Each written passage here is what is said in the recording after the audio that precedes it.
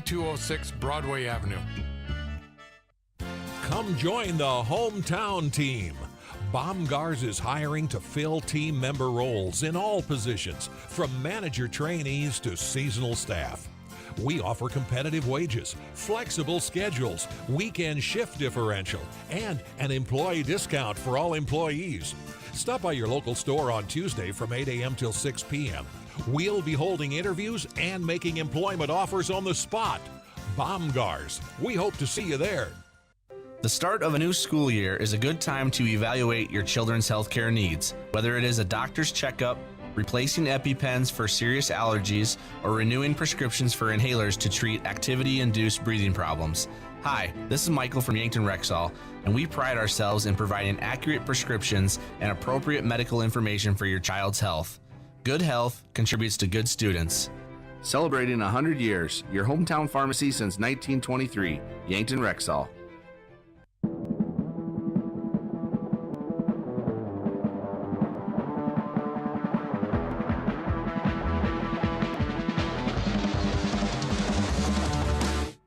You are listening to Yankton Soccer on KYNT, Yankton's home team. This broadcast is brought to you in part by First Dakota National Bank, Hy-Vee, the UPS Store, Truxedo, First Chiropractic Centers, MT and RC Smith Insurance, FNBO, Vision Care Associates, Yankton Medical Clinic, Yankton Rexall. Now, we go live to the action.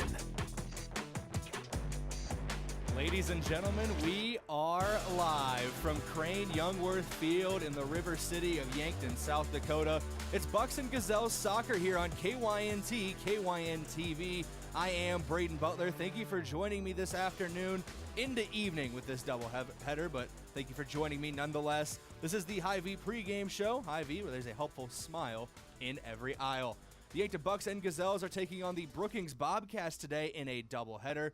The Bucks will play first. First time this season here at Crane, we've seen the Bucks play the first game. That's just kind of how Coach Dannebrink put it to me. It was just how they've always done it the last few years. Is halfway through the season, they do the little flip-flop on who hosts the first game of home doubleheaders.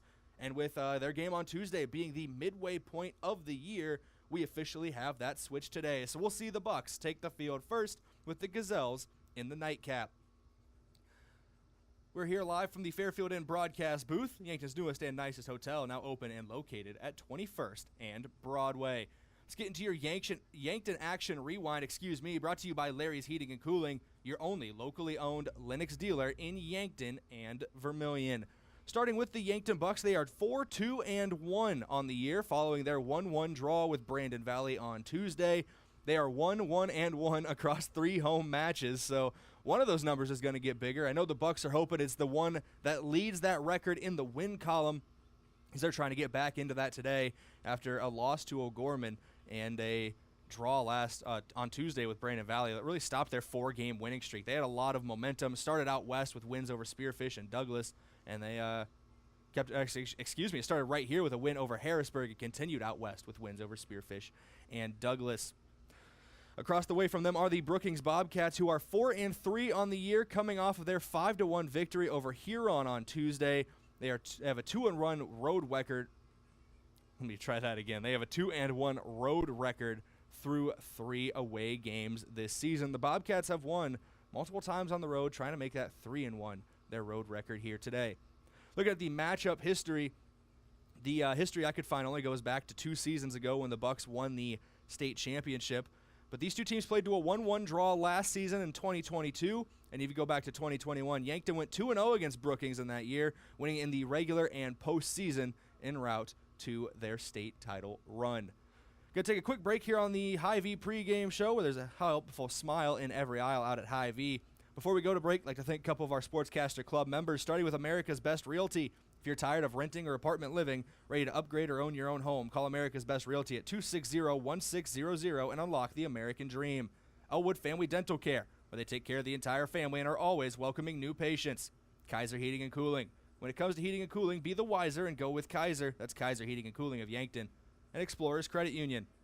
Wherever you want your financial journey to take you, Explorers Credit Union is here to help with a vision of financial empowerment for everyone. Discover the difference at explorerscu.com. When we come back from this break on KYNT and KYNTV, we'll have your standings review as well as a look at a couple stats for both these teams heading into this matchup. We'll be back in 3 minutes here on KYNT, KYNTV. Kids eat free in September at Wahlburgers at Hy-Vee to celebrate National Family Meals Month. That's right, get a free kids meal with the purchase of an adult entree. Kids 12 and under can choose from favorites like a burger and fries, grilled cheese, chicken tenders, and more. Bring the family together. Dine in at Wahlburgers at Hy-Vee and get a free kids meal every day in September. Dine in only. Some restrictions apply. See store for details.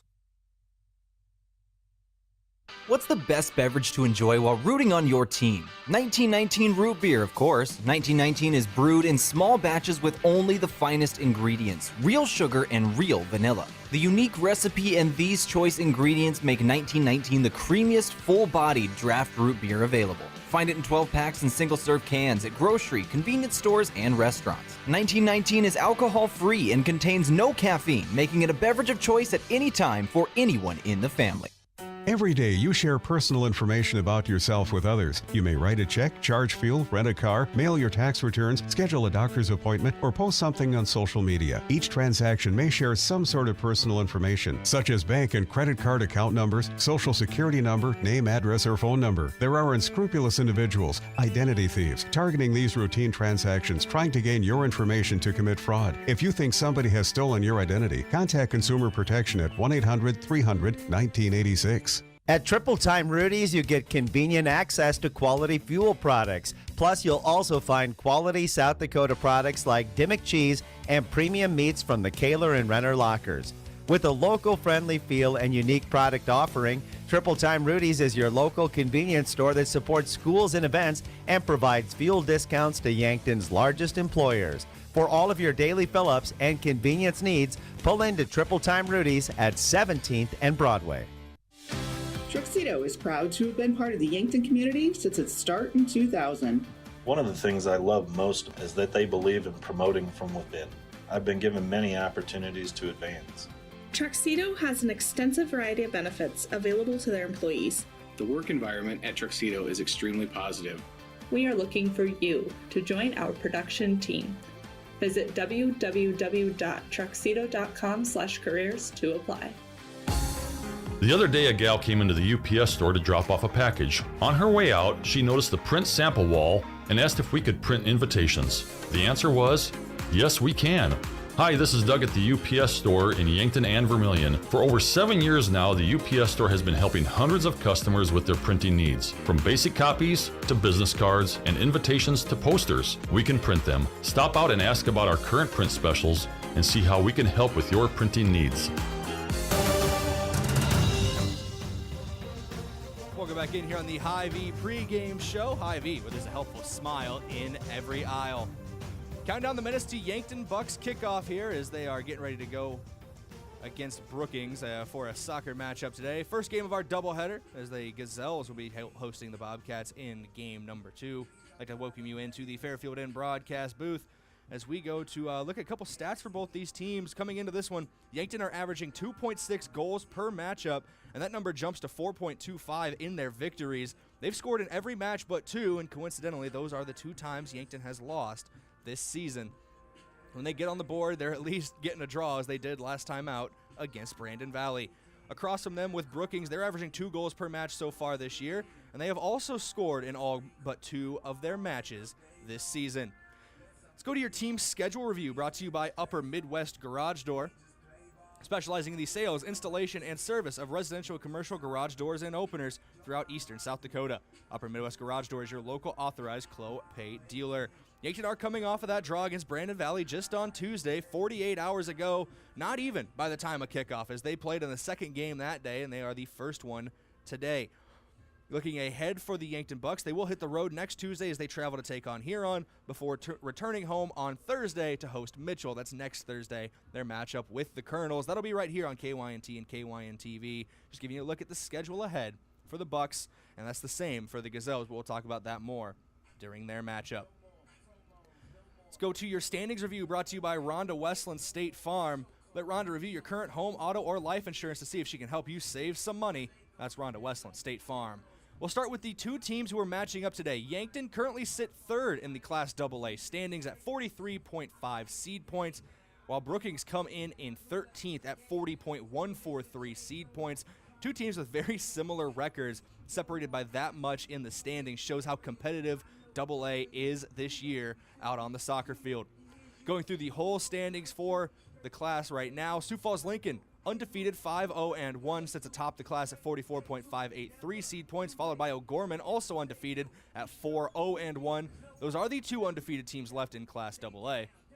Yankton third, with Spearfish in fourth at 43.25 with their seed point total. Sioux Falls Jefferson in fifth, rounding out the top five at 42.250 seed points. Going through the rest of the table for Class AA, Sturgis Brown in sixth, Rapid City Stevens in seventh, Huron eighth, Pierre ninth, Aberdeen Central 10th, Watertown 11th, Rapid City Central 12th, Brookings 13th, Harrisburg 14th, Brandon Valley 15th, Douglas, Rapid City, Christian, New Underwood, rounding out the 16 teams that would make the playoffs if the season ended today. Currently in 16th. On the outside looking in are Mitchell, Sioux Falls Roosevelt, and Sioux Falls Washington. Those three trying to make the proper moves to get into playoff contention with that state tournament. Bearing down on us here as we have eclipsed the halfway point of the season. That was your standings review for Class AA, brought to you by Rhonda Westland State Farm. We're going to take a quick break here on KYNT, KYNTV. When we return, we will have your pregame.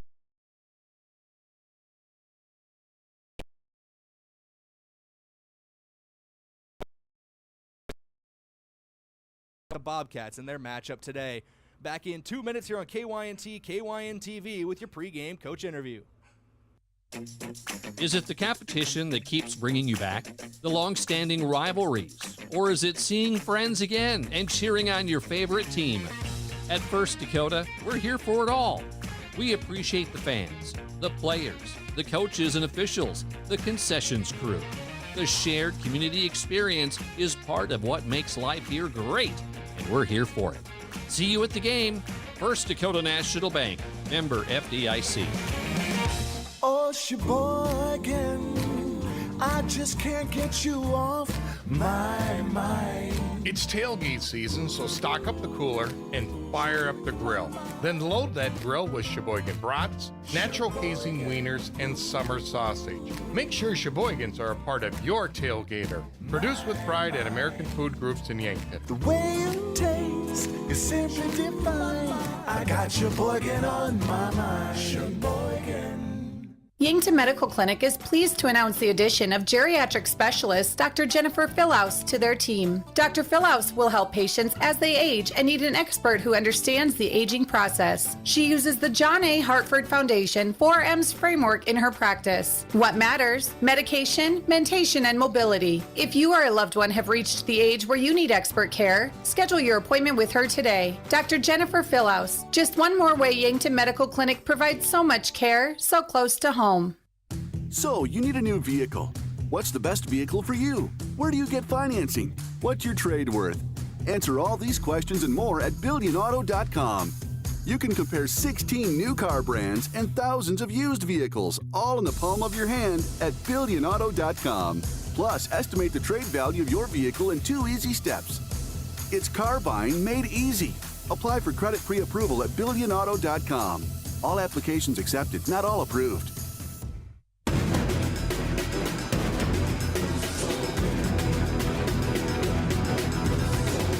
Welcome back in here on KYNT and KYNTV. We go to your pregame coach interview brought to you by 1919 Root Beer, the creamiest full-bodied draft root beer available on tap at Charlie's Pizza or in large cans at the Yankton Hy-Vee. Today's interview was pulled from the Bucks post-game interview with Coach Dannebring from their 1-1 draw with Brandon Valley on Tuesday. We go to that interview now. All right, we come in with our post-game coach interview with head coach Dave Dannebring coming off of a 1-1 draw here to Brandon Valley. Scoreless first half, defenses really dug in, and then, Pacheco broke through in the second, and then that late penalty really turned the game on its head for Thaddeus Miller and Brandon Valley. But what are you feeling about your guys' performance here tonight, which was a very good defensive showcase outside of the penalty? We did a lot of things well. I'm anxious to watch the film. I'm anxious to watch the huddle breakdown, which it's so nice that we have that where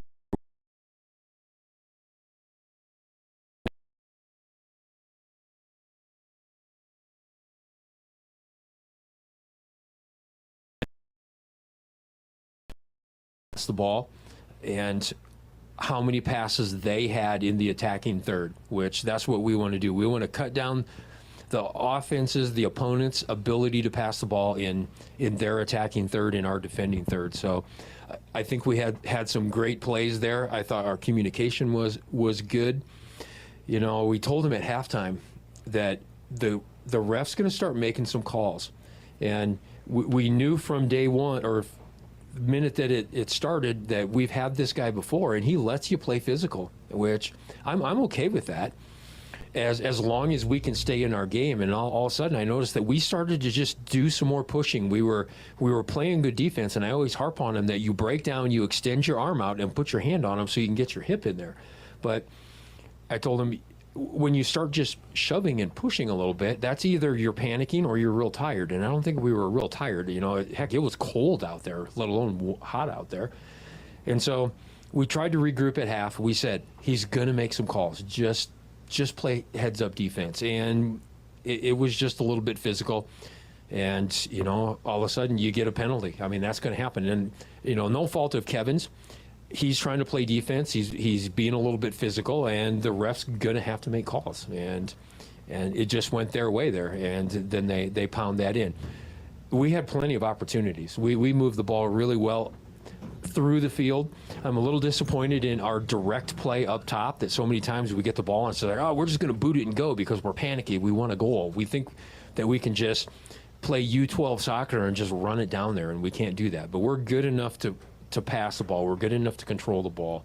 And so that's what we'll work on tomorrow. We worked on it last night at practice about being really direct on where the ball is going to go instead of just panicking, because, again, we're good enough to do that. We were the number 2 team in the state. Now this tie is going to drop us down a little bit, but we keep telling them we're baking a big cake here. You know, we want the playoffs, the cake to be ready, and we take it out and we enjoy it. And it's a learning experience, and we hope that we can regroup and come back on Thursday with Brookings. All right, there's a few names that we want to talk about. You mentioned one of them with Kevin Ortiz. He did give up that penalty, but outside of that, I think he played phenomenal in the back line. So with him, and then a couple players who we didn't see last time we were at home here in Yankton. There were a couple switches after the trip out west. Lance Dannenbring making his home debut today, coming off of that knee injury, and then a switch in net with Andrew playing in place of Jackson Kronberg. If you could explain those changes and then talk about Kevin today as well. Well, let's start with the net, and Andrew Budig had a heck of a game, and he's had a heck of a couple of games. He's a freshman, and he's just stepped in there. And, you know, we go out to Spearfish, and that was a rough game, and Jackson just got plowed into, and has a hurt shoulder, nothing serious, but he could hardly lift his arm up. He's getting better.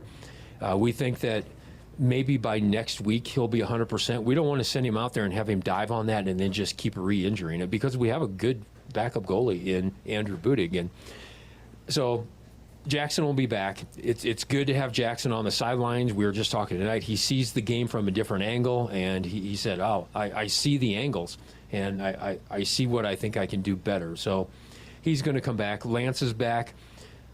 We're slowly getting him back in and getting him in shape, getting his knees stronger and the complementary muscles. And he had a heck of a game. I mean, he's a good controller. He can calm the guys down out there. And, you know, we still have some work on the midfield, but it's hard to play that way. And it's hard to have everything covered. So we're getting better. It's good to have those guys back in. It gives us another sub. It gives us the ability to sub one of our defenders out, put Bennett Shade in, put Walter Ortiz back in. We can move Ty Bindi up into the midfield, and he's got some experience there. We've got some JV kids that are really stepping it up. The JVers won 6-1 today and really looked good. God, they moved the ball better than the varsity did on their give and go on the outside. We call it a 1-2 overlap.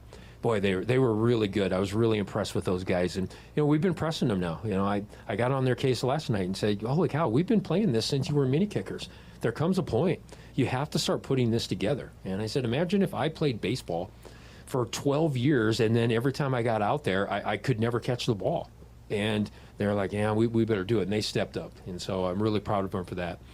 So, you know, we just got things to work on. We need to take better angles. We need to try to get a better touch, and we've gotten better every game, and we're going to get better for Thursday. And then, as you said it right there, getting better for Thursday. You got Brookings coming to town, and how are you preparing for that one?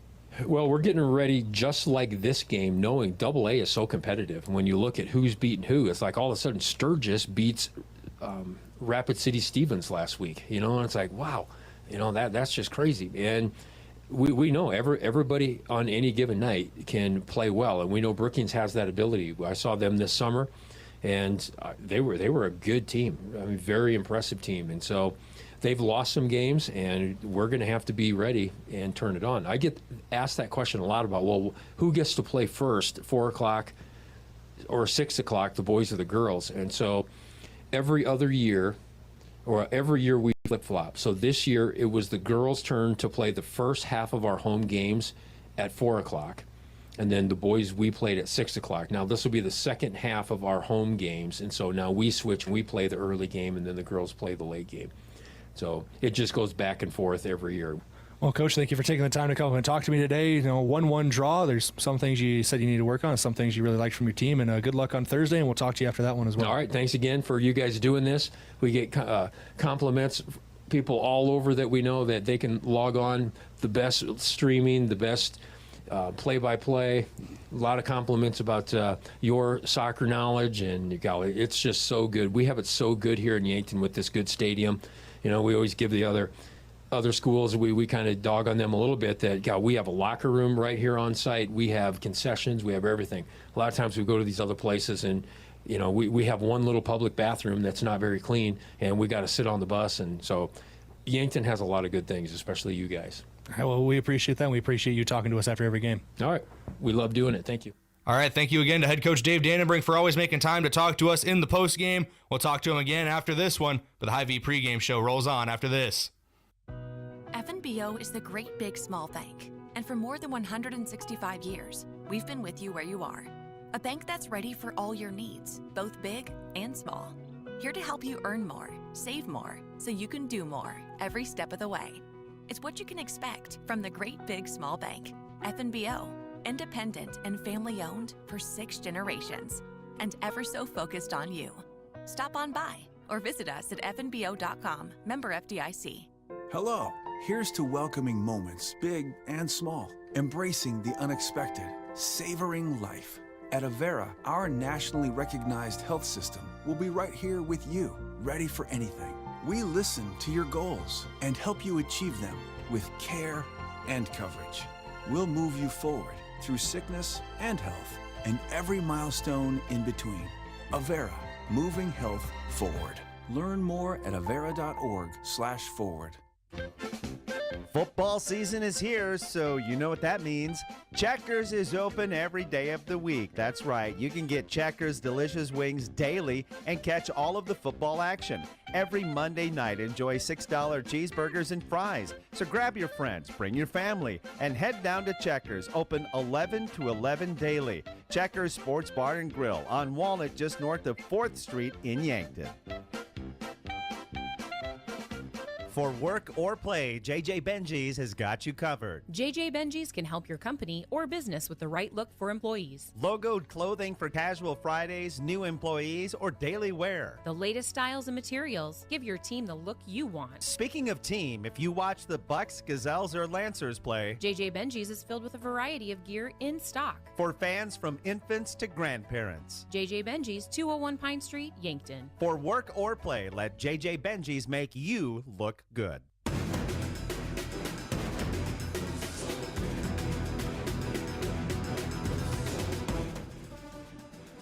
Welcome back in here on the Hy-Vee pregame show. Hy-Vee, where there's a helpful smile in every aisle.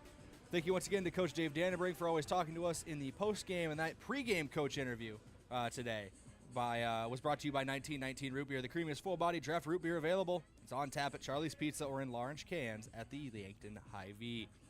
Let's get into your vision of the game, brought to you by Vision Real Estate, where their focus is always on you. That's going to be controlling possession for the Bucks today. If they're able to control the ball throughout the contest, it'll be much easier for them to not only create their own chances, but to limit the opportunities of their opponent today in Brookings. The possession battle is sometimes the game within the game out there on the field, and it's going to be very crucial for the Bucks today to control that possession battle. Let's go into your key player of the game, brought to you by Missouri River Associates. Their office strives to make sure you completely understand your policy and your options. Call them today for a free review. And I came in and peeked behind the curtain. I have 2 names listed on my key player of the game. That's going to be the goalkeeper today, because the Bucks have been shown to they've shown the ability to score goals all season long, so keeping a clean sheet will nearly guarantee a victory for Yankton, and a lot of focus falls on the man in net. And I was not sure entirely who it would be. We know starting goalkeeper Jackson Kronberg is coming back from an injury he suffered in Spearfish a couple weeks ago, and Andrew Budig has done a great job in his place, and from the looks of it, with Kronberg in street clothes with his jersey over it, but I doubt he's playing in net and khakis today. And Budig taking all the warm-ups in there between the sticks. He will be the man in net today. And he has handled the job very well since stepping in for the injured Kronberg, despite his young age. And he will need to remain focused and on top of his game today if he wants to help the Bucks win. That is your key player of the game, brought to you by Missouri River Associates. Going to take another break here on KYNT, KYNTV. Be back in a couple minutes here with more of the Hy-Vee pregame show. When I'm looking for inspiration, I find it playing ukulele. Music inspires me to be bold and self-expressive. It teaches me how to turn life experiences into art and find new ways to connect with those around me. How do you show your imaginative side? Schedule your campus visit to Mount Marty University at showyourspiritmmu.com. Introducing the perfect match for your Yankton High School sports nights. Ben's Brewing Downtown and KYNTV. Whether it's a hard spike, exciting goal, or the biggest Friday night matchup, we're here to amplify your spirits and bring the video stream. Yankton sports fans. Ben's Brewing Downtown is your sideline seat to unforgettable high school sports moments. If KYNTV is streaming it, it's on at Ben's Brewing Downtown. Olson Pest Technicians is a family-owned business since 1966. And with over 50 years of pest management, they understand your issues, and their well-trained team will help you solve your pest problems. Issues with cockroaches, ants, bedbugs, bats, termites, spiders, rats, mice, or other creepy crawling pests? Give your home a fresh start and use the proven method of fumigation to take care of your pest problem. Olson's Pest Technicians will thoroughly get rid of pests so you can rest easy again. Call Olson Pest today, 800-KILL-BUG. That's 1-800-KILBUGS. Football season is here, and Shop Easy south of Yankton has all of your favorite snacks and beverages for the game. So whether you're hitting the road for an away game or just heading down the street to watch the neighbor's big screen, make Cenex your destination for top quality fuel, favorite snacks, and service with a smile. Football season, it's fans. Food, it's community social. Don't show up empty-handed. Football season powered locally at Cenex. Stop in to Shop Easy south of Yankton, owned and operated by the Santee Sioux Nation, and open 24 hours for your convenience. When you need to be sure, make it Sherco. For over 40 years, Sherco has been revolutionizing the tarping industry. From the original Sherlock side-to-side roll tarp to the 4500 series electric tarp to the ProTrap electric hoppers, Sherco has been exceeding the needs of farms and fleets across the U.S. and beyond. When only the best will do, give us a call at 1-800-474-8756 or find us online at Sherco.com. Make it Sherco. So I switched my insurance to State Farm, and get this. I talked to an actual State Farm agent who lives in my actual town, and get this. My actual agent in my actual town gave me actual help with the coverage I needed. And get this. My actual agent in my actual town who gave me actual help actually knows my name. And get this. They actually say it's called service. Call State Farm agent Rhonda Westland at 665-4411. Have aches and pains taken you out of your game? At First Chiropractic Centers, we have been helping people get back into their game for nearly 40 years. Whether your game is sports related, or it looks more like gardening, household chores, exercising, or just daily life, if your pain is preventing you from enjoying or participating in your chosen activity, we can help. With offices in Yankton, Scotland, Hardington, Tyndall, and Wagner. First Chiropractic Centers, making life better, one adjustment at a time. KYNT, Yankton, FM 1021 and AM 1450.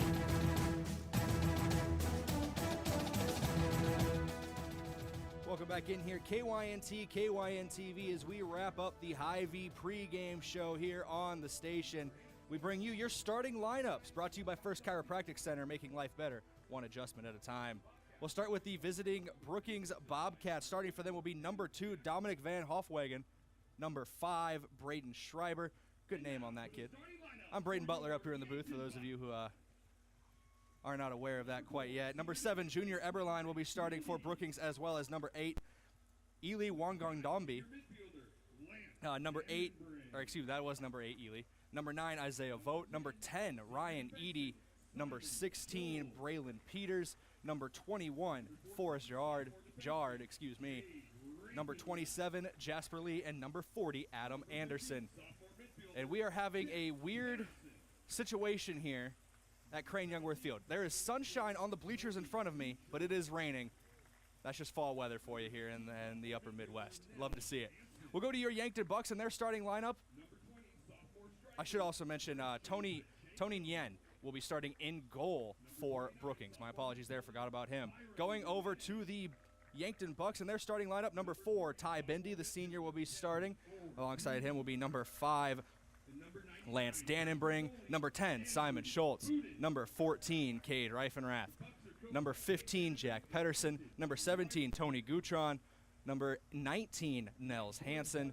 Number 20, Christian Pacheco. Number 29, Byron Jimenez. Number 30, Kevin Ortiz, and in net will be number 99, Andrew Budig. It is still raining here. Now I feel smart for bringing my hoodie this week. I was able to get a little hood up on this one, save me from the rain. The way the skies are looking, to the south side of the field, the clouds are heavy, but right above our press box and even to the north side of the field, I can't really see, but the cloud cover.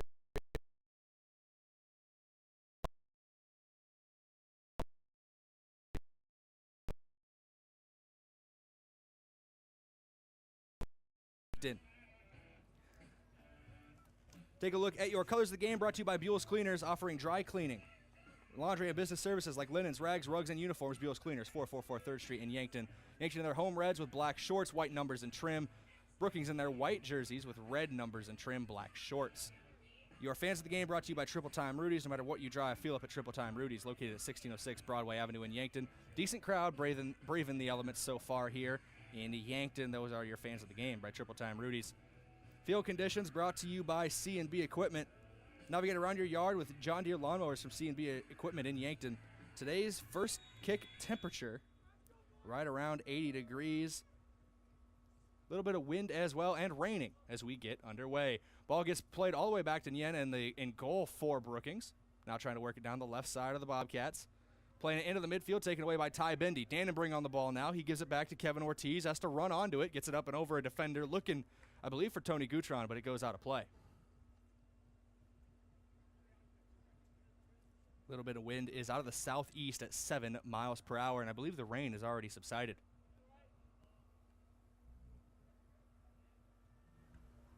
Getting going back underway in the midfield here. Also, officials of the game, we don't have their names up in the booth today, so my apologies for them, but they are the law on the field, and they're brought to you by the South Dakota Office of the Attorney General. Christian Pacheco getting an early shot on goal, but it is cleared away. Good play there by Adam Anderson, the senior defender. Smart play, sending that one up and over the goal and out of play, but it's going to be a corner kick here for the Bucks. Dangerous situation for them as Kevin Ortiz steps up to take it. 39 minutes to go in this first half still. Still plenty of time. Ortiz to take it. Headed away for a moment, but it's going to drop in the box. A Brookings player is going to get to it first, but it falls as far as Nels Hansen. He's going to take a pot shot. Bounces off of a couple different Bobcat players. Tony Gutron picks it up. Gives it to Reifenrath. Now back to Dannenbring. Dannenbring trying to flick one over the top. Trying to find Pacheco. Gets past him to Pedersen. He heads it down to back to Pacheco. Back to Pedersen. Two-man game. They're going to play it back to Nels Hansen. Try to reset. Pedersen.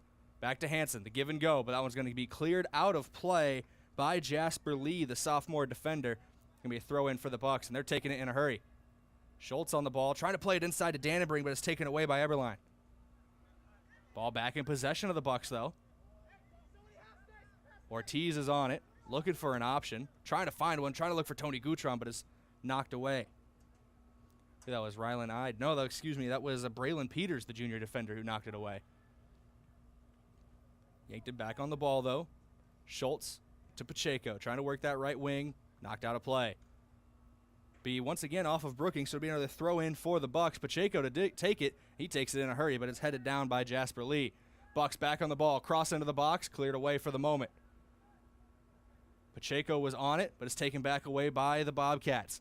Getting it up to Eberline. He seems to be their main attacker, staying near the midfield stripe. So now he's trying to make a move, get past Lance Dannenbrink.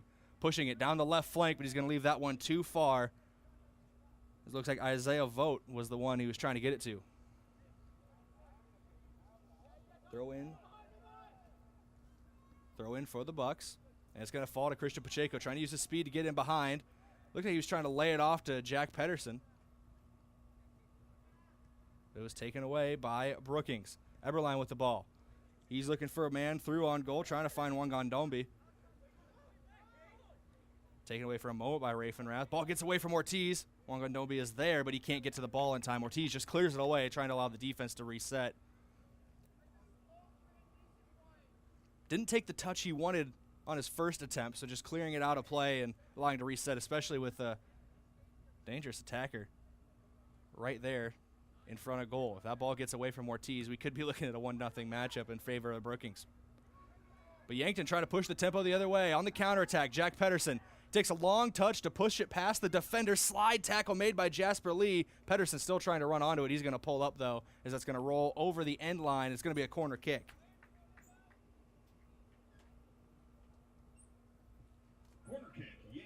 Corner kick for the Bucks again, and this means Kevin Ortiz is going to step up to that corner to swing it in.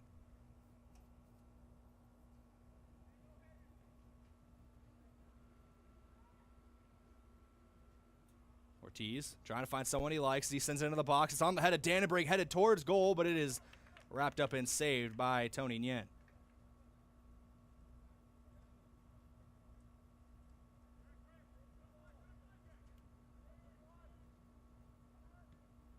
Brookings now on the ball, trying to work that left flank currently.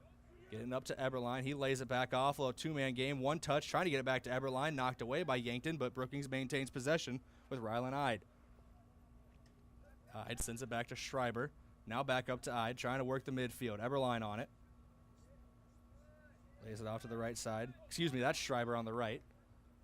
Ball played in behind, cleared away by Simon Schultz. That one is going to bounce into the street, I think, as it cleared all the fences, almost hitting a car that was just haphazardly passing by Crane-Youngworth Field. They're out for a little midweek drive, and you almost take a soccer ball off the hood. That was a good clearance, though, from Schultz. It allowed the defense to try to reset.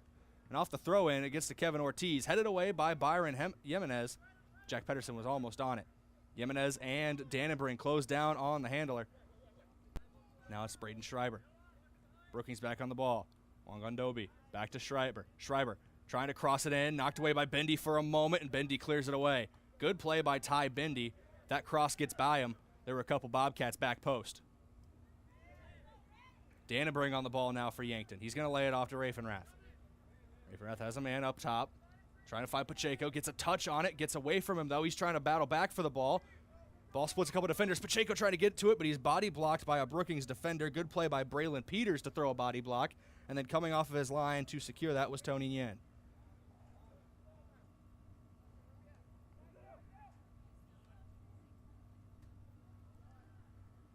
Eberline was on it for a moment for Brookings, but it's taken back away by Yankton. Ball headed up in the air by Nels Hansen. Looked like he was going for Jimenez for a moment, but he gets away. Schreiber on the ball, inside to Ide. Challenged by Jimenez. No whistle blows. No, whistle does blow. They stop play. It's going to be a free kick given to Ide. No cards shown, so just a foul called. Quick free kick taken. Long touch by Wangandobi. And they're going to take it away off of that is Yankton. Ortiz with the ball. Lays it off to Bendy. He's in that back line, the two center back partnerships. Wing backs, Schultz and Raffenrath. Midfield trio of Nels Hansen, Byron Jimenez, and Lance Dannenbrink. Ty Bendy vacationing away from his center back role as he is on the opposite side of the midfield stripe trying to possess it. He does shift into the midfield as well. Bendy is very good with the ball at his feet. Don't let it fool you that he spends the start of these matches in the defensive back line. He's very good going forward in the attack, especially in that midfield. Ravenrath tries to head it down. Only gets as far as Adam Anderson, but Ravenrath is able to jump the passing route and get it back. Kevin Ortiz with the ball. Up to Byron Jimenez. Jimenez has it taken away for a moment. It's going to stay Brookings' possession. Schreiber on the ball. Laying it inside to Ide. Taken away by Dannenbrink. Nels Hansen has 4 Brookings Bobcats on him. Dannenbrink throws in a tackle, and they say it's clean. He got all ball. It's Yankton ball. Dannenbrink off the pass from Christian Pacheco. Dannenbrink's brought down hard. No whistle blows there. Pacheco on the ball now. Trying to find some space down the right flank. He's trying to get through 2 defenders. Doesn't get there, and it's going to be cleared away out of play by Brookings. Very physical here early on. 32-10 to go in the first half. Pedersen with the ball off of the throw-in. Cleared away, but it's going to only get as far as Simon Schultz. He brings it down, kicks it back into the midfield. Dannenbrink trying to find Hansen. Hansen trying to play Tony Gutron through on the left side, but couldn't get it past Wangandobi.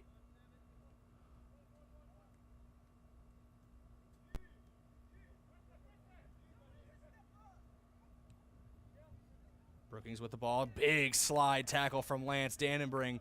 Got all the ball, but sends it out of play. So it'll be a throw in here for Brookings.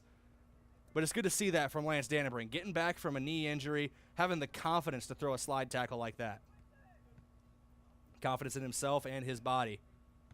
Something you like to see coming off of missing some time to start the season. Dannenbrink back on the ball now.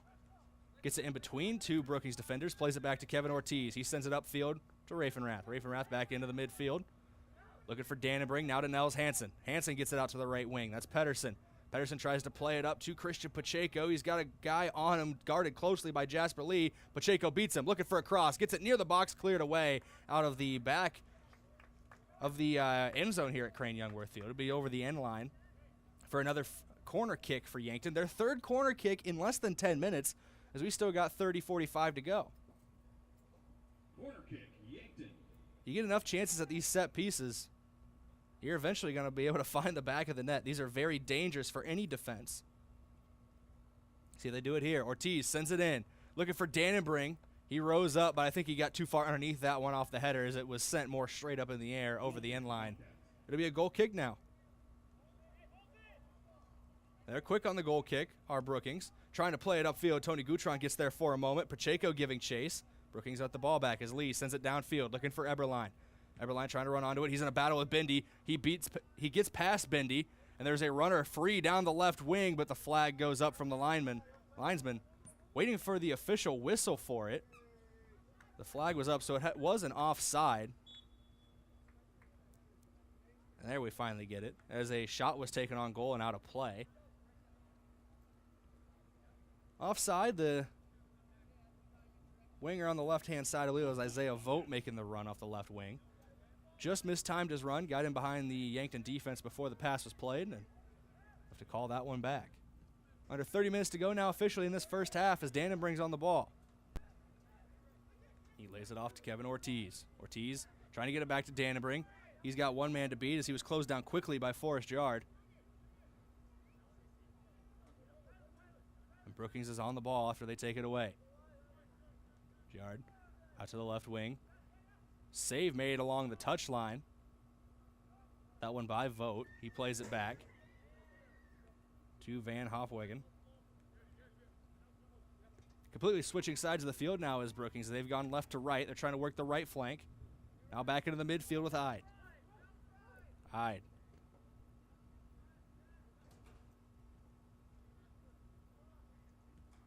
Sends that inside, but it's blocked away. Yankton trying to get possession of the ball. Pacheco heads it up and away, but can't get control of it. Jimenez, though, is able to steal it away for a moment. Gutron with a big boot, trying to find somebody. Only gets as far as the Brookings back line, but they misplay it off the touch. Pacheco's going to run underneath of it. Back heel trying to find Jimenez, but can't get there in time. Brookings back on the attack now, trying to make something happen in the midfield. Yankton has been on the attack for most of this 10 minutes. this opening 12 minutes, excuse me, but Brookings has had their opportunities as there's a whistle-blown foul call. I believe it's going to be a free kick awarded to the Bucks. Free kick, Yankton. And it will. Kevin Ortiz to stand over it for this free kick. See where he sends it. Looks like he's aiming for the 18-yard box. Off the head of a Brookings defender, and Tony Gutron was almost there. Saved by Nyen. In net.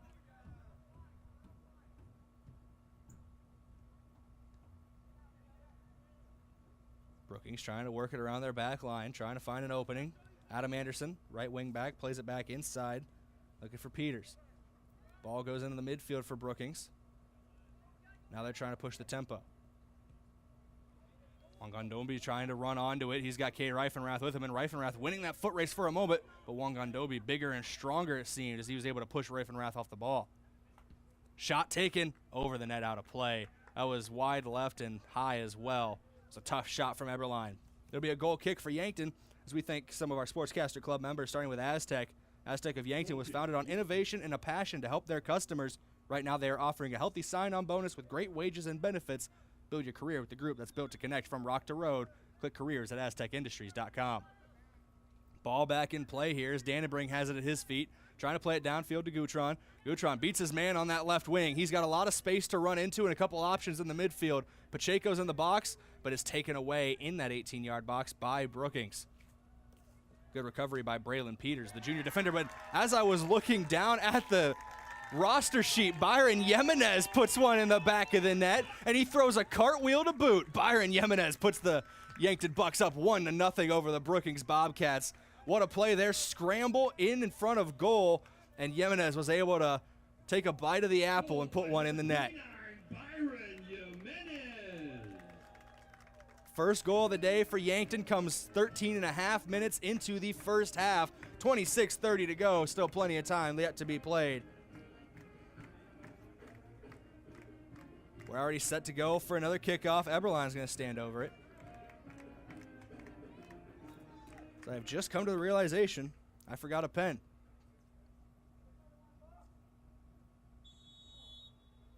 I have to keep my goal notes a different way. Anthony Alfonso Acosta checking in after that goal. He's going to slot in on the right wing. So he's going to join Christian Pacheco and Tony Gutron up top.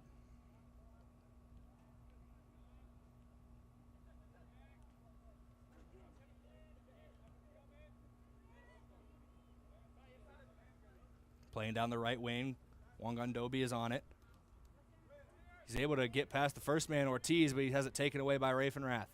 That's going to get all the way to Anthony Alfonso Acosta. He's going to hold up play, wait for some teammates, lay it off to Nels Hansen in the midfield. He plays it up to Byron Yemenez, the goal scorer for Yankton. Now out left to Tony Gutron. Gutron looking for Pacheco, racing down that left wing, trying to get to it. He does. He beats his man to the ball, looking for a crossing opportunity, has it poked away for a moment, able to get the ball back off a misplay. Lays it off to Gutron. Gutron trying to get the ball back. Tough battle for the ball. Ball goes out of play. They're going to rule it Yankton possession. It'll be a Bucks throw in. Quick throw in taken from Gutron. Finds Yemenez. Yemenez trying to get it into the box, but it's saved by Jasper Lee. Brooking now on the counterattack. There's a player down for Yankton. It is Christian Pacheco. They're going to play that one out of the back for a either a goal kick or corner kick. Didn't see who got the last touch, but what's the worry right now is Christian Pacheco is he was down on the ground. He's holding his inner right thigh. Not something you like to see. Potentially a pulled muscle there or something for Pacheco. He is able to jog off the field, so hopefully whatever it isn't major for him. But he's going to get checked out by his coaching staff and head athletic trainer Trevor Woods.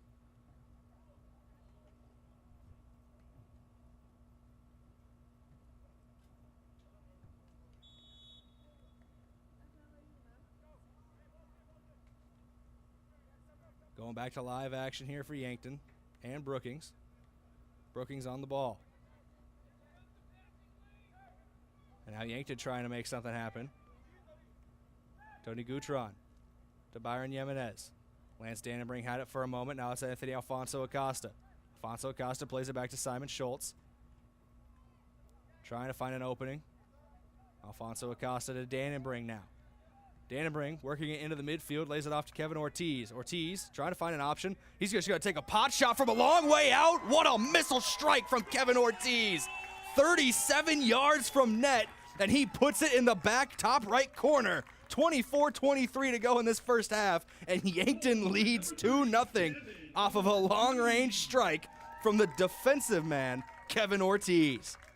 What a play for Yankton. What a strike from Ortiz. He's going to remember that one for a while. You always remember those long shots that just seem like they don't have a chance and end up at the back of the net.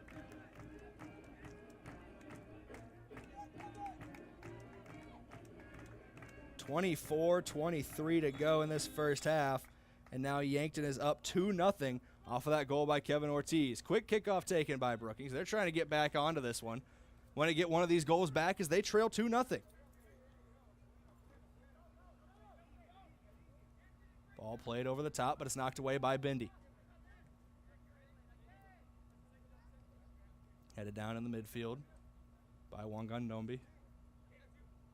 Now up to Schreiber, back to Wangandombi. Has it taken away by Raffenrath, but only for a moment. Kevin Ortiz back on the ball now. Once again, body blocked. Twice in a row, body blocked by Schreiber. I think they're going to say that went off the arm of one of Brookings' players. Schreiber was the one trying to get his body in front of those clearance attempts from Yankton.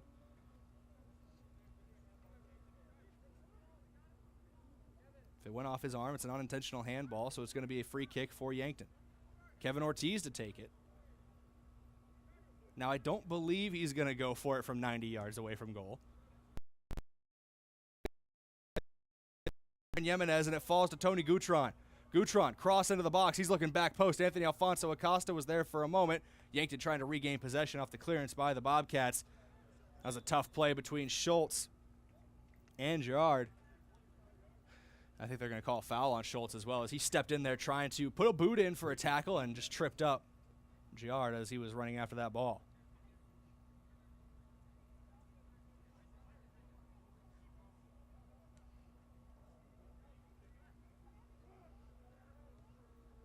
Trying to work through the midfield now are Brookings. Everline on the ball, now out left wing. Cutting in on that left wing, on goal, that is a save.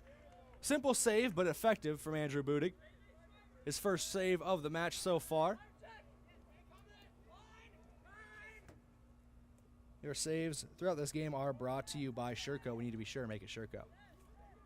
Dannenbring on the ball. He's going to take a long shot, firing right post, but it's saved away by Tony Yen. He was ready for that one. Did not get caught flat-footed after that long strike from Kevin Ortiz earlier. He's on his toes now in net. He knows this Bucks team is not afraid to take a shot from anywhere. And Ortiz is going to step up and try to get an assist now after his long-range goal earlier on. Jack Pedersen's checking back into this contest. Looks like Tony Gutron is checking out. Update on Christian Pacheco. I can see him over on the training table getting checked out by Trevor Woods. As the cross goes into the box off the corner, Simon Schultz rises like a salmon as he gets up and gets his head on it. The captain wearing the armband, and he sends it in the back of the net. 3 goals in just over 18 minutes for this Yankton Bucks squad. Their attack is rolling right now. 3-0, they lead.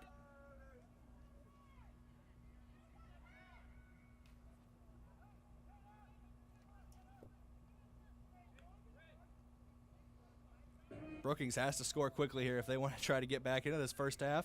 There is still plenty of game yet to be played. 21 minutes, 40 seconds to go in this first half, a full 40 in the second half. Number 22, Noah Kiefer.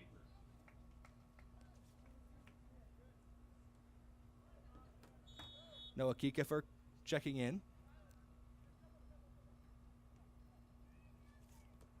So we get back underway. I also want to thank Midwest Insurance Agency. See Travis and Whitney Devine at Midwest Insurance for your farm, home, and auto insurance needs. Call today to set up an appointment. Brookings on the ball, trying to work it out of their back line. Into the midfield now. Tough play. 3 different Yankton Bucks closing down there on Idy. Ball taken away from Anthony Alfonso Acosta for a moment. He was brought down to the turf, and from one knee was able to try to steal the ball back. Dannenbring with a cross into the box. excuse me there, was not enough. Byron Jimenez gets the ball back, though, for the Bucks. He lays it off to Rafenrath. Back inside to Jimenez. Jimenez scored the first goal of this contest. Ortiz had the second and Schultz the third just a minute ago in game time. Now it's Hansen on the ball. He has Simon Schultz on the overlap, It's taken away by Van Hofwegen. Slide tackle attempted by Hansen. Yankton's going to get the ball back off of it. Ortiz looking for an option. Falls to Hansen. Hansen plays it back to Bindi. He sends it up over the top, trying to find Rafenrath. Rafenrath has options. Trying to find one. That's the ball taken away. Heidi plays up in the midfield. Eberline. Cleared away by Bindi. Jimenez trying to switch play. He's going to put that one a little too far out in front of Anthony Alfonso Acosta. Trying to get from the midfield all the way out to the right wing. Really get the defensive back line for Brookings out of position. Just put a little too much power on it. Also like to thank One Office Solution, the one source for all your office products, including copiers, furniture, and office supplies. One Office Solution, located next to Pizza Ranch on Broadway in Yankton. Tough battle for the ball. No whistles blow as players from both teams go to the ground. Ortiz has it now at his feet. Now up to Jimenez. Byron Jimenez out on the left wing, trying to get it back inside to Kevin Ortiz. Blocked away, but it only falls to Jack Pedersen. He leaves a pass for Lance Dannenbrink, who's going after that ball, but it's a slide tackle made by Eberline. Whistle's going to blow. They're going to say it's a foul against Brookings, I believe, on the sliding tackle. Free kick, Yankton. So it'll be a free kick for the Bucks. Kevin Ortiz, about the 47-yard line. So he'd be 63 yards out from goal, to put that in perspective. Just past the midfield stripe. And he's going to send this one near the 18-yard box. First one to get ahead on it is Brookings with Heidi. But it's into the box. It's falling in the box. Couple body blocks from Brookings players, and Tony Nguyen is able to get up and snag that ball. It was bouncing in the box for what felt like an eternity. Had to have felt like an eternity for Brookings defenders, as they were trying desperately to get the ball secured before Yankton could try to get a boot on it, and had their fourth goal of this matchup so far. 18:25 to go in half number one. Yankton leads 3-0 over the Brookings Bobcats.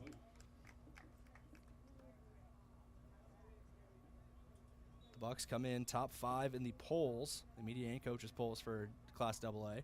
They came in third in the PowerPoint standings as well. Trying to improve that. Anthony Alfonso Acosta cutting inside on his left foot, playing it, trying to find a teammate, but it's cleared away for a moment. Still bouncing in the box. Good effort made. Cross. Falls to Byron Jimenez. He brings it down. No, he lets it get behind him for a moment. He's going to play it all the way back to Rafenrath. Trying to reset. Rafenrath getting it into the box. Alfonso Acosta's there, as is Van Hofwegen, excuse me. And he's going to play it out of play over the end line. It'll be another corner kick, so Kevin Ortiz should step up for this.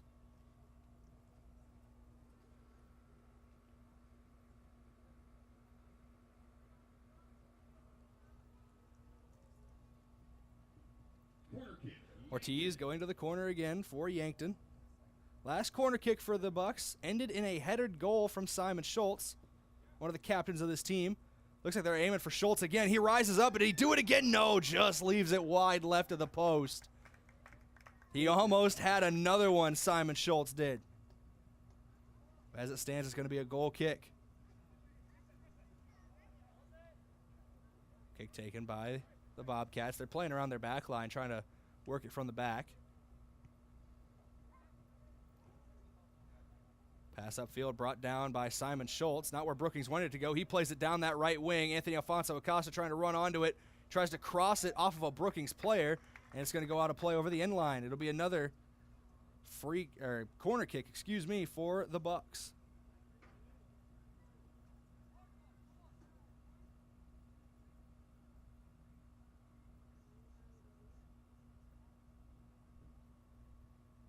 Corner kick, Yankton. See what Yankton is working with off of this corner. It falls just in front of net. There was a mass of bodies that hit the ground off of that corner kick. Whistle's going to blow after the fact, but I don't think they're going to call anything. Yeah, they're not going to say it's against Brookings. They say the contact was against Yankton, or just letting it get back into play. A lot of opportunities from the corner so far for the Bucks. Free kick, Bobcats. They've been able to convert on one of them so far. And for the Bucks, number 20, Christian Pacheco. And Christian Pacheco looks to be checking back in after his timeout with an injury.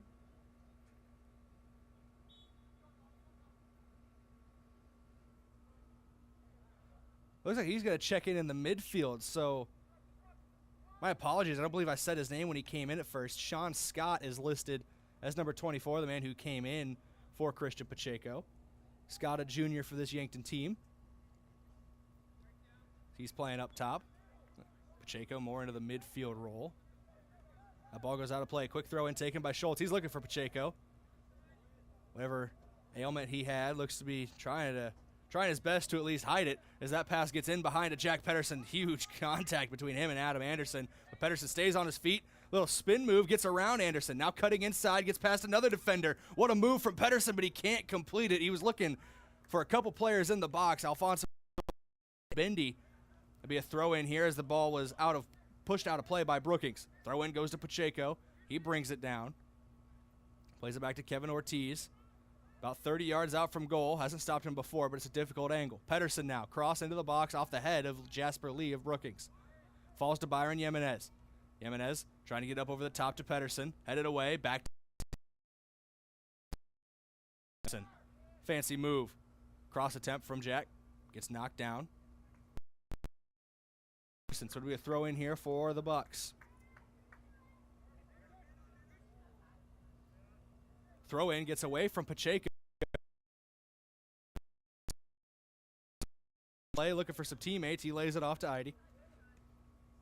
Eide gets taken down by Kate Raifenrath. And that is going to be a free kick awarded to Brookings. I'd like to take this opportunity to also thank Graham Tire. If you notice issues with your vehicle, don't hesitate to call the service experts at Graham Tire because they do more than sell tires. Graham Tire of Yankton, your auto service and tire store next door. Free kick into the box. Eberline's there, headed up and away by Bennett Shade, who checked into this game recently.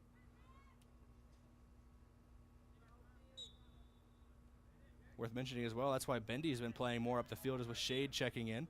Both Nels Hansen and Lance Dannenbring getting a bit of a breather with Pacheco in the midfield. Usually a forward stepping back into the midfield, and usually a defender in Ty Bendy stepping up into the midfield. It's the versatility of these Yankton players, especially guys like Pacheco and Bendy. Looking for Sean Scott off the free kick, but it's headed down and away by Brookings. Bendy able to get the ball back, though, working for it in the midfield. Taken back away by the Bobcats. Played through on goal, but it's only going to go as far as Andrew Budig. Budig gets there first, scoops it up. Faked a throw for a minute, little pump fake. Now he's trying to weigh his options. He's going to boot this one downfield. Looking for Sean Scott. 13 minutes and counting to go in this one. Pedersen brings it down off his chest, but it's cleared away by Brookings. Only gets as far as Kevin Ortiz. Two teams swapping possession here currently. Both of them trying to secure it for more than a single touch. That ball is rolling along the touchline. Kevin Ortiz trying to get it away, but it stays with Brookings. Eberline, he's going to take a shot on goal, diving save made by Andrew Budig.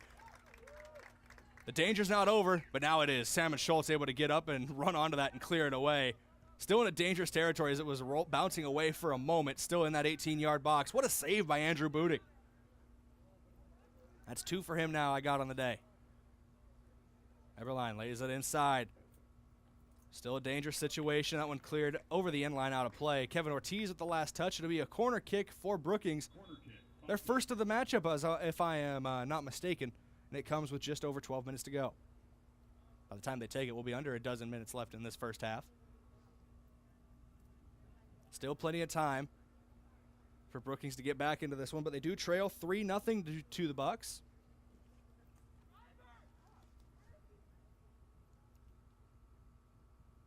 Corner kick swung in, looking back post from the looks of it.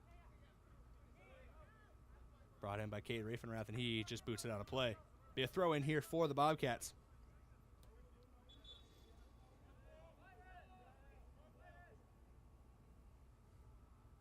Throwing in will be Adam Anderson. The Bucks, number 5, Lance Get a couple of changes for both teams. Lance Dannenbrink checking into the matchup as Byron Jimenez gets a breather. He's got a goal in the game, does Jimenez. And number 32, Keller Peterson. I see Keller Peterson checking in for Brookings. I also see Braden Schreiber checking back into the matchup. Neverline on the ball, on the right wing, looking for some options. Get past the first defender, now trying to send it back post. He's going to send it a little too far. Over the end line, out of play. It'll be a goal kick, for Budig. And we have another substitution in the midfield, it looks like. Actually, no, that might be up top. I believe that's Tony Gutron. That is Gutron checking into this one. Goal kick, Bucks.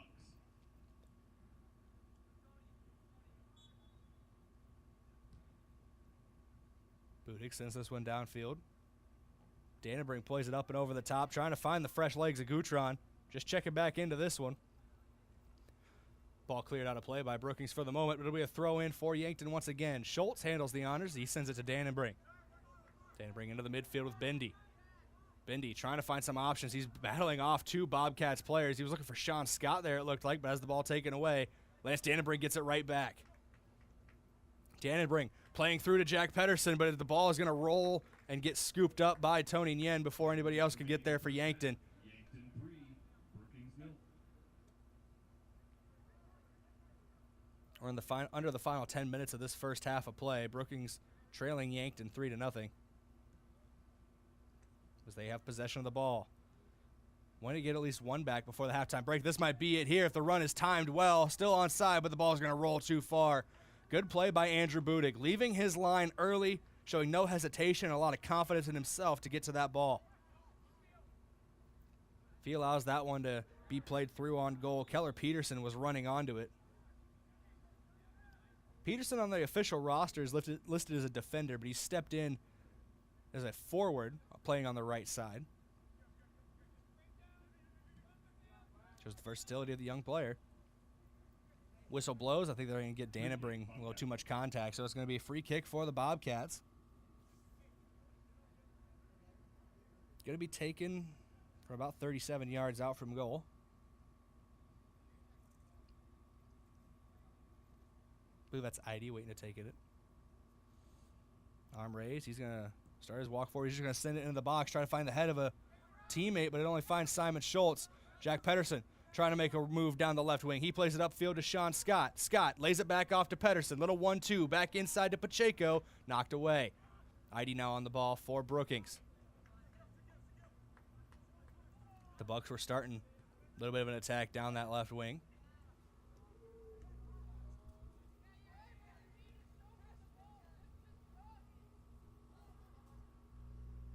Trying to switch flanks this time as now they're on the right wing. Dannenbrink runs onto it. He called off Gutron, who was there for a moment, tries to play it back to Gutron, but it's taken away.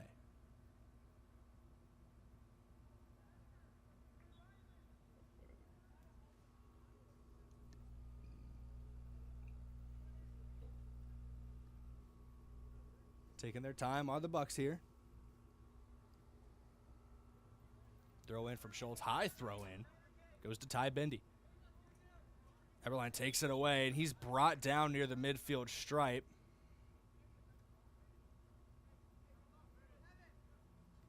By Kevin Ortiz.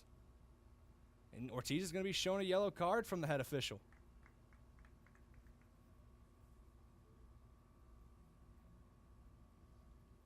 And with that yellow card, Kevin Ortiz is going to step out as well. Walter Ortiz Alonso checking in his place. 11, Walter Ortiz Alonso.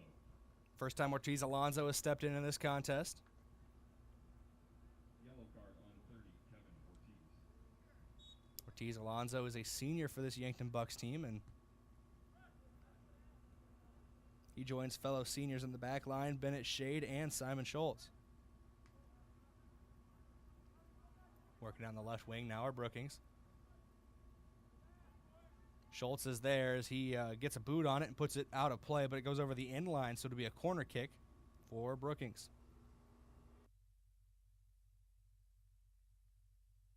Corner kick, Bobcats.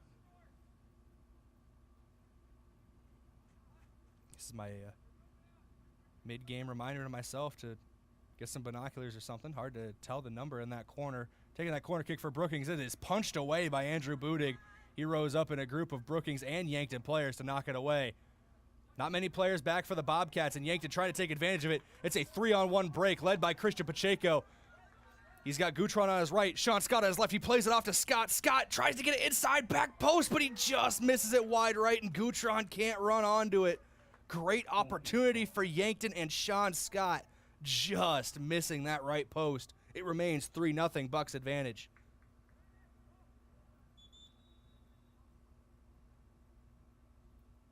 Whistles blow off of the goal kick.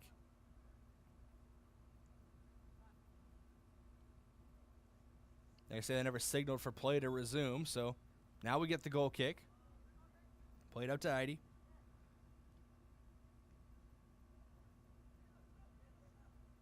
Now it's going up to Schreiber. Schreiber has Peterson down the right wing, but plays it too far out of play. There'll be a throw in here for the Bucks. And we are going to get a substitution first. Judging from the signals, Nels Hansen checking in for Sean Scott. Scott played well during his time out there on the field when Pacheco went down with an injury. And this substitution moves Pacheco back up top with Hansen taking his spot in the midfield.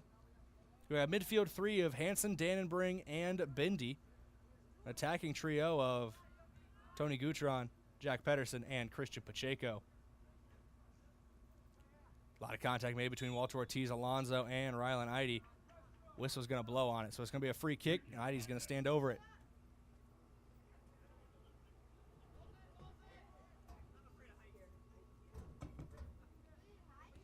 Trying to work the ball are Brookings, but it's cleared away by Ty Bindi and out of play.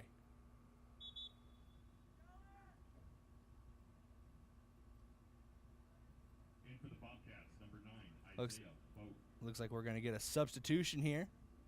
Keller Peterson going to check back out of this contest with Isaiah Vogt, starter for this Brookings team, checking back in. Adam Anderson to throw in.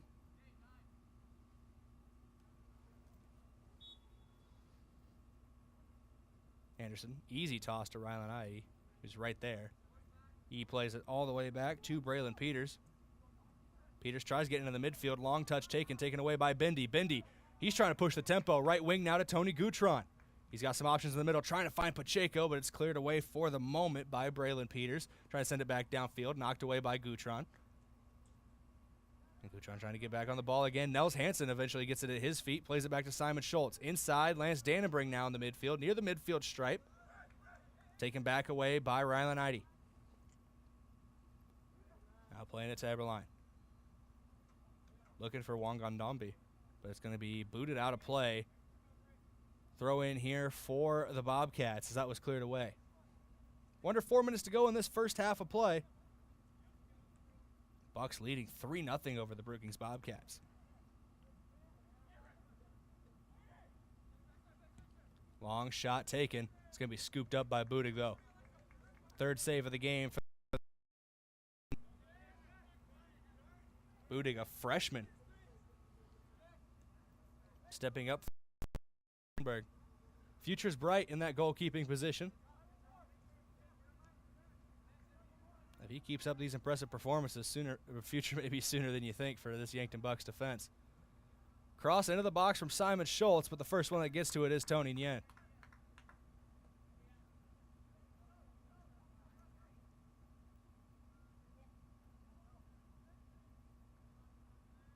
Under 3 to go now in this first half, 2:55 to be exact.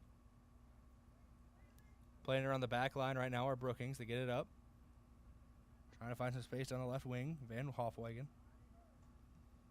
Ball gets played back inside to Braden Schreiber, taken away by Bindi. Gutron now looking for Pacheco. Pacheco trying to play it one more. No, cuts it between, nutmegs a player. Tough shot, saved for a moment. Off the crossbar on the second attempt, this time by Jack Pedersen. Still a dangerous play for Yankton as they are trying to get that ball back near the box. Cleared away by Brookings. Great initial save by Tony Nguyen.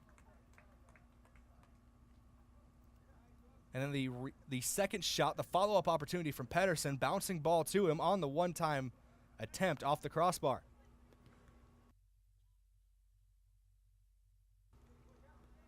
This ball played back over the top, looking for Pedersen again.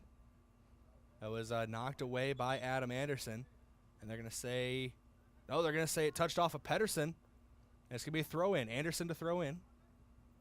Less than 2 minutes remaining in the half. Under 2-minute warning here in the first half. Bindi inside to Hansen to Dannebring. He's trying to find a way through to Gutron, and another great sliding save made by Tony Nguyen.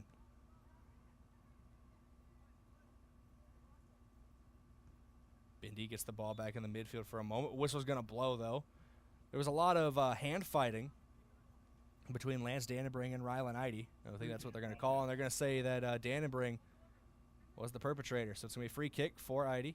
He gets it downfield in a hurry, but it's taken away for a moment by Dannebring, played back inside. Brookings has it again. Junior Eberline trying to get it out to the left wing. He does successfully, playing it over the top, trying to find Wangandombi. Sliding save made by Budig. Nobody can get there in time, so the goalkeeper gets it himself. Won't go down as an official save as it wasn't a shot on goal, but still a smart play from Budig.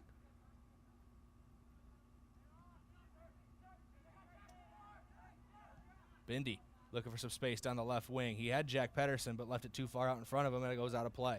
Throw in here for Adam Anderson.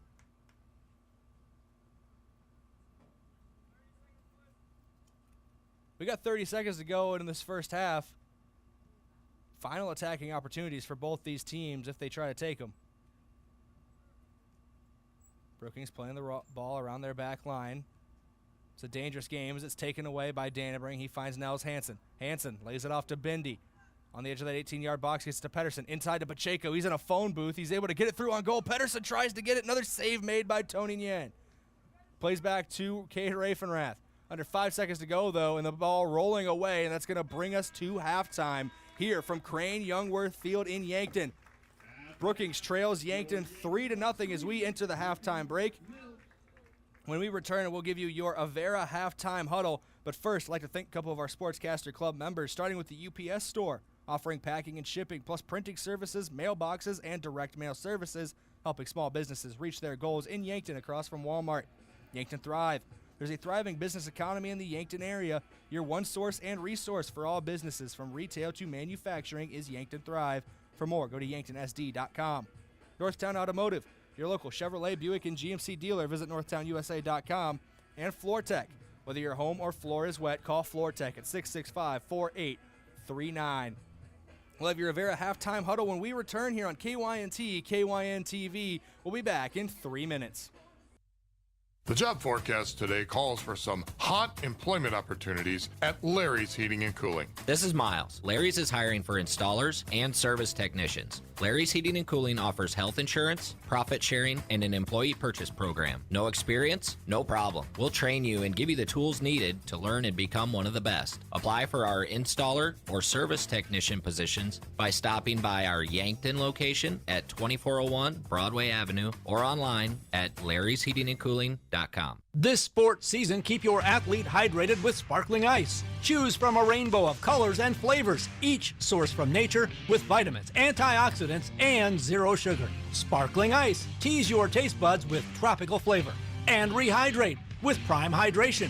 The perfect combination of flavor and function, changing how you refresh, replenish, and refuel. With 5 awesome flavors and no added sugar, you're getting the taste you want without anything you don't. Prime Hydration, the perfect boost for every endeavor. I'm Colby Cookta, one of your Yankton Edward Jones financial advisors. We're all about financial investments, but we also value the investments of time, patience, and encouragement our young athletes receive from their coaches, teachers, and mentors. That's why I'm a proud sponsor of the Yankton Bucks and Gazelles on KYNT.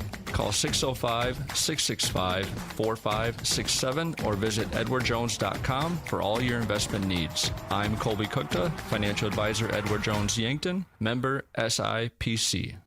Here on second and goal, Bauman wants to throw, looking right the entire way, out of the backfield. Man's raised, wide open, touchdown, South Dakota! South Dakota Coyote football is back, and we can't wait to see you in the Dakota Dome. The Coyotes will host St. Thomas at 1 o'clock this Saturday. It's Ag Appreciation Day, so check out the ag displays east of the Dakota Dome prior to the game. Join Coyote Nation in the Dakota Dome for the Coyote football home opener. Tickets are available now at goyotes.com.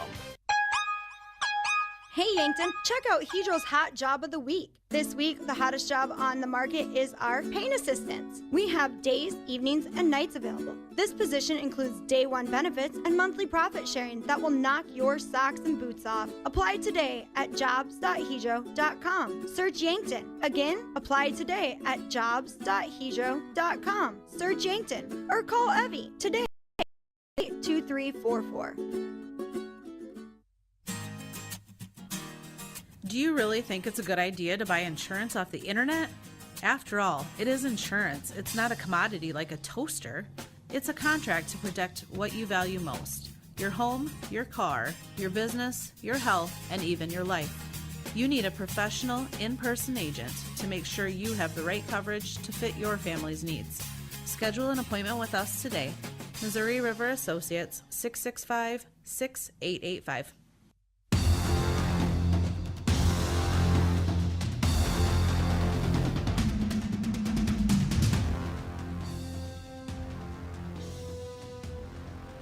Welcome in here for the Avera halftime huddle. Avera moving health forward. We concluded your first half of action with a 3-0 contest, and that first half was brought to you by First Dakota National Bank, the UPS Store, Truxedo, and Yankton Medical Clinic. We are here live from the Fairfield End broadcast booth, Yankton's newest and nicest hotel, now open and located at 21st and Broadway. This halftime huddle is once again brought to you by Avera, moving health forward. We'll start with your stat recap here, brought to you by Mayor Signs. If it's time to review the look of your business's signage, let Mayor Signs help, as they offer all types of signs, including lit, non-lit, digital, and much more. Contact Mayor Signs today on 4th and Broadway in Yankton. 3 goals on the board for the Yankton Bucks, as they've held the Brookings Bobcats scoreless on the other side. We'll start with your goals in this one. It got started with Byron Jimenez, as he opened the scoring in that first half with a goal from inside the box off of a little bit of a scramble between both teams, and Jimenez was able to come through and score for the Yankton Bucks. The second goal of this one was a long shot from Kevin Ortiz. It hung in the air for a while and was guided beautifully from the left side, about 30-some yards out, into the top right corner of the net. And the third and final goal of that first half, his head on it. His header found the back of the net for another goal for the Yankton Bucks. That was your stat recap brought to you by Mayor Signs. That's how we got to a 3-0 contest here in Yankton. Scoreboard update, 3-0. That's brought to you by financial advisor Colby Cookta of Edward Jones. To win in sports, you have to adapt your strategy as the game changes. The same is true of investments. Colby Cookta can review your game plan. Call 605-665-4567 today. Edward Jones, member SIPC. We didn't have any timeouts in that first half, but timeouts, as they are all year, brought to you by Hedro when they happen. Hedro is one of Yankton's biggest and best employers. When you're ready for a break and looking for a new career direction, visit jobs.hedro.com. Let's go to your halftime key to victory, brought to you by Vision Care Associates. Yankton High School Sports is brought to you by Vision Care Associates, where the health of your eyes comes first. It's just more of the same for the Bucks, keeping that attacking pressure on and trying to put more goals on the board.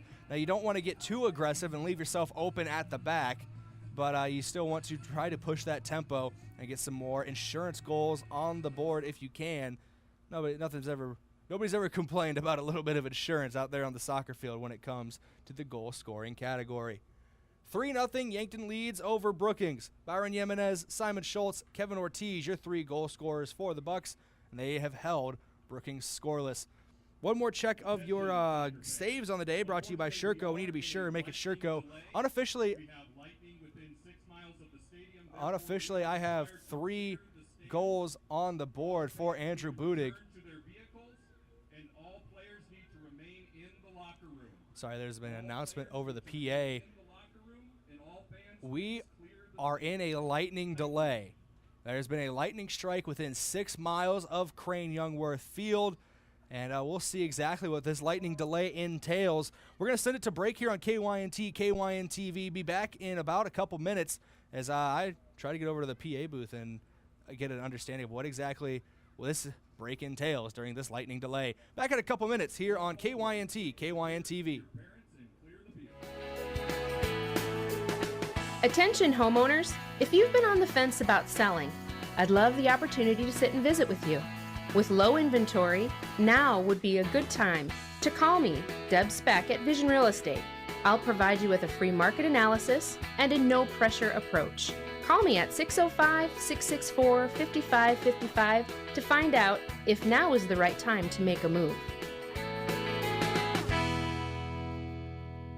Phew! It's hot outside. You know what that means. Getting ready for school is right around the corner. Yankton Computer and Networking Services is a proud Dell dealer and has some smoking hot deals on new laptops and desktops. Start the school year with a clean slate on your PC with a professional computer cleaning from our experts. Give Yankton Computer and Networking Services a call today at 605-664-2222 or stop by and see us at 1901 Broadway. Enjoy some Yankton hospitality at the brand new Fairfield Inn and Suites. As the newest hotel in Yankton, you'll have a comfortable, relaxing stay in modern rooms. For business travelers, Fairfield is a perfect place to rest after a long day of work or use their meeting room for small meetings. Families can enjoy indoor. Fairfield is close to Yankton attractions. Plus, there's plenty of parking for your boat or camper. And finally, fuel up for the day with our fresh, hot, and healthy breakfast. To reserve a room, go online to Marriott.com or call direct 605-653-2250. Boston Shoes to Boots is proud to support Yankton High School athletics. Boston Shoes to Boots is your headquarters for quality and comfortable shoes for the whole family. From athletics and work boots to sandals and dress, we have you covered by our popular brands like Brooks, New Balance, Birkenstock, Red Wing, Keen, and so many more. Shop our location downtown at 313 Cedar Street or visit us online at bostonshoestoboots.com. Boston Shoes to Boots, your footwear Drive. Most of you are aware of the manufacturing careers available in Yankton, but I wanted to highlight the variety of other work options available, such as the Yankton School District, healthcare, restaurants, local shops. Some of these positions are part-time or seasonal, perfect for the retiree who wants to keep active. At-home parents looking for something to do while the kids are a little extra money for Christmas. See what's available at our website, yanktonsd.com. Investing in your home is easier and more fun when you have local choices. This is Cody Miles, owner of Upper Midwest Garage Door. We offer a wide variety of American-made, unique Clopay garage doors, free in-home consultations, a digital preview of the new garage doors on your home, and the expert small-town service you deserve. Get started today with your local independent Clopay dealer, Upper Midwest Garage Door. Give us a call, stop by, or learn more at uppermidwestgaragedoor.com. Finding that missing shin guard, remembering whether it's a home or away game, getting the right kid to the right playing field on the right day. Why are simple things sometimes so complicated? Thankfully, with auto owners, insurance doesn't have to be one of them. We work with independent agents who keep insurance simple so you can worry about more important things, like not being that fan. Oh, come on, ref! That's simple human sense. Don't gamble. Insure with MT and RC Smith Insurance in Yankton, your independent agent for home, business, auto, life, and bonds. Visit mtrcsmithinsurance.com. Doctors Feeser, Slowey, and DeYoung are experts in prescribing eye drops that can replace reading glasses. These drops are a new technology that can change the size of your pupil for improved reading. They're convenient for anyone who wants freedom from reading glasses. Our doctors even use them. Call Vision Care Associates and schedule an appointment to see if this new technology is right for you. Vision Care Associates, where the health of your eyes comes first. The start of a new school year is a good time to evaluate your children's healthcare needs, whether it is a doctor's checkup, replacing EpiPens for serious allergies, or renewing prescriptions for inhalers to treat activity-induced breathing problems. Hi, this is Michael from Yankton Rexall, and we pride ourselves in providing accurate prescriptions and appropriate medical information for your child's health. Good health contributes to good students. Celebrating 100 years, your hometown pharmacy since 1923, Yankton Rexall. Kids eat free in September at Wahlburgers at Hy-Vee to celebrate National Family Meals Month. That's right, get a free kids meal with the purchase of an adult entree. Kids 12 and under can choose from favorites like a burger and fries, grilled cheese, chicken tenders, and more. Bring the family together. Dine in at Wahlburgers at Hy-Vee and get a free kids meal with the purchase of an adult entree every day in September. Dine in only. Some restrictions apply. See store for details. FM 1021 and AM 1450. KYNT, Yankton.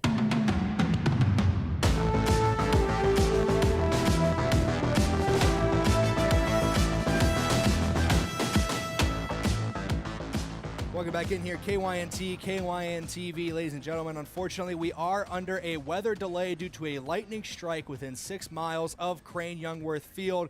We still got about 24 minutes left on that, so we are going to send it to live programming from the time being. We will try to keep you updated on our social media accounts if this break is extended. If there's another lightning strike in the area, the clock has to reset at 30 minutes. We need to go a full 30 without lightning in the area so we can resume action here from Crane-Youngworth Field. We will keep you posted about this contest as we get updates possible through our social media. At the very least, it's going to be about 23 more minutes before we can come back here with Yankton Bucks soccer against the Brookings Bobcats. We will keep you posted. Keep it tuned right here to KYNT and KYNTV, as well as keeping an eye on our social medias for updates on this one. We're going to send it back to live programming for the time being, and hopefully when we see you again, it'll be for more Yankton Bucks soccer as we have the second half against Brookings still on tap from Crane-Youngworth Field. FM 1021 and AM 1450. KYNT, Yankton. From ABC News, I'm Daria Albinger. Guilty. That's the verdict in the contempt of Congress charge for former Trump advisor Peter Navarro. It's now the second time a witness who thumbed his nose at the January 6th committee has been found guilty of contempt. Former Trump aide Steve Bannon is appealing his conviction, and Peter Navarro says he'll appeal his. Navarro insists he had the right to defy a subpoena at the former president's direction. I am willing to go to prison to settle this issue. Bannon was sentenced to 4 months in prison, but he doesn't have to report until his appeal is settled. Stephen Portnoy, ABC News, Washington. The manhunt continues in Pennsylvania for escaped murderer Danilo Cavalcante. We're using people on foot. We have horses out there as well that are assisting with the search. State Police Lieutenant Colonel George Bivens says authorities believe he's in an 8 to 10 square mile area. A California judge threw the book at a star of That 70s Show who was sentenced today for raping several women. Danny Masterson didn't speak as he was sentenced in court Thursday to 30 years to life. 2 15-year life sentences that he'll have to serve back-to-back, not concurrently, as his lawyers had asked for. He was convicted of sexually assaulting 2 women between 2001 and 2003 at his home in the Hollywood Hills, the victims reading impact statements, all in tears, one describing the severe PTSD and waves of panic she suffers because of the abuse. Masterson's attorneys say they'll appeal. ABC's Jason Nathanson. 3 schools in Wake County, North Carolina are closed because the air conditioning can't keep up with a heat wave. My last class is the 4th floor, and a lot of teachers had their lights off because it was so hot. That student, teachers, and parents are all frustrated. Hurricane Lee is rapidly intensifying, going from a Category 2 to 4 in a matter of hours. It could be Cat 5 later tonight, with wind up to 160 miles per hour. You're listening to ABC News. When it comes to making plans, you are the best. What about those round trips that you plan in advance, which are perfect on your way there and perfect on your way back? Or those meetings with friends for which you make a group chat 3 months before so that nobody or anything is missing? Or your daughter's first birthday party. You planned it with such dedication that instead of the first, it felt like our 15s. The same way you plan each detail for those moments. Start planning to protect you and your loved ones from a natural disaster. Sign up for local weather and emergency alerts. Prepare an emergency kit and make a family communications plan. Protecting your family is the best plan you can make. Get started at ready.gov/plan. Brought to you by FEMA and the Ad Council.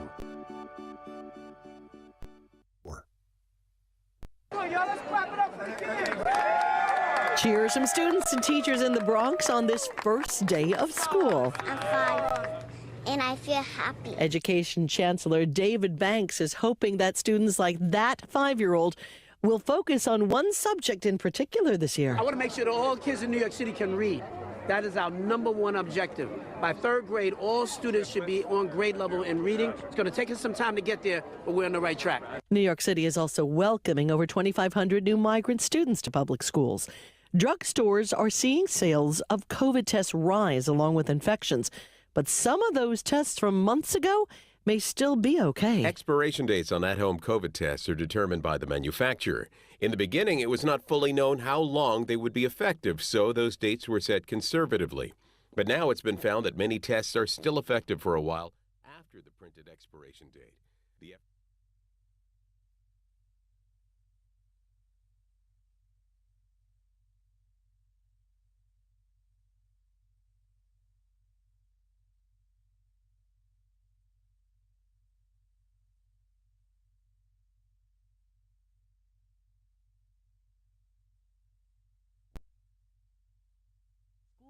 One more vote is needed before this bill heads to Governor Newsom's desk. This is ABC News.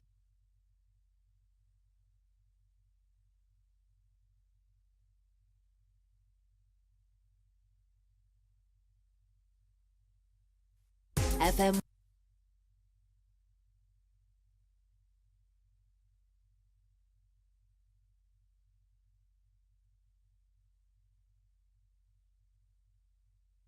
Uh-oh. Luckily, Innovation Refunds is more reliable. Go to innovationrefunds.com or call 1-843-REFUNDS to get started. Daria Albinger, ABC News. Yankton's most reliable weather forecast. Tonight we got a low of 54 degrees with partly cloudy skies in the Yankton area. Tomorrow, high of 83 with a mainly sunny sky. Winds from the southeast at 5 to 10. Tomorrow evening, generally fair conditions. A stray shower or thunderstorm possible. Low of 59. Winds from the southeast at 5 to 10. Yankton's home team for weather is KYNT. FM 1021 and AM 1450. KYNT.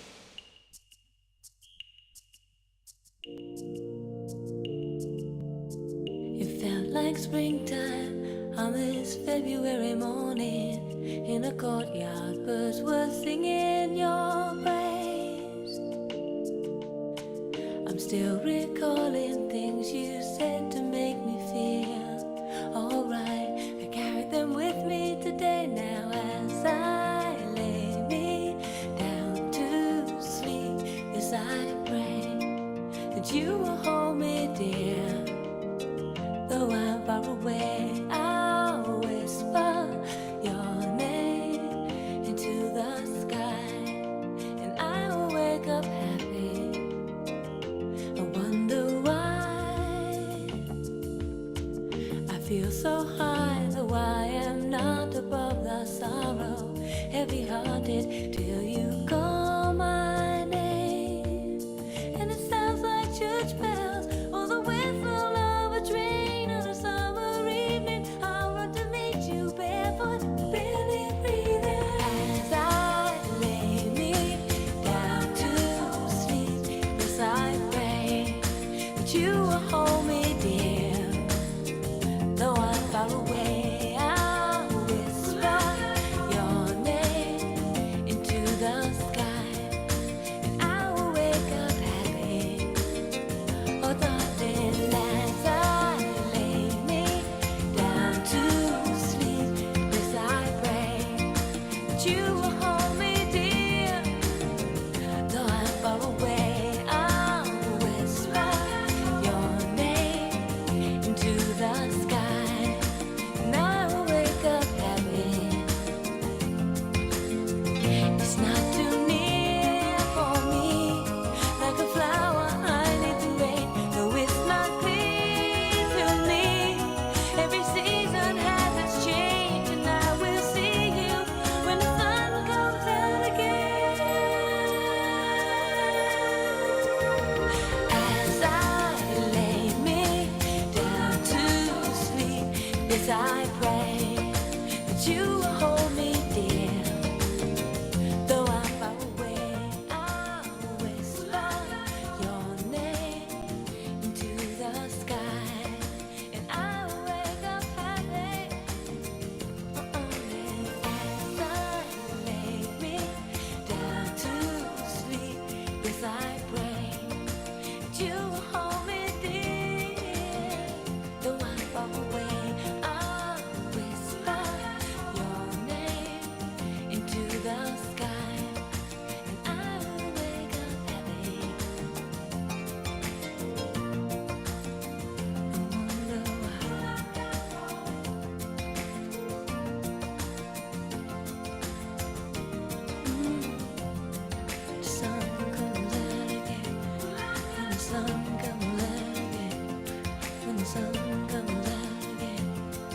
the sun comes out again. Oh, when the sun comes out again. When the sun comes out again.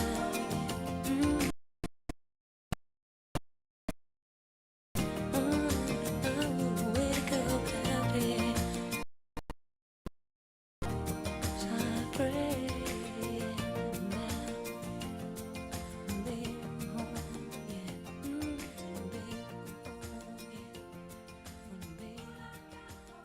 Sophie B. Hawkins. The song's called As I Lay Me Down.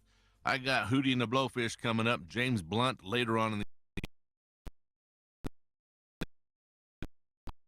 Gloria Loring, along with Carl Anderson, Friends and Lovers.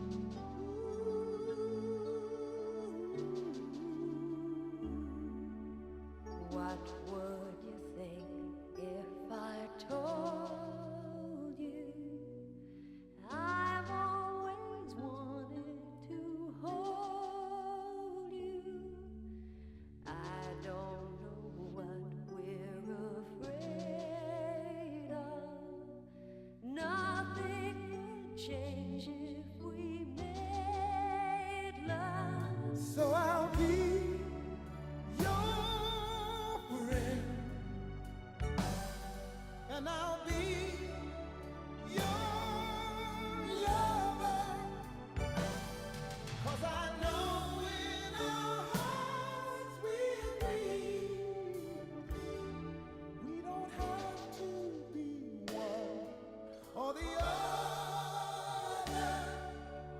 Oh no, We could be both to each other.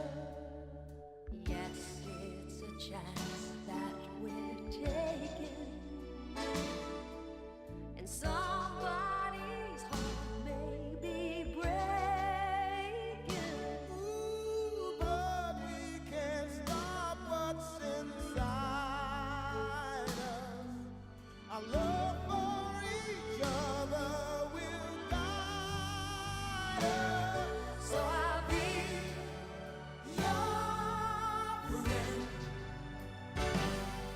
and I'll be your lover, 'cause I know in our hearts we agree, we don't have to be one or the other.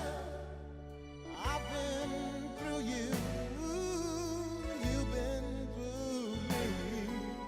Sometimes a friend is the hardest to see. We always know when it's laid on the line. Nobody else is as easy to find. So I'll be your friend, and I'll be your lover, 'cause I need your friend, and I'll be your lover, 'cause I know in our hearts we agree, we don't have to be one or the other. Oh no, we could be both to each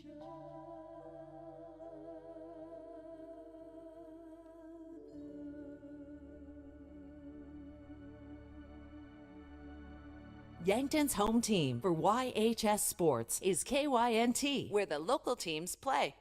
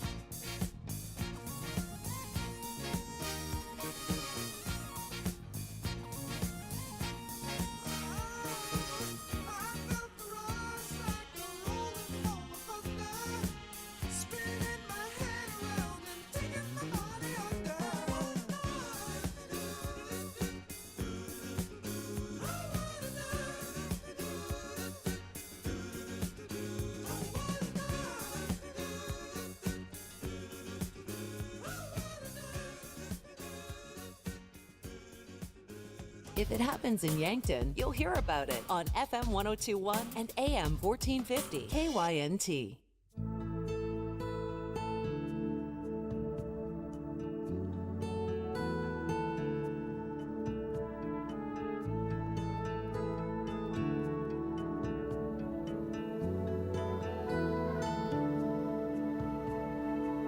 I think I've already lost you. I think you're already gone. I think I'm finally scared now. You think I'm weak. I think you're wrong. I think you're already leaving. Feels like your hand is on the door. I thought this place was an empire. Now I'm relaxed, I can't be sure. And I think you're so mean, I think we should try. I think I can need this in my life. And I think I'm scared, I think too much. I know it's wrong, it's a problem I'm dealing. If you're gone, maybe it's time to come home. There's an awful lot of breathing room, but I can hardly move. If you're gone, baby, you need to come home. Come home. There's a little bit of something me in everything in.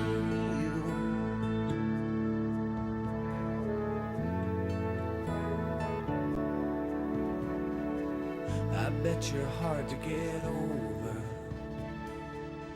I bet the room just won't shine. I bet my hands I can stay here. And I bet you need more than you mind. And I think you're so mean, I think we should try. I think I can need this in my life. I think I'm just scared that I know too much. I can't relate, and that's a problem I'm feeling. If you're gone, maybe it's time to come home. There's an awful lot of breathing room, but I can hardly move. If you're gone, baby, you need to come home. Come home. There's a little bit of something me in everything in you.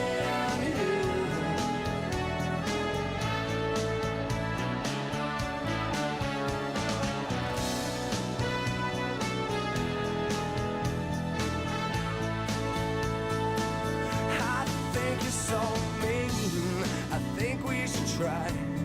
I think I can need this in my life, and I think I'm scared. Do I talk too much? I know it's wrong, it's a problem I'm dealing. If you're gone, and maybe it's time to come home. Well, there's an awful lot of breathing room, but I can hardly move. If you're gone, hell, baby, you need to come home. Oh, come home. There's a little bit of something in everything in you. Something, everything in something in you.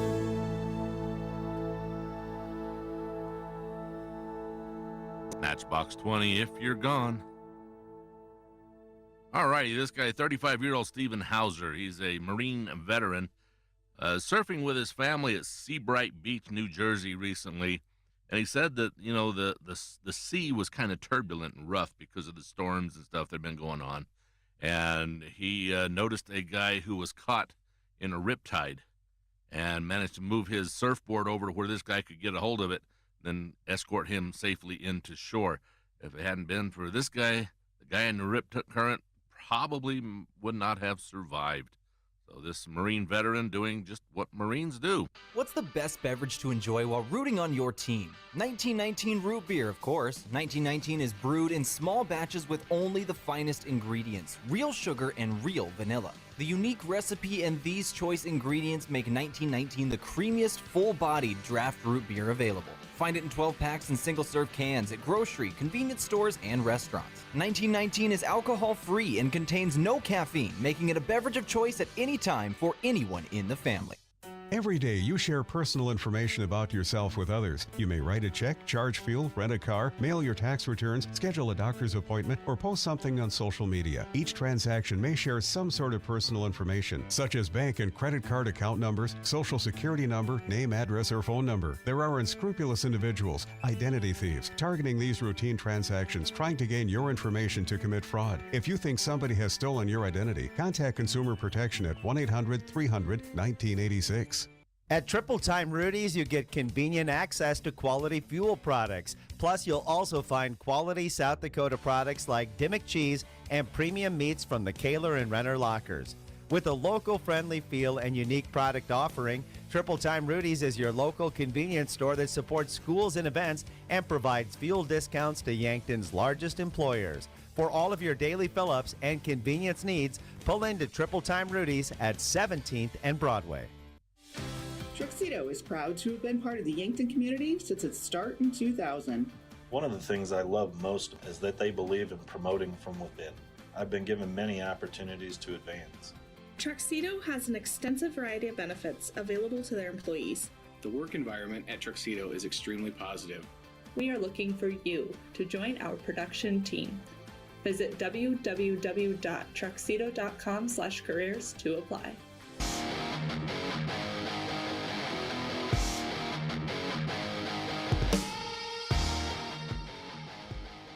Well, after half an hour away, we are back live from Crane-Youngworth Field here in Yankton. And I had my headset turned down, so I couldn't hear myself in my own headphones. So I came through a little weird there at first, so I apologize for that. But we're back live here at Crane-Youngworth Field in Yankton. We're still under your Avera halftime huddle, technically. Avera moving Health forward. It looks like they put 2 more minutes up on the clock now. That's to give these teams a chance to warm up after their half-hour break, get ready for this second half of action. We'll take a look at your scoreboard, brought to you by financial advisor Colby Cookta of Edward Jones. To win in sports, you have to adapt your strategy as the game changes. The same is true of investments. Colby Cookta can review your game plan. Call 605-665-4567 today. Edward Jones, member SIPC. The Bucks lead this one 3-0 as we come out of our lightning delay. No other strikes in the area during that delay, so we didn't have to reset the clock at all, thankfully. And we're ready to go for a second half of action just over 60 seconds away from Yankton and Brookings. For those of you who maybe joined in a little late, if you joined during the weather delay, our apologies there. We're glad you stuck around with us and are able to come back for this second half of action. This is only game 1 of our doubleheader still as well. The Gazelles taking on the Bobcats, still planned for game 2. That was set for a 6 p.m. kickoff. But with the weather delays, that's most likely getting pushed back closer to 6:30, maybe 6:45 at the absolute latest. 3-0 is your scoreline with the Bucks in control. Your 3 Bucks who put points on the board today, put the ball in the back of the net. Started with Byron Jimenez. He got the opening goal of the game for both these teams. He was followed up by a long strike from Kevin Ortiz, an absolute missile from long range into the top right corner. And then a header from Simon Schultz, as he caught a corner kick off the dome and put it in the back of the net. That is your 3 goals on the board for the Yankton Bucks as we are ready to get going back underway. It looks like Christian Pacheco will kick off for the Bucks. On his leg, on his upper thigh, we remember him going down in the first half. He was grabbing kind of gingerly at his inner right thigh, and it seems that they have got him taped up and ready to go. He did come back in that first half of play and did play well, so whatever was affecting him, he is powering through it right now as he's down there on the field. See him. Looks like the same starting 11s for both teams, so we'll talk about Yankton's players on the field. Christian Pacheco, Tony Gutron, Jack Pedersen up top. as you got to be kidding me. We have elected to ignore it, I think. I digress. We're going to kick it off here underway. Lance Dannenbrink boots it down the left flank. It goes out of play. There was a flash of light. I thought it was lightning. Maybe it was the lights trying to kick on here at Crane-Youngworth Field. So my apologies there. We are ready to go here in this second half of play. Ball goes out of play again. It is once again a Yankton throw-in. We do need to clear the stadium at this time. There's a lightning strike right around here. I will stand corrected. It was another lightning strike here in the area just as we were all getting ready to get back underway. We are 26 seconds into this second half, and we have another 30 minutes we got to wait before we can get back to live action here between the Bucks and the Bobcats. 3-0 still your scoreline. We will keep you as updated as we can during this weather delay. Again, we're unfortunately going to have to go back to live programming for another 30 minutes. We'll try to get you an update in there somewhere to make sure that you are informed of when Yankton Bucks soccer will retake the field. We are under another lightning delay here from Crane-Youngworth Field. Our apologies here as we will send this back to LRN, to our live programming, our regularly scheduled programming on KYNT. 30 minutes back on the weather clock, and hopefully when this one wraps up, we can get back to live action. KYNT, Yankton, FM 102.1 and AM 1450. Yankton's home. From ABC News, I'm Daria Albinger. Guilty. That's the verdict in the contempt of Congress charge for former Trump advisor Peter Navarro. It's now the second time a witness who thumbed his nose at the January 6th committee has been found guilty of contempt. Former Trump aide Steve Bannon is appealing his conviction, and Peter Navarro says he'll appeal his. Navarro insists he had the right to defy a subpoena at the former president's direction. I am willing to go to prison to settle this issue. Bannon was sentenced to 4 months in prison, but he doesn't have to report until his appeal is settled.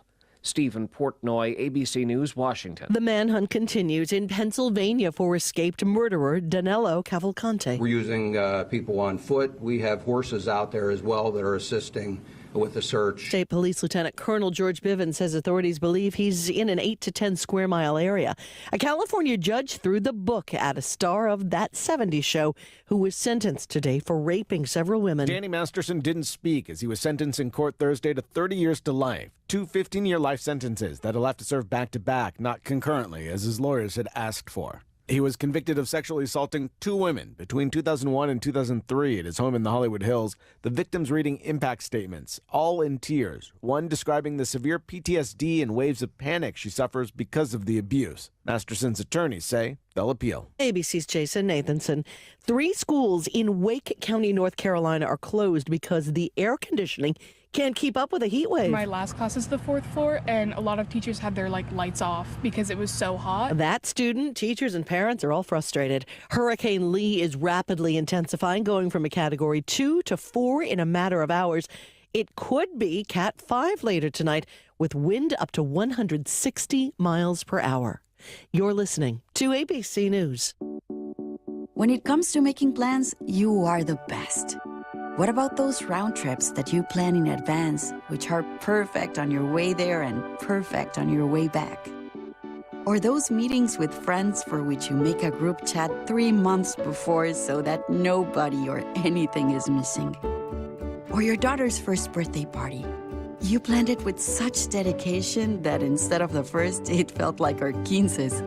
The same way you plan each detail for those moments. Start planning to protect you and your loved ones from a natural disaster. Sign up for local weather and emergency alerts. Prepare an emergency kit and make a family communications plan. Protecting your family is the best plan you can make. Get started at ready.gov/plan. Brought to you by FEMA and the Ad Council.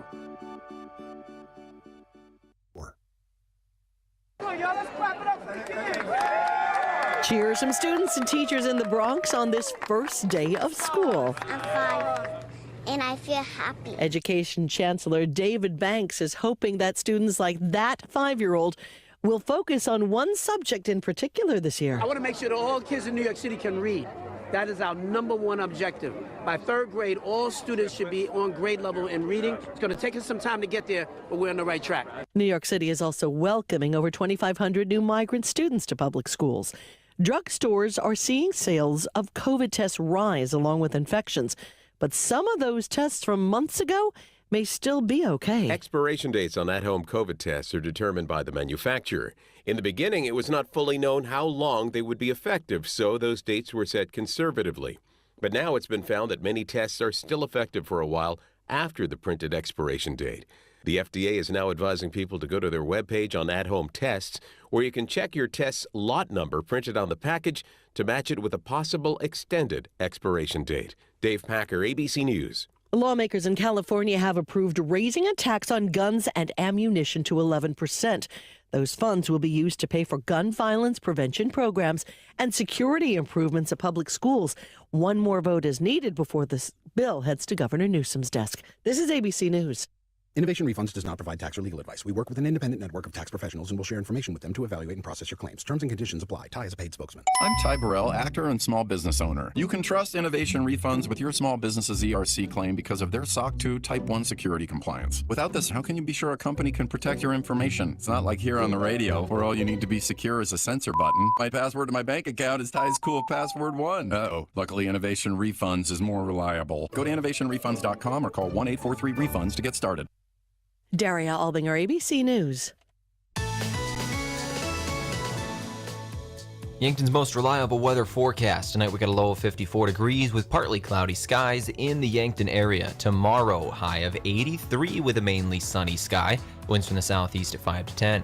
Tomorrow evening, generally fair conditions. A stray shower or thunderstorm possible. Low of 59. Winds from the southeast at 5 to 10. Yankton's home team for weather is KYNT. KYNT.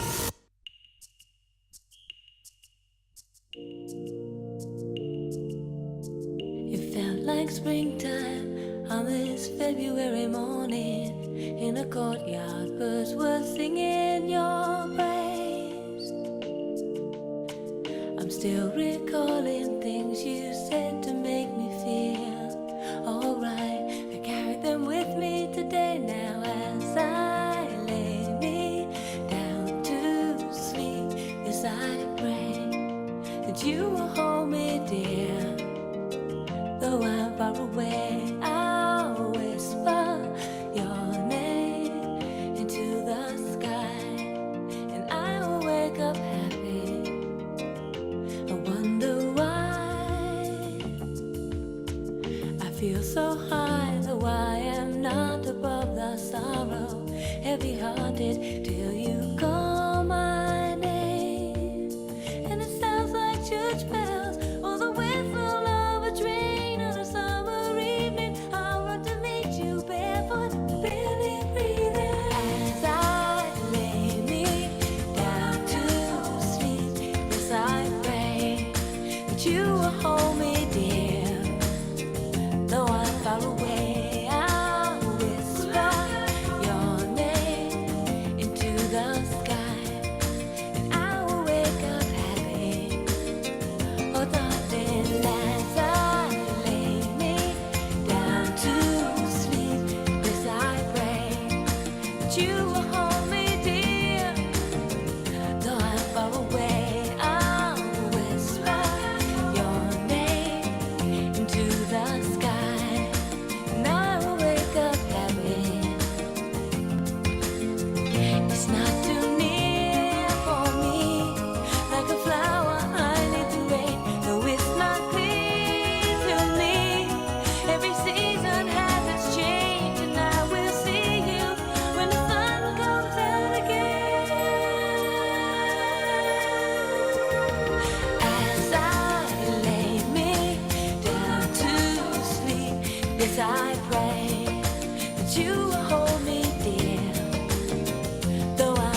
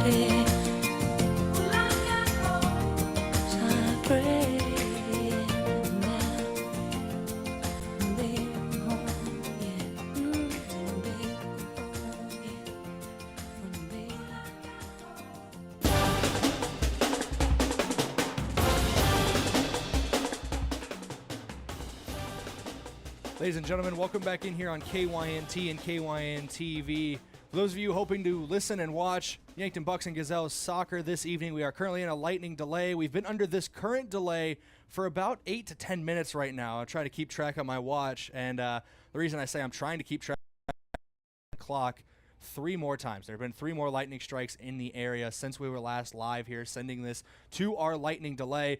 The most recent reset of the clock is currently at 28 minutes, so still a lot of time before we could go back live for Yankton Bucks soccer. Trying to get this second half against the Brookings Bobcats in. 3-0. Yankton currently leads over Brookings as we are under this lightning delay. If there's more lightning strikes in the area, we will have to reset the clock again, and I am unsure currently of the exact ruling on if there are that many consecutive lightning strikes, what we would have to do, potentially postponing this game to a later date. When we get information, we will give it to you, so keep it tuned right here to KYNT or KYNTV throughout the evening as we try to get back live for Bucks soccer as they're taking on the Brookings Bobcats. The Gazelles game is still planned to go on after the Bucks game at this time. I will keep you posted with any other information I get throughout this delay. I'm Brayden Butler. Thank you for joining me so far on KYNT, KYNTV. We're going to send it back to live programming once again, but we will keep you posted, and hopefully we will be able to finish this soccer matchup between the Bucks and the Bobcats here shortly. We'll check back in here during this delay at some other time. Sophie B. Hawkins. The song is called As I Lay Me Down. I got Hootie and the Blowfish coming up, James Blunt later on in the hour. 4 Seasons are standing by. They'll be up next. I am Dusty. Here's Gloria Loring along with Carl Anderson. Friends and Lovers.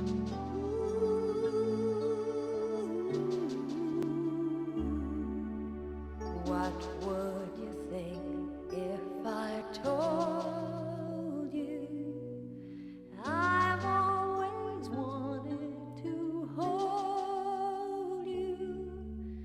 I don't know what we're afraid of. Nothing could change if we made love. So I'll be your friend, and I'll be your lover, 'cause I know in our hearts we agree we don't have to be one or the other. Oh no, we could be both to each other. Yes, it's a chance that we're taking, and somebody's heart may be breaking. Ooh, but we can't stop what's inside us. Our love for each other will guide us. So I'll be your friend, and I'll be your lover, 'cause I know in our hearts we agree we don't have to be one or the other. I've been through you, you've been through me. Sometimes a friend is the hardest to see. We always know when it's laid on the line. Nobody else is as easy to find. So I'll be your friend, and I'll be your lover, 'cause I need your friend, and I'll be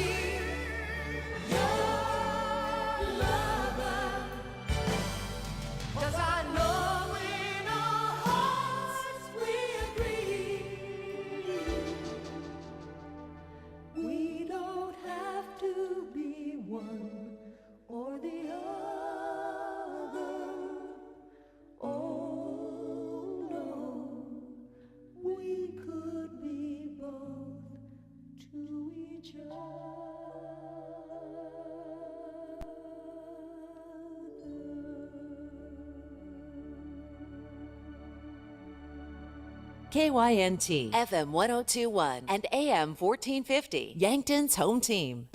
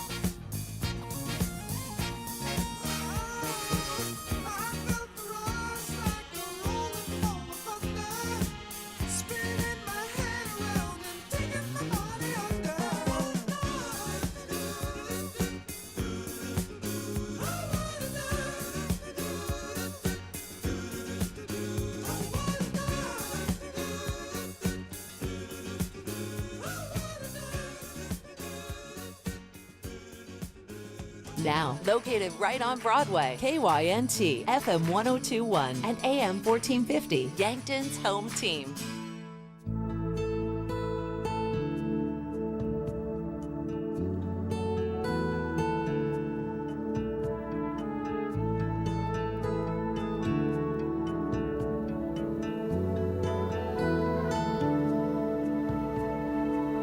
I think I've already lost you.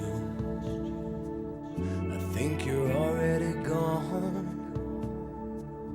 I think I'm finally scared now. You think I'm weak. I think you're wrong. I think you're already leaving. Feels like your hand is on the door. I thought this place was an empire. Now I'm relaxed, I can't be sure. And I think you're so mean, I think we should try. I think I can need this in my life. And I think I'm scared, I think too much. I know it's wrong, it's a problem I'm feeling. If you're gone, maybe it's time to come home. There's an awful lot of breathing room, but I can hardly move.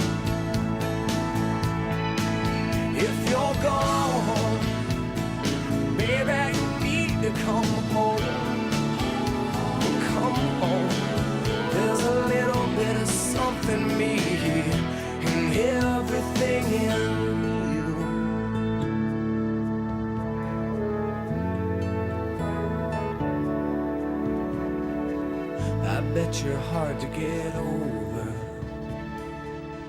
I bet the room just won't shine. I bet my hands I can stay here, and I bet you need more than you mind. And I think you're so mean, I think we should try. I think I could need this in my life. I think I'm just scared that I know too much. I can't relate, and that's a problem I'm feeling. If you're gone, maybe it's time to come home. There's an awful lot of breathing room, but I can hardly move. If you're gone, baby, you need to come home. Come home. There's a little bit of something me and everything in you.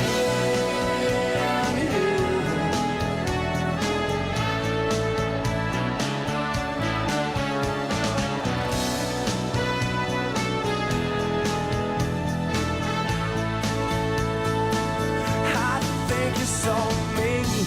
I think we should try. I think I could need this in my life, and I think I'm scared. Do I talk too much? I know it's wrong, it's a problem now, even if you're gone. And maybe it's time to come home. Well, there's an awful lot of breathing room, but I can hardly move. Yeah, well, if you're gone, hell, baby, you need to come home. Oh, come home. There's a little bit of something in everything in you. Something, everything in something in you.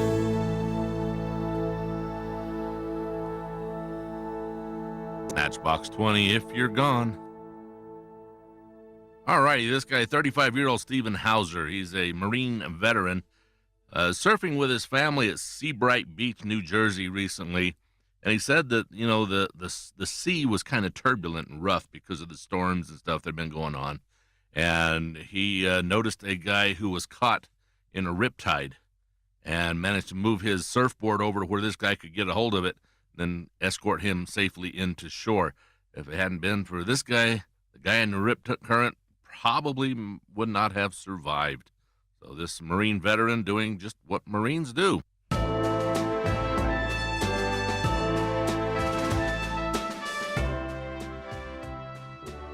Welcome back here on KYNT, KYNTV. I am Brayden Butler. Another update for you from Crane-Youngworth Field for Bucks soccer against the Brookings Bobcats.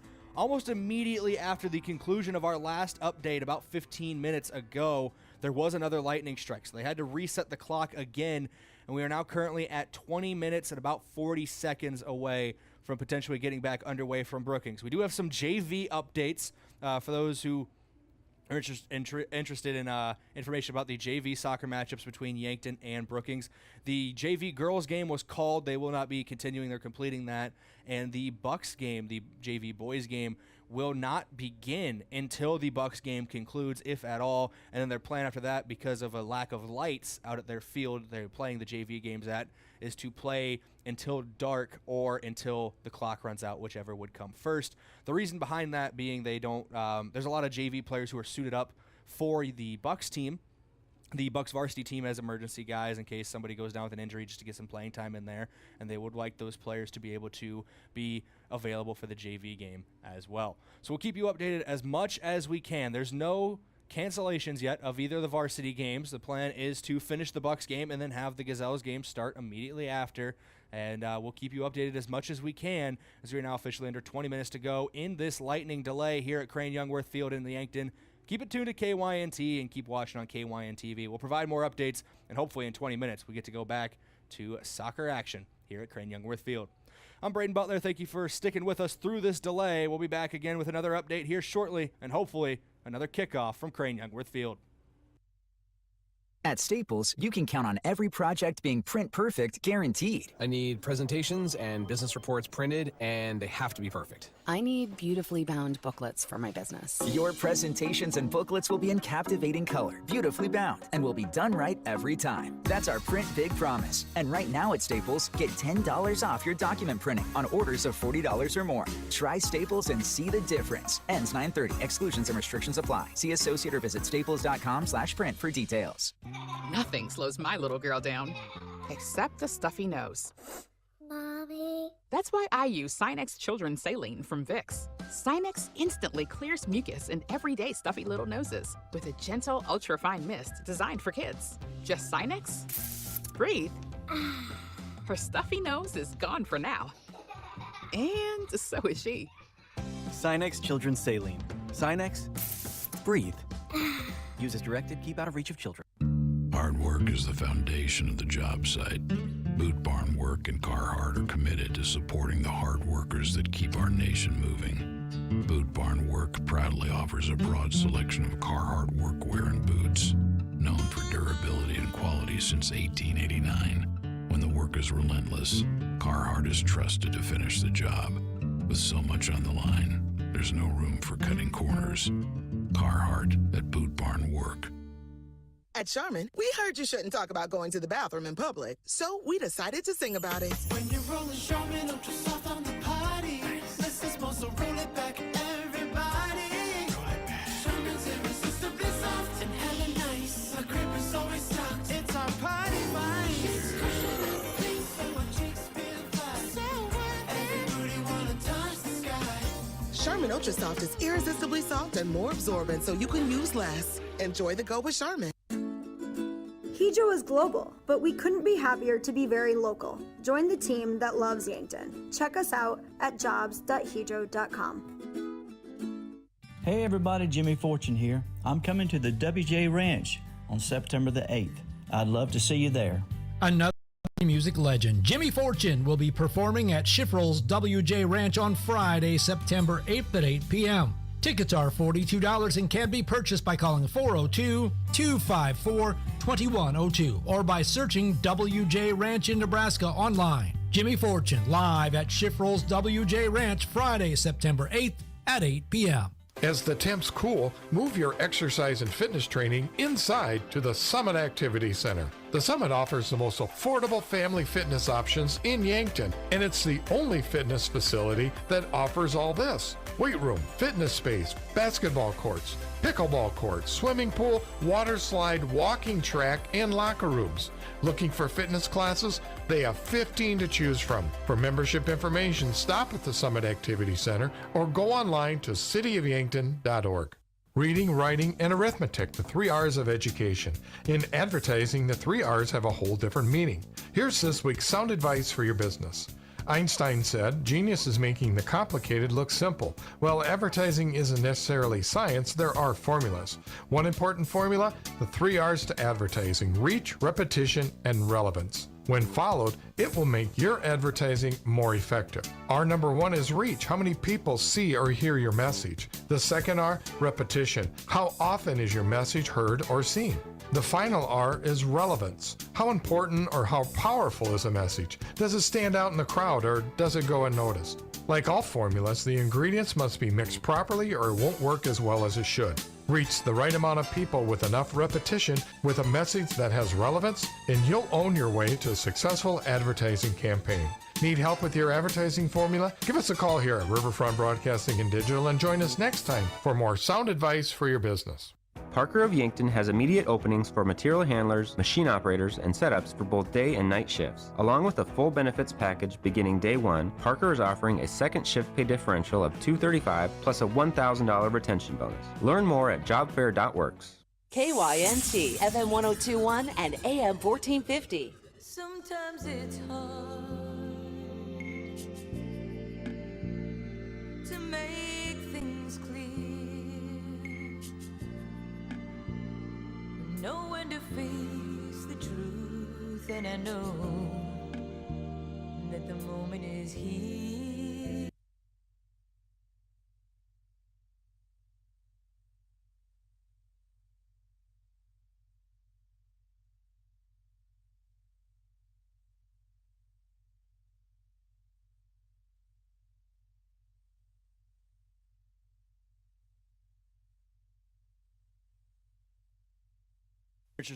Interested in information about the JV soccer matchups. At Staples, you can count on every project. I'm Brayden Butler. Thank you for.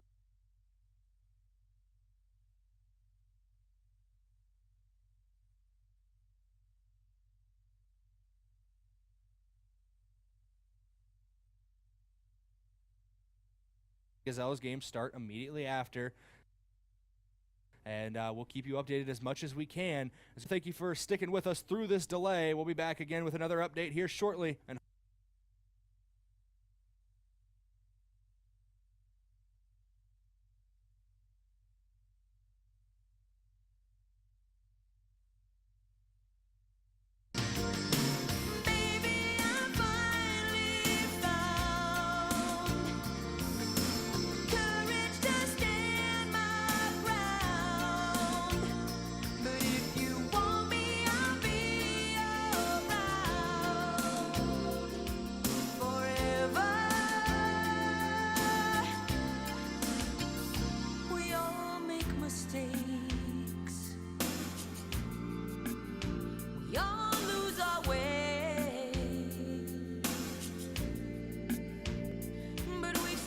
test of time, and I hope that's the way to stay.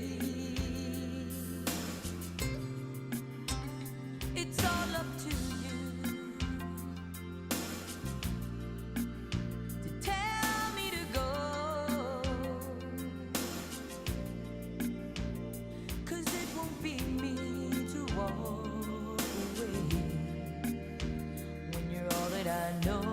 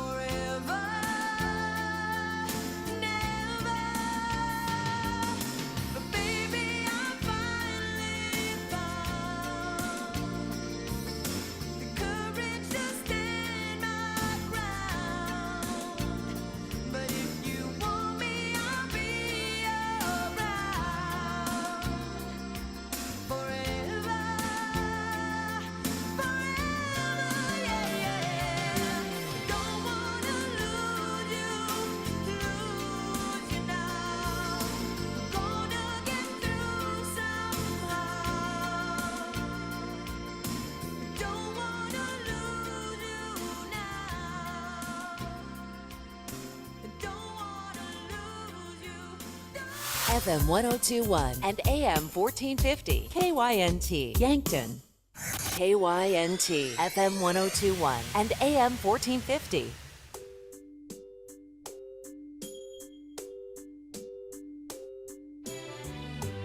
Close your eyes, give me your hand, darling. Do you feel my heart beating?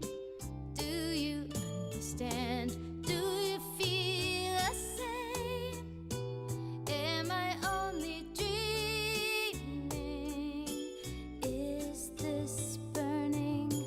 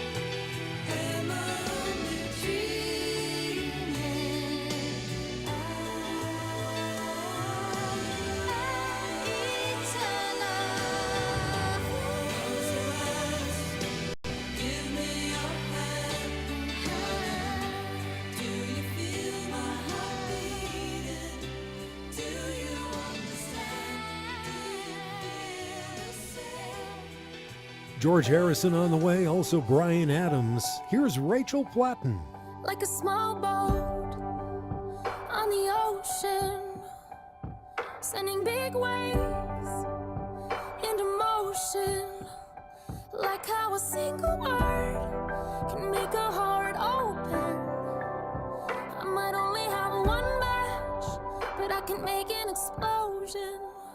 And all those things I didn't say were wrecking balls inside my brain. I will scream loud tonight. Can you hear my voice this time? This is my fight song. Take back my life song. Prove I'm alright song. My power's turned on. Starting right now. I'll be strong.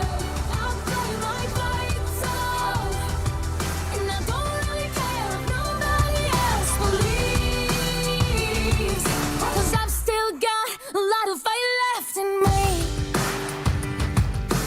Losing friends and I'm chasing sleep. Everybody's worried about me. In too deep. I say I'm in too deep. And it's been 2 years, I miss my home, but there's a fire burning in my bones. Still believe, yeah, I still believe. And all those things I didn't say were wrecking balls inside my brain. I was screaming loud tonight. Can you hear my voice this time? This is my fight song. Take back my life song. Prove I'm alright song. My power's turned on. Starting right now. I'll be strong. I'll play my fight song. And I don't really care if nobody else believes, 'cause I've still got a lot of fight left in me. A lot of fight left in me.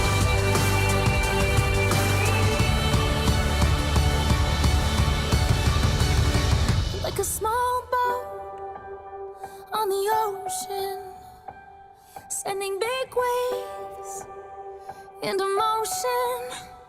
Like how a single word can make a heart open. I might only have one match, but I can make an explosion. This is my fight song. Take back my life song. Prove I'm alright song. My power's turned on. Starting right now. I'll be strong. I'll play my fight song. And I don't really care if nobody else believes, 'cause I've still got a lot of fight left in me. No, I've still got a lot of fight left in me. FM 1021, KYNT, and AM 1450, Yankton's home team.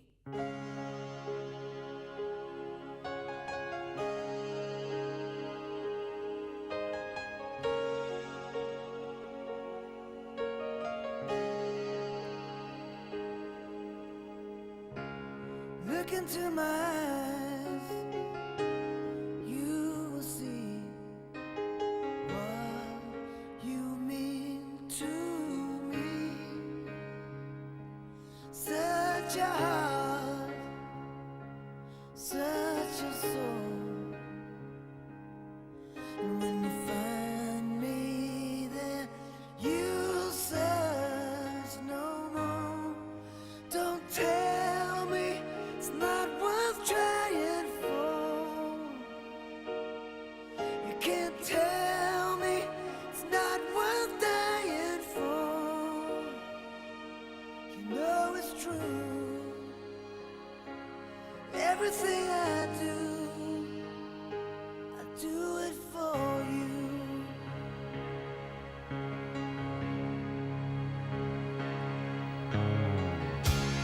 Look into your heart, you will find there's nothing there to hide.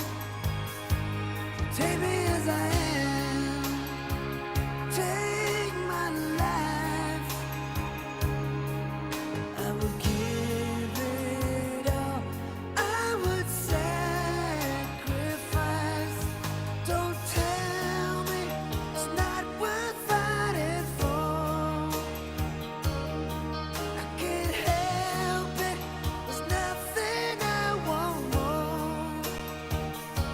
You know it's true. Everything I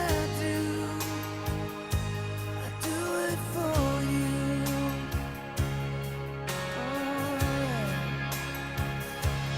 There's no love like your love, and no other could give more love. There's no way unless you're there all the time, all the way, yeah.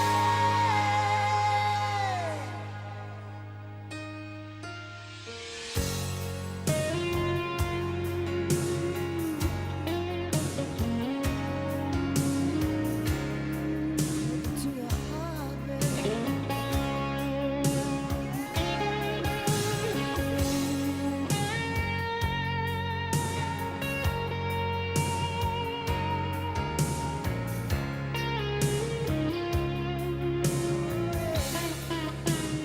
Oh, you can't tell me it's not worth trying for. I can't help it. There's nothing I want more. Yeah, I would fight for you. I'd lie for you. Walk the wire for you. Yeah, I'd die for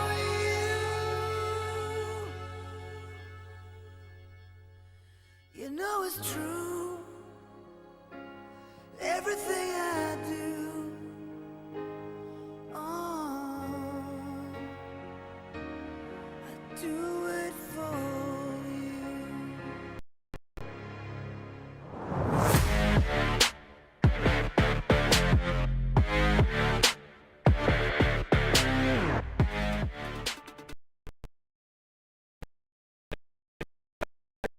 T and KYNTV. And thankfully, we are out of the lightning delay once again. Teams are both being given 5 minutes to warm up, stretch out, get ready for a second half of action. And I'm also allowed to reopen the window. Booth Fairfield Inn is Yankton's newest and nicest hotel, now open and located on 21st and Broadway. It is a 3-0 match. Both these teams have not kicked a ball in over an hour, I believe. It's been a long wait. I guess that's partly the truth. We did play 24 seconds of the second half before lightning struck again here at Crane-Youngworth Field. So we got a couple kicks in, but real meaningful minutes out on that soccer pitch have not been played in about an hour here at Crane-Youngworth Field. Let's take a look at this game as we are trying to reintroduce the second half of action. The Bucks lead 3-0. Those 3 goals scored by Byron Jimenez, Kevin Ortiz, and Simon Schultz. Jimenez got the scoring started as he was a fox in the box, so to speak, as he was able to pick out a spot in the heart of that defensive back line for Brookings and find a spot in front of net for the goal as he was able to put it in there. Kevin Ortiz with a long-range strike from very deep out near the 30-yard marker here at Crane-Youngworth Field. It's about 40 yards out from goal. He put that curled into the top right corner. And then Simon Schultz's goal was off of a header from a corner kick assisted by Kevin Ortiz. So Ortiz has had a very good game so far. Keep an eye on him as we go into half number 2. Both teams are out on the field. Coaching staffs are out on the field. And the clouds are starting to clear around the Yankton area. Hopefully we can get this second half of action in. As for the Gazelles game, part 2 of this doubleheader, there's been no change in that plan. It will be happening immediately following this game between the Bucks and the Bobcats. As for the JV games, the girls game has been canceled, or been called, excuse me. That game did start, but has been called, so they will not play JV girls soccer anymore here in Yankton due to this weather delay.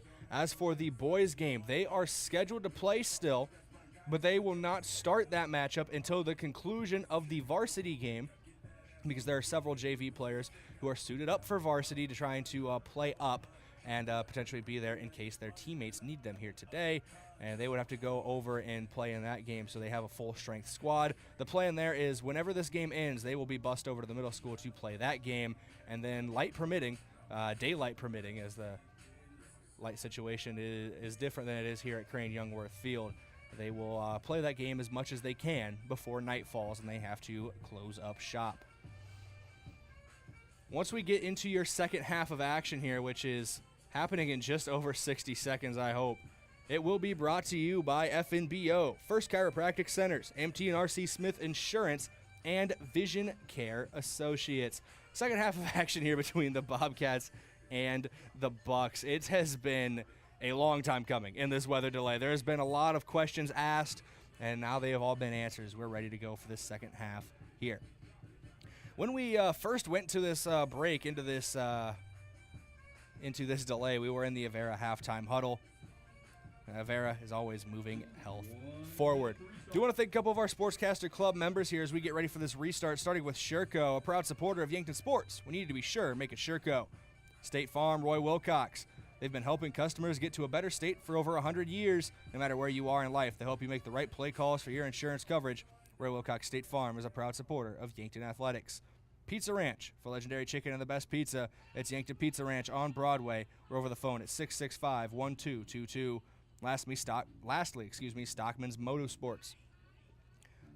Your local Polaris dealer with a full lineup of Rangers and Sportsmen ready to get you in the fields, in the woods, or wherever you like to go. Stockman's Motorsports is a proud supporter of all area athletes. The Bucks up 3-0 over the Brookings Bobcats. We are about 15 seconds away from half number 2 finally officially getting underway. We will have about 23 seconds off the clock, I believe. The plan is to start with 39-37 on the big board here in Yankton. I see Brookings girls team, the Bobcats girls team, is filing into the stands on the opposite side of the field from our press box. So they have ready to set up for to support their boys team in this second half as they got here at their scheduled time, and their game was supposed to kick off at 6, and that was 20 minutes ago. So they're going to sit here, support their team, and then get ready. It'll be a quick warm-up, most likely, heading into the second game. We'll see what exactly we can all do. If we can get a conversation with head coach Dave Dannenbring, we will try, depending on how quick this turnaround is, as well as our interview with Tyler Schuring, the head coach of the Yankton Gazelles. We can get that interview in the pregame before that one. We'll see how quick the turnaround is. I have to preface that with we will try to get in as much as we can, we promise. Looks like we're not even going to start from a kickoff. We're going to start from a throw-in about where it was when we went to break. 39-37 on the scoreboard. Throw-in for the Yankton Bucks. Don't rub your eyes. Don't adjust your dials. Soccer is back on the air here on KYNT and KYNTV. Waiting on an official throw-in here. Waiting on a official whistle. Last time the referee blew his whistle, we had another strike of lightning. We don't get one here. Throw in goes to Kevin Ortiz. He chests it down and it goes out of play. So it'll be turned over to Brookings here. So they get their first true possession of half number 2. Throw in. Goes to Eberline. Eberline plays it to Eide. Trying to get back to Anderson. Knocked out of play. I believe Jimenez got the last touch. So it will be Adam Anderson to throw in. He's trying to get it downfield, headed away by Raffenrath. Pacheco on the ball for a moment, has it taken away. He's trying to get it back. Gets it away for a moment. Jack Pedersen was there, but he can't get to it. It played back to the Brookings defensive back line, Jasper Lee. Now trying to get it into a teammate, but Nels Hansen takes it away. Hansen trying to get a run on goal, lays it off to the left, plays it back to Pacheco. Pacheco gives it off to Byron Jimenez. Jimenez to Raffenrath. Back to Jimenez. Cross field pass, trying to find Jack Pedersen on the edge of the box, just a little too far out away from him. Pedersen stuck that leg out trying to get to it. Be a throw in here for Brookings.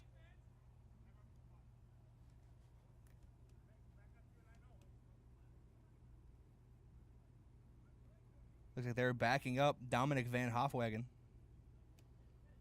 So he was a little too far downfield for the officials' liking when he's trying to get that throw in. They bring him back to where the ball went out of play, and it's taken away by Yankton off of the throw in. Jimenez on the ball. Has it poked away for the moment. It's going to fall to Eli Wangandombi. And he is running onto it down the right side, out the right flank, and out of play. They're going to say last touch by Brookings, so it'll be a throw in here for Yankton. Quick throw in taken. Whistle's going to blow. Looks like they didn't signal that they were ready for the throw in, did the officials. So we got another break. We got to get back underway. Deep throw in, headed away, Adam Anderson. That's going to go out of play, so Reifenrath's going to just throw it in again. As it bounced all the way back to him where he originally threw it in. This time he goes into the midfield to Lance Dannenbring. Dannenbring spins on the ball, has it poked away, taken back away by Ty Bendy. Player goes down hard off of Bendy. Didn't quite catch who it was. I believe that's Eberline. It is Junior Eberline. Free kick for the Bobcats. It's immediately taken away by Yankton, but given right back to Brookings. Pacheco on the ball now as Yankton regains possession. He lays it off to Jack Pedersen. Working down that right flank, plays it through to Christian Pacheco. He's inside the box, has a man left post, tries to cross it across. Ball gets away from the keeper Yen for a moment, and then it is booted away. Brookings able to avoid disaster there. Keep this a 3-score game as they trail 3-0 to Yankton. Keeping play and great defensive play from the Bobcats right there. Throw in goes to Lance Dannenbring. Lays it off to Pedersen. He's crossing into the box. He's looking for Pacheco. Gets past Pacheco. Tony Gutron is there, but he gets a little too far underneath that one on the volley. Goal kick, Bobcats. It'll be a goal kick here for the Bobcats.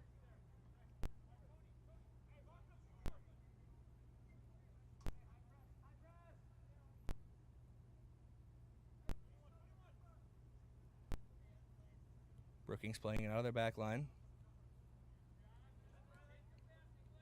Looks like the weather delay has changed a couple of the field workers, as well as a couple Yankton JV players have taken over as ball boys for today's matchup.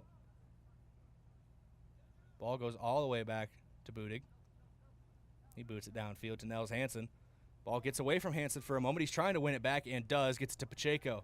Now Jimenez on the ball. Trying to switch play, get out to the right flank. Jack Pedersen has to turn around and come back to it. Slow it down, bring it up to Nels Hansen. Hansen has Pacheco through on goal. He splits the defenders. Pacheco going for goal. Slides it across to Tony Gutron, and Tony Gutron is there.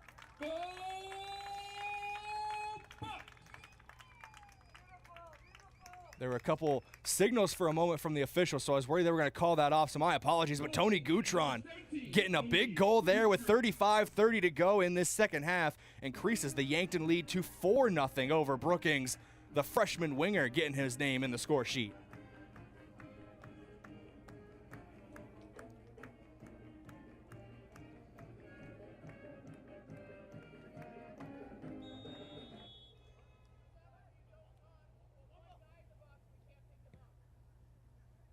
Off of the kickoff, it is booted right back down to Andrew Budig, and he scoops it up before a Brookings attacker can get there. Yankton now trying to work the right flank, taken away by Brookings for the moment. Simon Schultz goes in hard with a challenge and brings down a player. No whistles blows. I believe they were playing advantage. No, taken back away by Brookings. Long shot outside the box. That is saved by Budig. 4th save of the match for him. First save in the last about hour and a half. It's a long lightning delay here at Crane-Youngworth Field. Thank you for sticking with us at KYNT and KYNTV. Heavy contact made between Jimenez and Anderson, but a ball falls to Nels Hansen, excuse me. Ball back in possession of Brookings, trying to play it through the midfield. Vogt was on the ball for a moment. Dannenbring takes it away. Now to Pedersen. Back heel from Pedersen, looking for Nels Hansen, trying to find some space down that right wing. Trying to keep it in bounds was Jasper Lee, but it was poked out of play. Dannenbring now on the ball. Plays it into the midfield. Taken away by Adam Anderson, but Byron Jimenez gets it back. Kevin Ortiz now from the defensive back line of Yankton. A little triangle action between him, Dannenbring, and Bendy. Bendy now lays it off to Schultz. Schultz switching play. He's looking for Reifenrath, and that's headed away by Brookings. Ortiz on run for the ball. Reifenrath now trying to get there as well. A couple players go down, and a whistle's going to blow. We'll see who they call it on. Is Rylan Eide and Kevin Ortiz both went down. Kevin Ortiz is on a yellow card in this match as well. Don't Forget about that. That took place in that first half. So he does have to be a bit careful. No cards shown there on his contact with ID, but is a free kick for Brookings. They're trying to work the left flank are Brookings with Brayden Schreiber on the ball. Yankton takes it away. Dannenbrink playing it up to Jimenez. Out wide to the right, Jack Pedersen. Pedersen has some options in the midfield. He puts on the brakes, stops, stutter steps, gives it to Christian Pacheco. Pacheco now weighing his option. He's trying to play it through to Gutron, trying to get him another goal, but it's headed away. Hansen chests it down. He's trying to stay on the ball. He's got two Brookings players on his back, basically. He just lays it off to Simon Schultz. Schultz up the wing to Pedersen. Back inside, looking for Hansen. Two-man game. Now he cuts inside, does Hansen. Slide tackle attempted by Brookings. Can't get there. He lays it off to Pacheco. Trying to give it back to Hansen on the run-through, but it's knocked away. Dannenbrink jumps the passing route, gives possession back to Yankton. Pedersen lays it off. It looks like he was trying to get it to Nels Hansen, but Hansen was going a different direction. Not expecting that pass where it was. Dannenbrink takes it away. Pacheco on the ball. He lays it up over the top. Dannenbrink giving chase, but it's going to be scooped up and taken away by Tony Nguyen.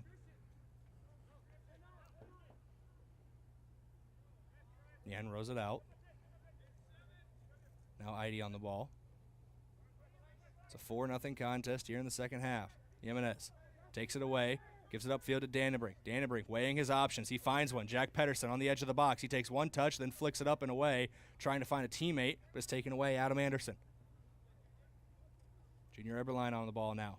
He's trying to find some space down the right wing, getting around Kevin Ortiz. He has forced to send it out of play. Look, he was trying to work that wing, get it to Eli Wangandombi.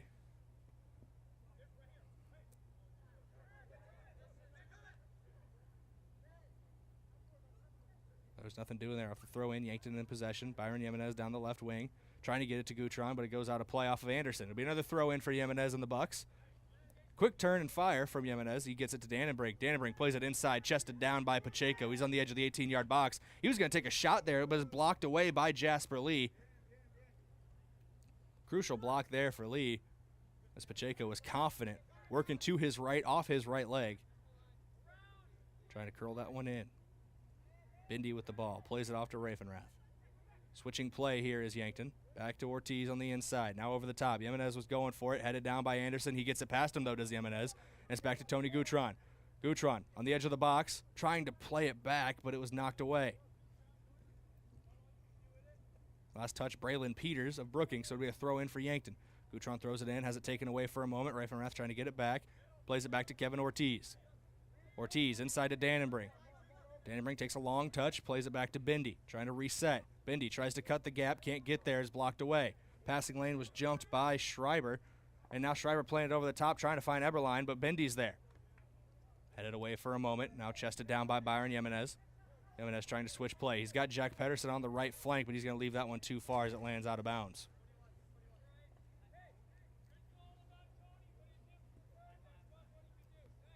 Throw in here, taken by Brookings. Pass blocked away by Dannenbrink for a moment. Cade Reifenrath's going to run onto it, try to lay it off to Tony Gutron, but leave it out of bounds. Throw in again for the Bobcats. Be Adam Anderson on the ball. His throw in, he's looking for Eberline. Eberline makes the turn, trying to find his way past Ty Bindi. He slides it through, looking for Wangandombi, and he's going to fire on goal. Saved once again by Andrew Budig. 5th save of the game for the goalkeeper. The freshman goalkeeper for Yankton.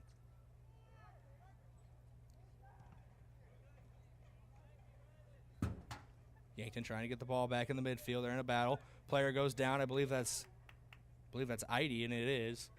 He was battling with Jimenez for the ball. It'll be a free kick given to Brookings and Rylan Idy. Idy takes it quickly. Touch misplayed for a moment.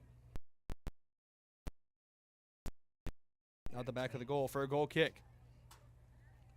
Goal kick will be given for handle it. Budig sending it downfield. Gutron was on it for a moment. That was Hansen there as well. Excuse me, that was Cade Reifenrath. Ball played all the way back again. It's going to go to Budig. Last touch by Brookings, so he's able to scoop it up. Got a little too far underneath that one as he was sending it out, but it finds its way to Jack Pedersen. Pedersen tries to control it as it came down with a couple icicles on it. And it went out of play. Throw in here for Brookings. Quick throw in taken. Bindy's the one at the end of it, so it's Yankton possession. He gets it upfield, looking for Nels Hansen. Headed down for a moment, whistle blows. They're going to give a free kick to the Bucks. They're going to say Forrest Yard. A little too much contact. Quick free kick taken by the Bucks. They're already trying to push down the left flank. Tony Gutron was there, but it's taken away by Brookings. Byron Jimenez back on the ball. He's cut down from the turf. He was able to get a pass up to Pacheco for a moment, but the whistle had already blown. Free kick here given to the Yankton Bucks. And Kevin Ortiz is going to stand over it about 40 yards out from net. I've seen this movie before, but it was in the run of play. Let's see if he can do it from a set piece.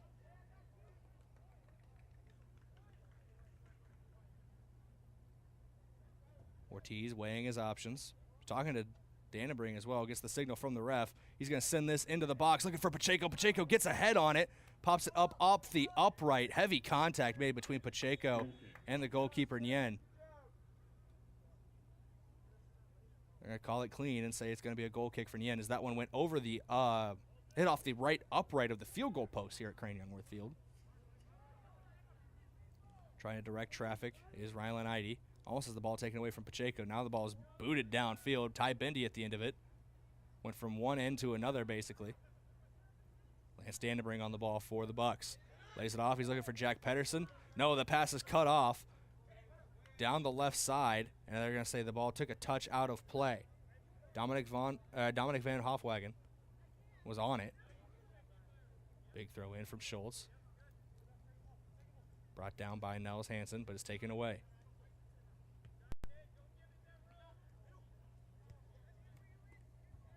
Schreiber was on the ball, plays it back to Eide. Eide to Anderson. Now to Wangan Nombi. Yankton had the ball for a moment. Brookings took it back. Now Yankton's back in control. Pedersen in the midfield near the big Y at center field. He's looking downfield for Christian Pacheco. Pacheco runs onto it. He's into the box. He lays it up for himself. He's trying to find an opening. Amazing slide tackle. That is the last line of defense by Jasper Lee. And I think he got his heel around Christian Pacheco and onto that ball to create chaos on that kick, on that shot attempt. Big goal kick here for Tony Nyen. Playing it out of the back are the Bobcats. Ball off the foot of Braden Schreiber and out of play. So it'll be a throw in here for Simon Schultz. 4-0 Yankton leads. 25:53 to go in this ball game. After a long weather delay, both teams still fighting hard out there. Yankton does have a goal in this second half from Tony Gutron.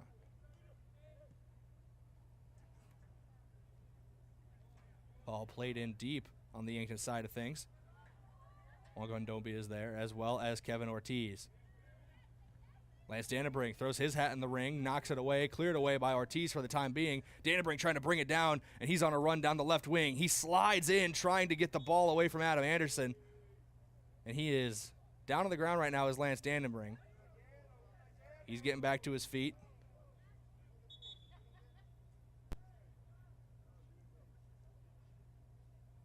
I believe we're going to get a card issued here.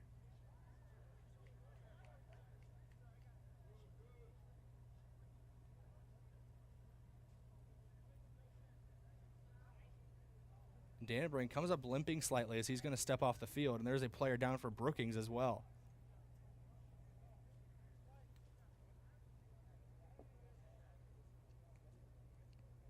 Waiting to hear officially who the yellow card is on. I believe Dannenbring is the one that's going to get called for it. In for the Bucks, number 16, Bennett Shade. Bennett Shade checks in with Dannenbring stepping out. That should move Ty Bendy up to the midfield.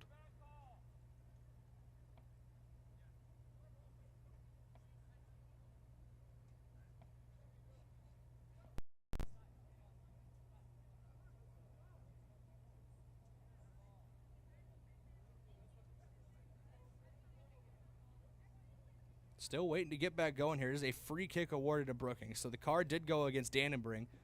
We can see right now is getting checked out by Trevor Woods, the athletic trainer for the Yankton Bucks. We're back underway here from Crane-Youngworth Field. About 25:08 to go in this one. Yankton back on the ball. Pacheco trying to make a run through the midfield. He's going to play it up over the top. He's got Tony Gutron there. Tony trying to get to it. Can't get a toe to it. Good play made by Tony Nyen. the goalkeeper for Brookings, as he came off his line quick, fast, and in a hurry to stop that one. 4-0, Yankton still leads. Working down the right flank. Taken away by Ravenrath for a moment. Now falls to Bennett Shade. Shade playing it back to Schultz. Schultz looking for options. He's going to send this one over the top. He's going to find Tony Gutron down the left flank. He's trying to get a touch to it. He does. He's past the goalkeeper. It's a defensive effort made by Keller Peterson that stopped a goal-scoring opportunity for Tony Gutron. It'll be a corner kick, though, for Yankton. Kevin Ortiz has been taking these so far today. We'll see if he steps up again. Will be a corner kick once again for the Bucks. It's not Ortiz up there. I believe it's Tony Gutron up there. Tony sends it in. He's looking back post. Simon Schultz was running onto it, but just over his head and out of play. It'll be a throw-in here for Brookings as it passed the touchline. In for the Bobcats, number 10, Rylan Eide. Rylan Eide checking in. Checks in for Eli Wangandobi.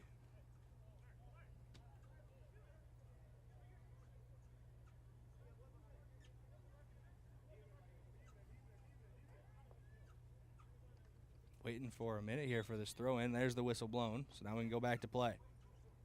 Throw in for Brookings, looking for Braden Schreiber. He gets it around Simon Schultz for a moment. Eberline onto it. Plays it inside. Looking for Vogt, but it's taken away by Hansen. Hansen plays it up to Pacheco. Pacheco weighing his options, trying to lay it off to Byron Jimenez. He's got to run onto it. Pass led him a little far. Now he's trying to regain himself. Plays it inside between two defenders, but it's taken away by Rylan Eide. Now pushing the tempo is Yankton.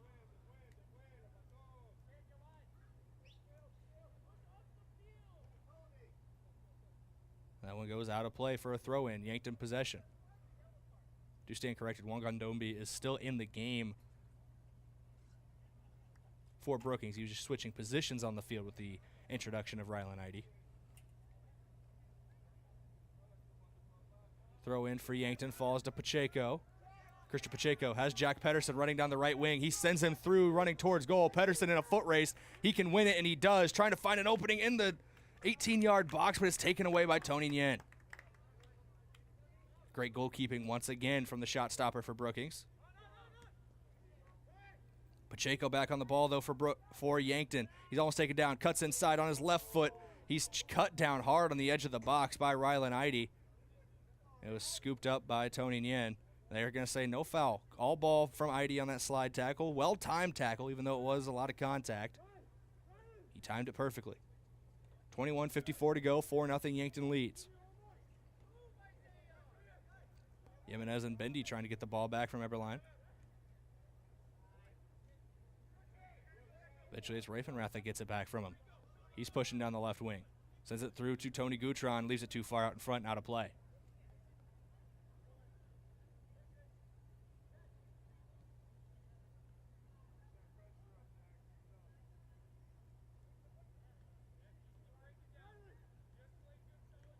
Now we're back underway here in the midfield. They're telling him to play on as contact was made in the midfield and a couple players went down. Wangandombi on the ball in the 18-yard box of the Bucks, trying to clear it away, and that ricochet sent it into the back of the net for Brookings. I believe it ricocheted off of Wangandombi, but I can't be entirely sure. It was trying to be cleared away. It was trying to be played out, and I believe it ricocheted off of Wangandombi. No matter how you cut it, it's a goal for the Brookings Bobcats as they're on the board 4-1. According to the PA, it is Wangandombi who's going to be credited with the goal.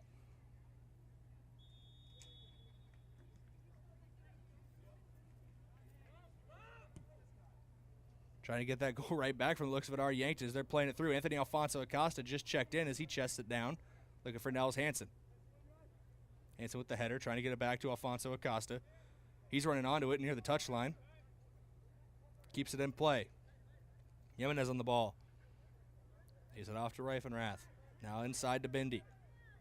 Bendy has it taken away for a moment. Ravenrath trying to get the ball back for Yankton. Player falls down. That's Eberline. He's able to get back up and get back on the ball, though. He sends it through. Brookings on the attack, trying to add another quick goal here, but Simon Schultz clears that one away.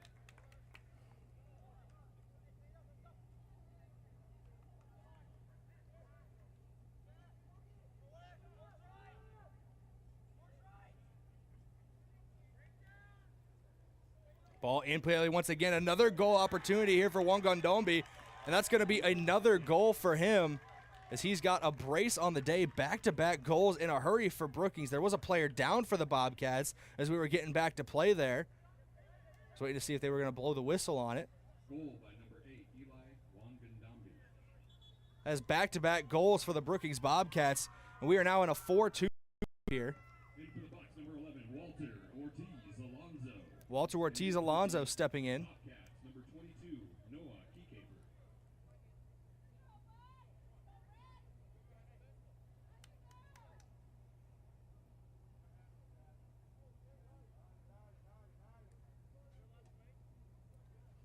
Ready to get going here again. Christian Pacheco to kick off. The Bucks now can feel the momentum shifting in this game, and it's not the way they want it to go. See if they try to control possession or maybe get another one on the board of their own. Has played up to Wangandombi. Taken away in the midfield by Bendy. It's given right back to Brookings. Rylan Idy on the ball. Pass taken away. Byron Jimenez, he's playing down the left wing. Anthony Alfonso Acosta has options in the box.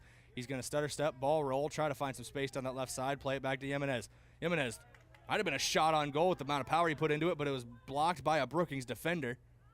Ball played over the top, only gets as far as Bennett Shade. Hansen on the ball now, tries to get it past a sliding Brookings player, Dominic Van Hofwagen, and the Bobcats back on the ball, but only as long as Kevin Ortiz can get there. Ball played over the top, trying to get there was Jack Pedersen, but he couldn't in time, so it'll be a throw in here for Brookings. We're under 20 minutes to go.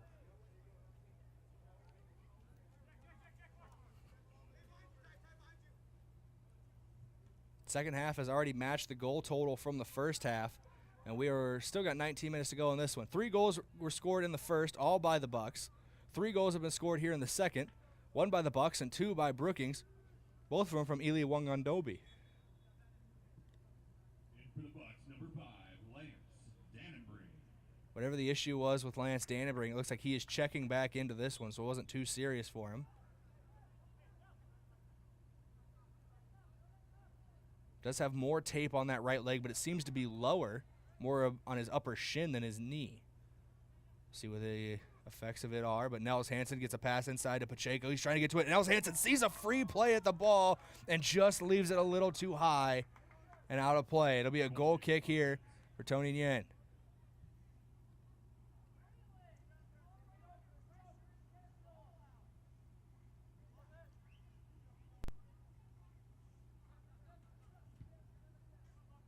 Brookings playing it on the midfield, chested down by Dannenbrink. He's trying to get back on the ball here as it's taken away by the Bobcats. He does knock it away for a moment. Pedersen to play it through, but it only gets as far as Jasper Lee. Pedersen back on it. Lee now knocks it away again. Out of play, so it'll be a throw in for Pedersen. 4-2 matchup. Jack Pedersen to throw in, gets it to Dannenbrink. Dannenbrink plays it up and over a couple of defenders. Falls to Giard. Now Pacheco on it. He tries to play it over the top. He was looking for Byron Jimenez, but it was headed away, I believe, by Braylon Peters. Now trying to work that left wing. Ball gets left just out of reach for Walter Ortiz-Alonso. Throw in here for Brookings.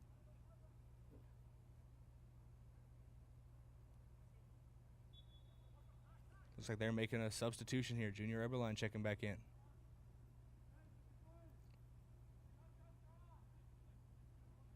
Bobcats trying to work that right flank again. This one out of play off of Walter Ortiz-Alonso.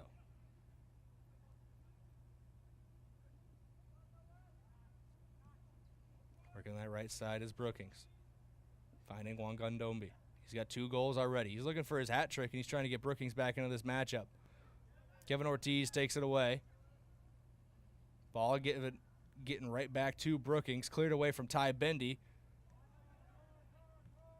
Walter Ortiz-Alonso on the ball now. Trying to find Anthony Alfonso Acosta, but it goes out of play. It'll be another throw in for Brookings. The Bobcats have been on the attack for it feels like the last 10 minutes straight. That one goes off of the left post. A shot from the right side of the box at a tough angle. Almost went in, ricocheting off the post. Budig had 9/10 of the goal covered here, or that shot covered, and the 10th is where it was found, and that was by the left post. Tony Wynn plays it up from his goalkeeper position.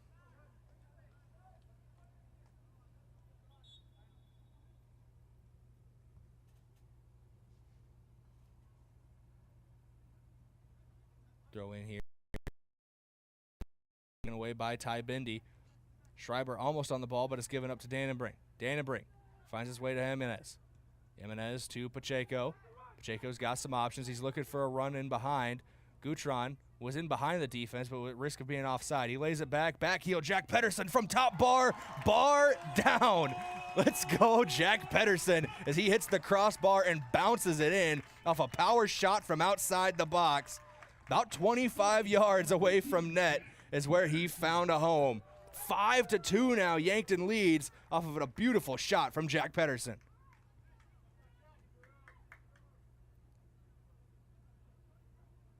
We've seen 7 goals in this contest already. And that was one of the more spectacular ones so far. Rylan Eide plays it down the right wing. Yankton gets possession back as Ortiz plays into the midfield. Lance Dannenbrink had it, but it got away from him. He's able to get back onto it, though, after a misplay by Brookings. Whistle blows, a little out of contact. Free kick, Bucks. Free kick's going to be given to the Bucks, so they're going to say the infraction was against Brookings. We're under 15 to go now in this one. Still got a second game of action here from Crane-Youngworth Field. The Gazelles and the Bobcats will meet as Schreiber slips, but able to regain his footing and keep that ball in play. Brookings on it for the time being. It's taken away by Dannenbrink. He's trying to get it to Jimenez. Jimenez running onto it, sliding in, keeping the ball away. Jimenez has that ball on a string right now, refuses to get it. Pedersen almost with another one. The ball bounces away, and there to pick up the scraps for a goal was Anthony Alfonso Acosta. Another almost sensational goal from Jack Pedersen. Still leads to points, as picking up the pieces of that one was Anthony Alfonso Acosta. 6-2, Yankton now leading off of back-to-back goals.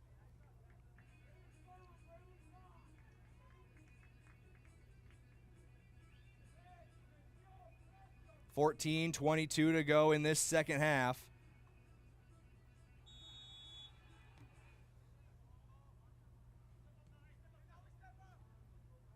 And Brookings kicks off. They're trying to... Their 2 goals that they had cut into this lead have immediately been erased in about a minute by Yankton.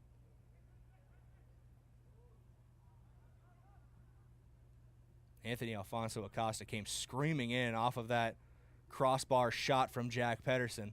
He knew if it fell, he would have a chance to get a one on the board, and he did just that. Junior Eberline trying to get Brookings back on the board. Shot taken, blocked away by Kevin Ortiz, and Eberline's going to take down Lance Dannenbrink from behind. Dannenbrink doesn't seem too happy with it.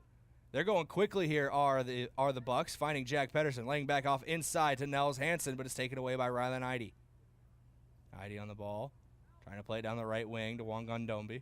Taken away. Dannenbrink on the ball now for the Bucks. Lance Dannenbrink making quite a run into the midfield, lays it off to Jack Pedersen. He tries to play it back inside, 2-man game. Dannenbrink, if he can run onto it, left foot, it's in the back of the net. What a run from the midfield up top for Lance Dannenbrink.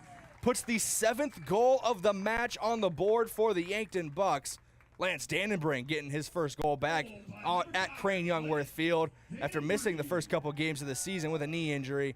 His second game on his home turf this year yields a goal. 7-2 now with 13-12 remaining.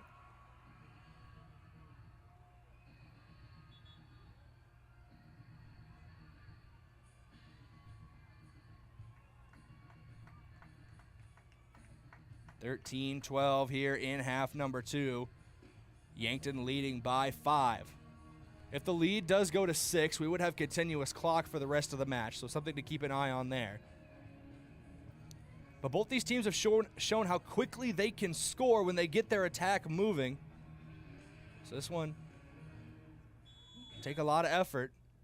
But Brookings did score 2 goals in as many minutes earlier this half. They have to start scoring immediately, though, if they want to get back into this. Giard on the ball, taken away by Christian Pacheco. Pacheco has dropped back into the midfield as Sean Scott is checked back in up top. Pacheco looking for an option. Plays it off of a defender for Brookings and taken away. Sean Scott trying to get the ball back, and I think he's going to take down Rylan Idy there.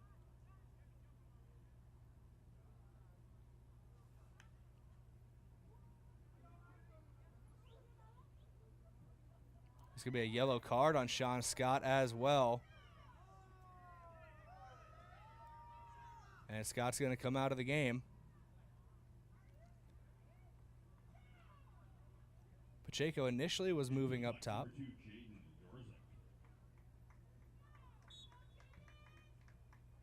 Pacheco moved up top for a moment, but he moves back into the midfield as Jaden Dorzak checks in.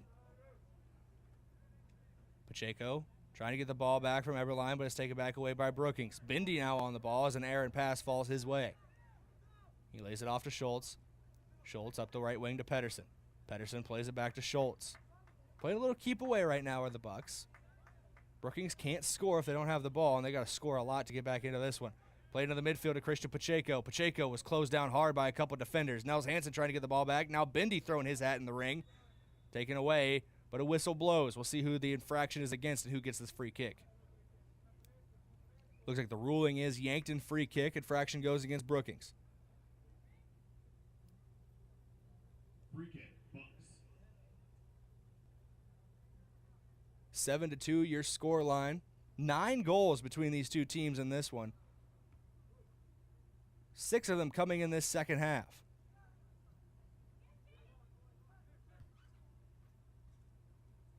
Back down on the field, Simon Schultz plays it up to Jack Pedersen. Pedersen inside to Nels Hansen, who trying to cut in on his left foot, plays it back. Dorzak's there. Dorzak just misses it on a pass attempt there and taken away by Brookings. Only for the time being, Byron Jimenez gets on the ball. Jimenez up the left wing. Alfonso Acosta's there. He's got a goal in this one.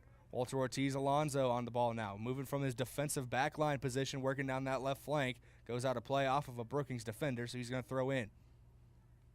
Looking for Pacheco, finds Pacheco. Pacheco's going to take a bouncing shot. What a strike from Christian Pacheco. 8-2, Yankton now leads off of a wonderful volley from Christian Pacheco. The kid is just special. There's no way to cut it. This Yankton Bucks team right now is flying high on the attack, and Christian Pacheco puts his name in the score sheet for the first time tonight.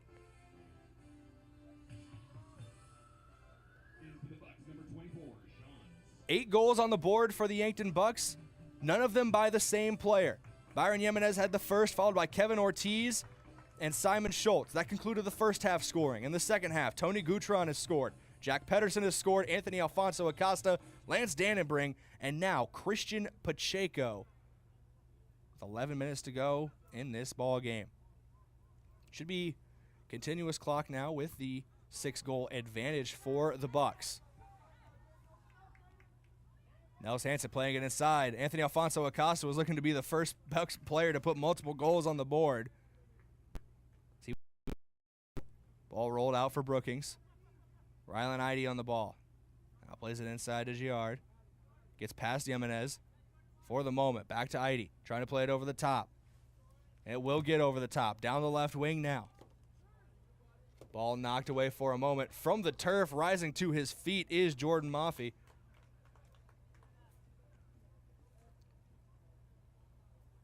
Looks like that ball is going to go out of play, and it will be Brookings to throw in. Throw in goes to Rylan Idy. 1 or 10 minutes to go in this one.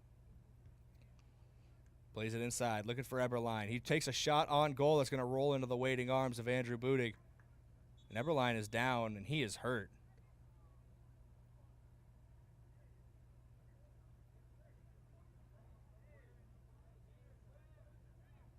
Eberline was grabbing at his calf. And a red card has been shown, and I believe the referee is showing it to Eberline. I'm not sure if something was said down there on the field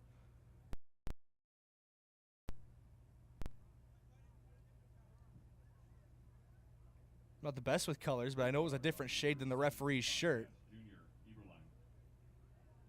Junior Eberline will check out of this one, as that card was shown.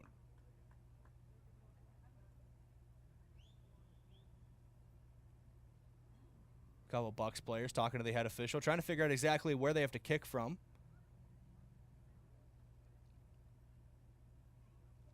Looks like we're going to do a drop kick here. Ball is dropped, and Budig will run up to it. He's just going to pick it up.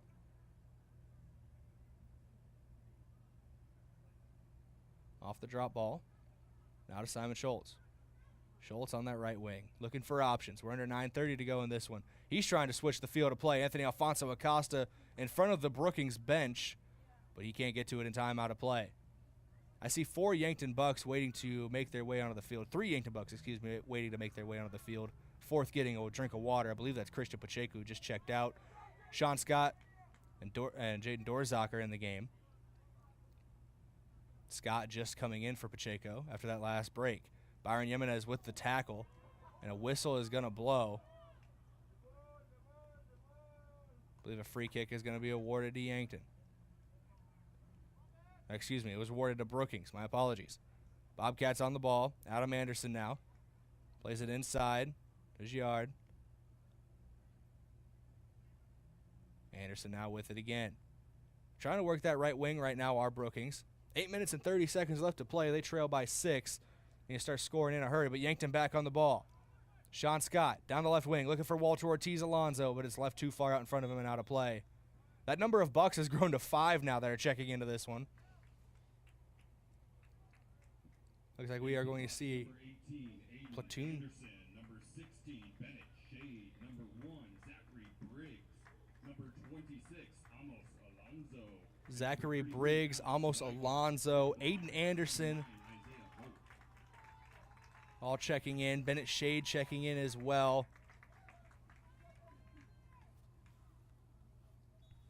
Trying to get every player that has come out onto the field. I believe Alexander Swihart as well.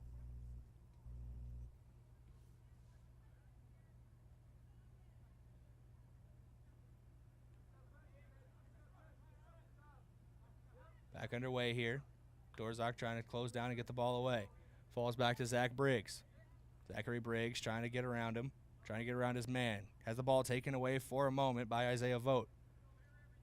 Walter Ortiz Alonso onto the ball. Gives it to Sean Scott. Scott down the left wing. That's Anthony Alfonso Acosta. Back inside to Scott. Plays through on goal. Trying to find Alfonso Acosta again. Contact made. Player goes down. I believe that was Braylon Peters for Brookings. I'm going to say contact was made by Alfonso Acosta is the one that brought him down, so it will be a free kick for Brookings. He just played over to Rylan Idy. Idy back to Anderson, now to Peters. They play it back to their goalkeeper and win. Dorzak was closing down on him, trying to get an easy goal by taking it away from the goalkeeper. Idy playing through the midfield.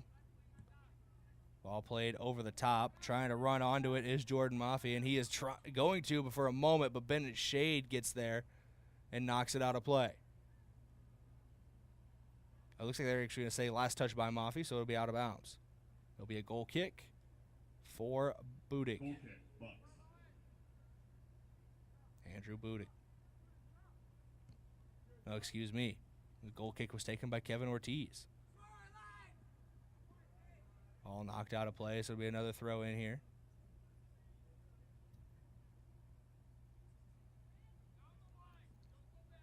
Looks like Shade to throw in. He's looking for Swihart down the right wing. Ball knocked away. Last touch, they're going to say, by the Bucks. Another throw in here, this time for Brookings.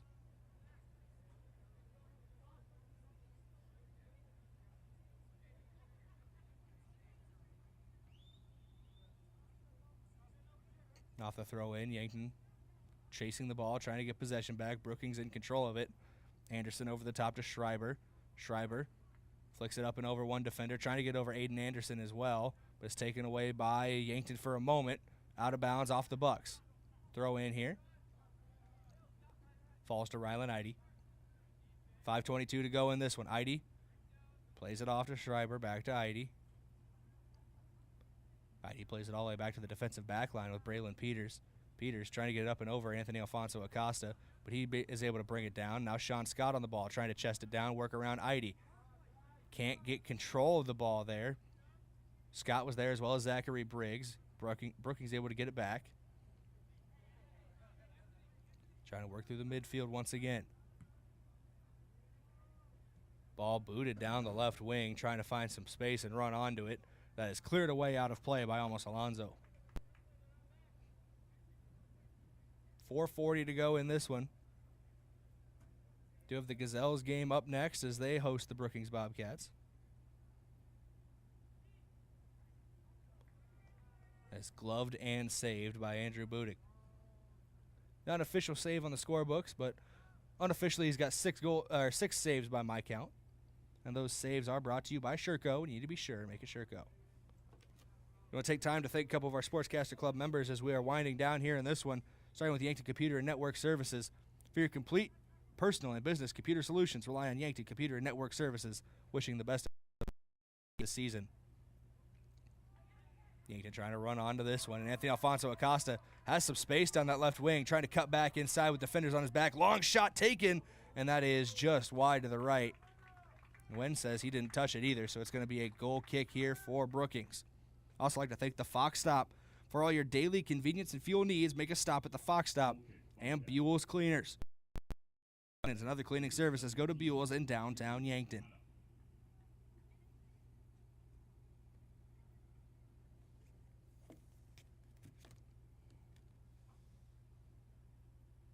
Eugene Numata checking in for Brookings. Goal kick here. Bobcats trying to push it downfield. We're at 3:15 and counting to go in this one. Yankton leads 8-2.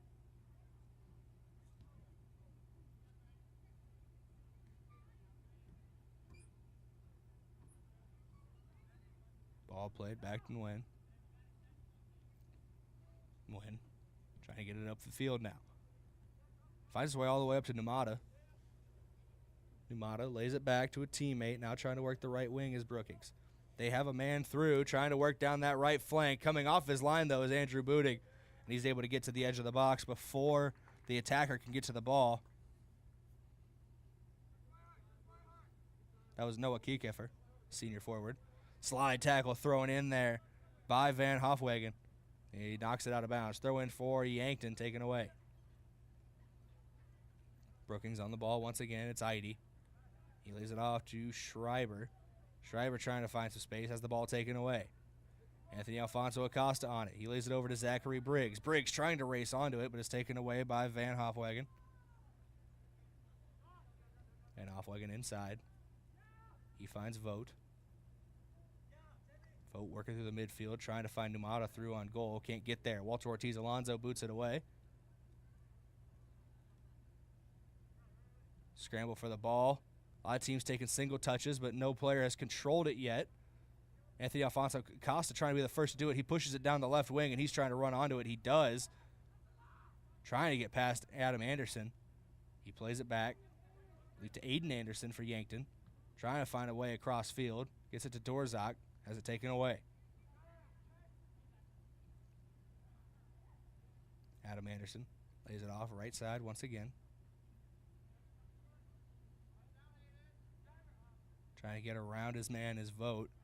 Aiden Anderson was sticking in front of him like glue.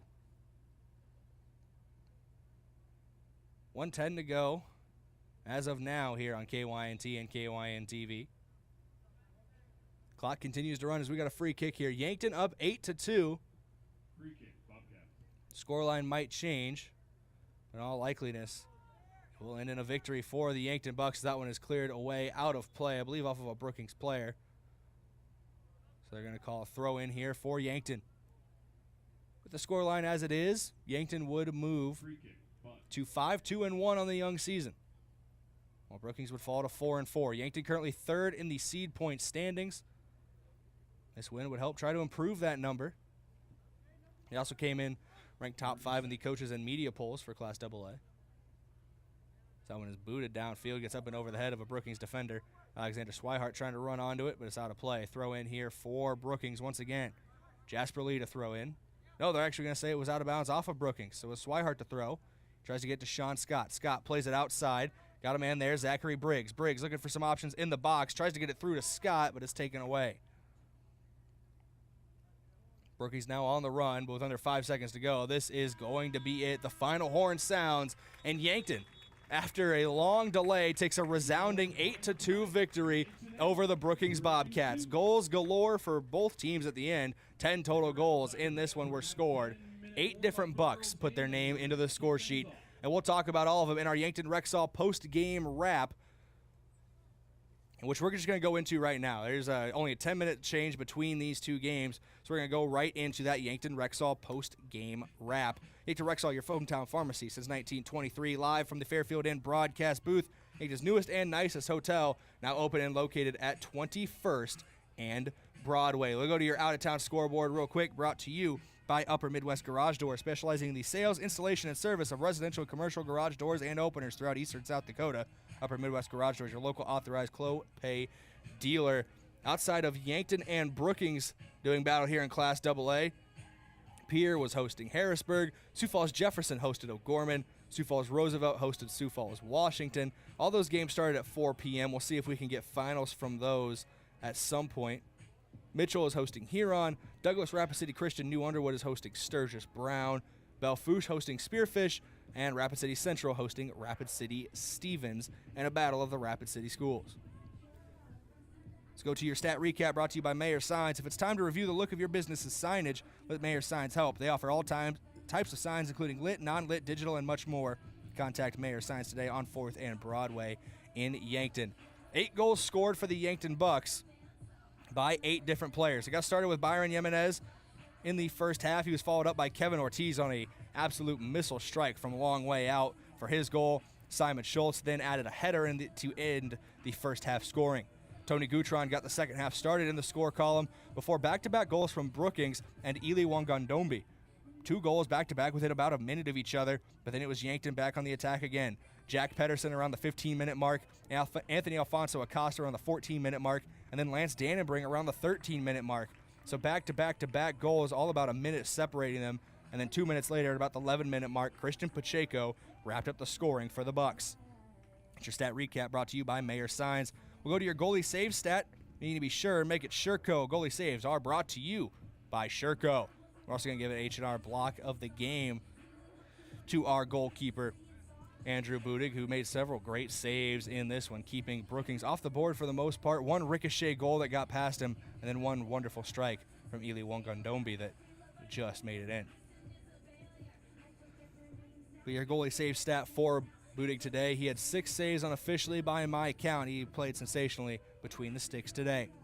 He's also going to be your defensive player of the game is Andrew Budig, brought to you by Olson's Pest Technicians, your residential and commercial pest control solutions. Call 1-800-KIL-BUGS. Great day between the posts for him. It's more than deserving of defensive player of the game, making 6 saves unofficially, having himself quite the day in net. Offensive player of the game, brought to you by Hy-Vee, where there's a helpful smile in every aisle. That's easier said than done when you have 8 different guys score in this one. Lance Dannenbring did a good job assisting and scoring, but we're going to give it to a name that isn't always known for his offensive prowess, and that is a defender in the back line, Kevin Ortiz, as he did very well today, scoring and assisting in this one. He's your offensive player of the game, brought to you by Hy-Vee. We go to your schedule preview, brought to you by Roy Wilcox State Farm Insurance. The Bucks hit the road next week as they are on the road against Huron on Tuesday before returning home to host Mitchell on Thursday. One last check of your scoreboard, brought to you by financial advisor Colby Cookta of Edward Jones. To win in sports, you have to adapt your strategy as the game changes.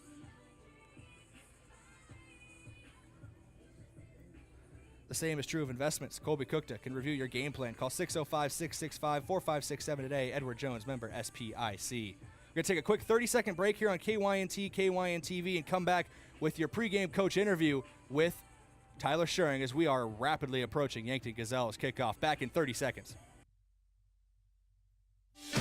Tuxedo is proud to have been part of the Yankton community since its start in 2000. One of the things I love most is that they believe in promoting from within. I've been given many opportunities to advance.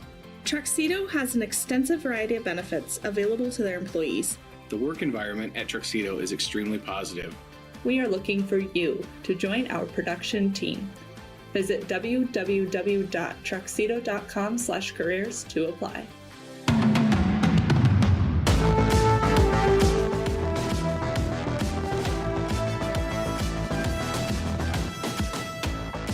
Welcome back in here on KYNT and KYNTV. We go to your pregame coach interview brought to you by 1919 Root Beer, the creamiest full-body draft root beer available on tap at Charlie's Pizza or in large cans at the Yankton Hy-Vee. Today's pregame coach interview was taken from the post-game of the Gazelles 0-0 draw with Brandon Valley on Tuesday. Managed to talk to Coach Schering about his team and their performance in that one. We go to that interview now. Coach, coming up here after a 0-0 draw with Brandon Valley. Now, you had a lot of good attacking opportunities, especially there late in the game, just unable to capitalize in the end. What are you talking to your team about after that, where they made a lot of very good plays defensively, especially with Hannah Kruger in net, but unable to find that deciding goal? Yeah, you know, throughout the game, I thought we did a pretty good job controlling the game itself, especially the first half. You know, we really controlled the possession. We were creating some good goal-scoring opportunities. It's right now with the team, it's just really coming down to that final pass and just being able to receive it and get a quality look on goal at times. Because yeah, we're definitely creating more opportunities, whether it's coming from counterattacks at times or just maintaining possession and putting some pressure on the other team. But yeah, you know, more than in the past couple of years, I think that's definitely something that we've improved on. But yeah, it's just finding that last little bit of putting the ball in the back of the net at times. You know, on the back end for Yankton today, Hannah Kruger did a very good job. I had her unofficially at about 8 saves. I don't know if their official stats will have her for more or less, but right around there. She was great back there, especially late when there was a bit of a miscommunication between her and I believe Aubrey Lloyd that led to a free kick from inside the 18-yard box, still able to play well on that and save it away from the net. So just talk about her effort today, keeping this one scoreless on Brandon Valley's side. Yeah, you know, Hannah's really growing into that position a little bit. You know, she's a field player by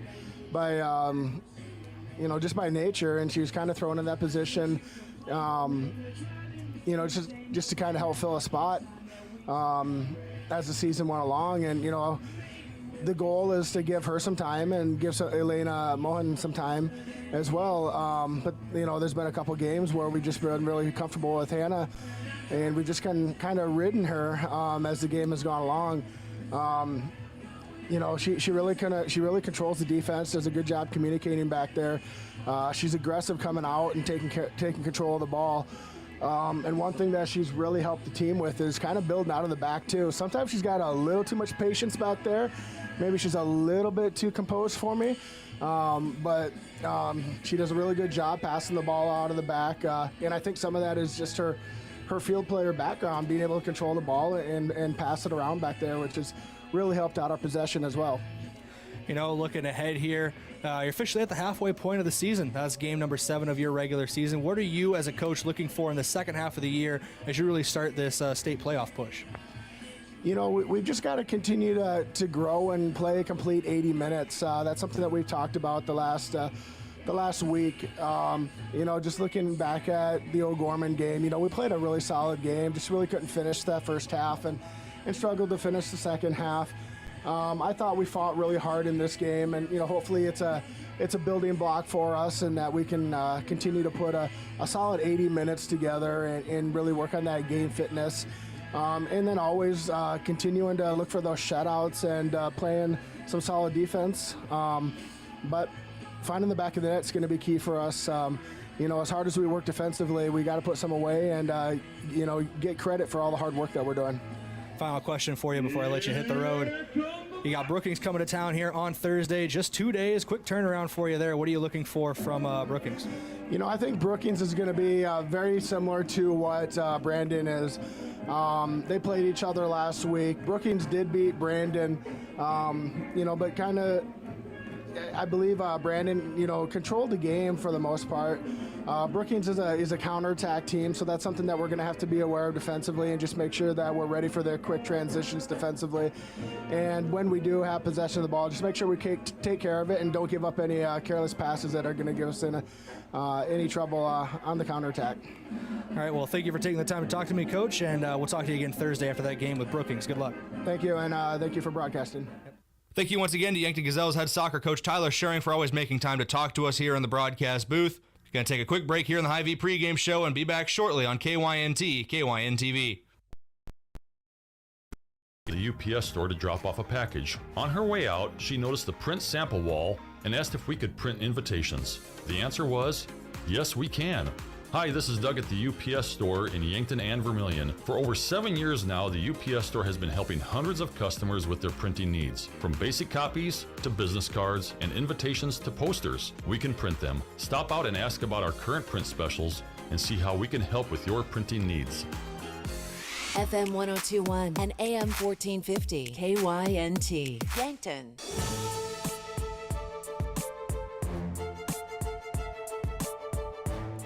Welcome in here on KYNT and KYNTV. Yankton Gazelles soccer is now on the docket against the Brookings Bobcats, and we already don't have a lot of time between games in these doubleheaders, but when you shorten that from 20 minutes to 10 minutes due to the rain delays today, we are up against it here. This is the Hy-Vee pregame show brought to you by Hy-Vee, where there's a hopeful smile in every aisle. It's going to be very quick, and some of these segments will run into the game itself. We will get them to you when we can. We'll start with your starting lineups as they are already out in the field, so flip the script today. Brought to you by First Chiropractic Centers, making life better, one adjustment at a time. Looking for the visiting Brookings Bobcats. Starting in goal will be number 1, sophomore Ashley Reintz. Starting with her will be number 2, Abby Mose, a senior midfielder. Number 3, Desiree Johnson, a senior midfielder. Number 4, Madison Shelsky, a senior defender. Very veteran team so far. Number 6, Shalea Aker, senior midfielder. Number 13, starting Elsie Leffers. Number 14, starting Shay Leffers. Number 15, I believe, yes, Liv Ragsdale. I see number 31, Riley Briggs, is starting, as well as number 21, Isabel Eide. I believe that's either number 40 or number 44 at the end. I will get her to you as soon as I can. In goal, of course, is Ashley Reintz, who I started this with, the sophomore goalkeeper. It is number 44, Vanessa Ann, the senior defender. Vanessa Ahn, who is starting for Brookings. Your starting lineup for the Yankton Gazelles in net today will be number 99, Hannah Kruger. Starting alongside her will be number 4, Kira Christ. Number 5, Aubrey Lloyd.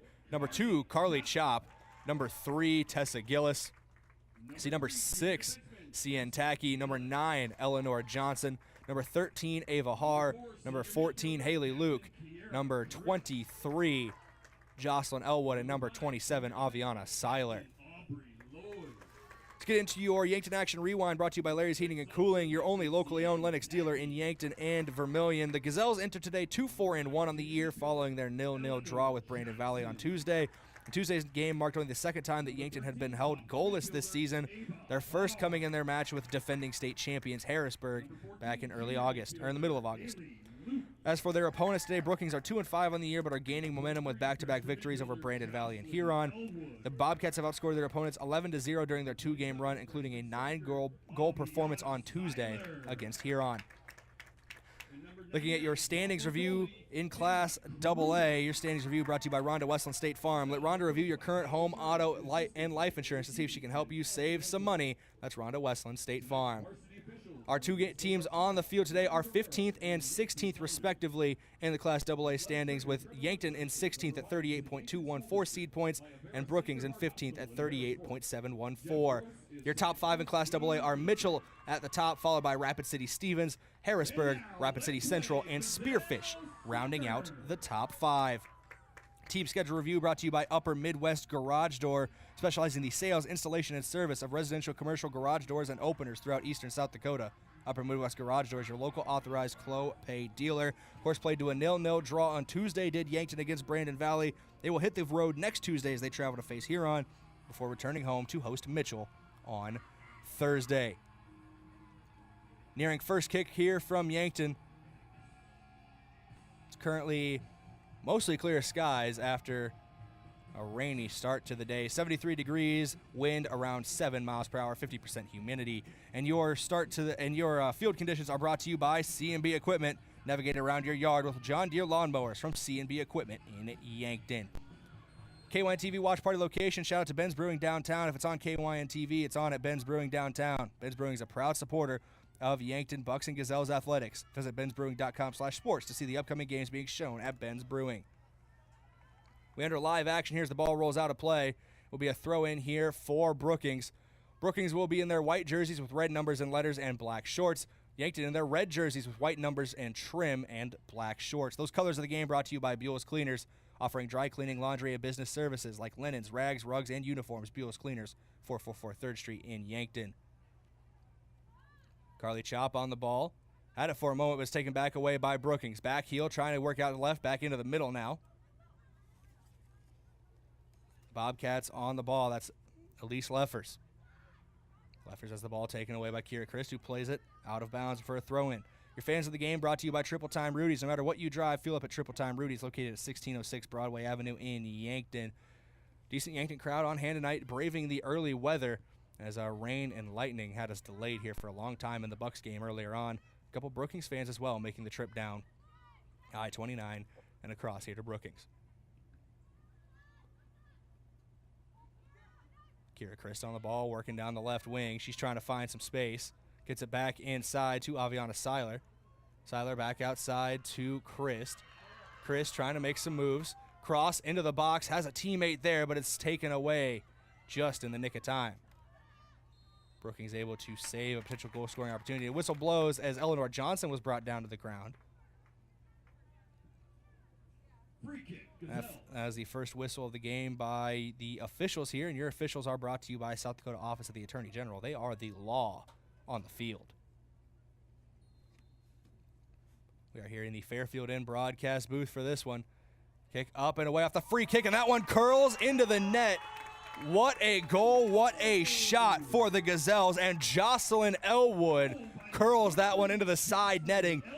So it's a fitting time to talk about our key player of the game. It was Jocelyn Elwood heading into this one, brought to you by Missouri River Associates. Their office strives to make sure you completely understand your policy and your options. Call them today for a free review.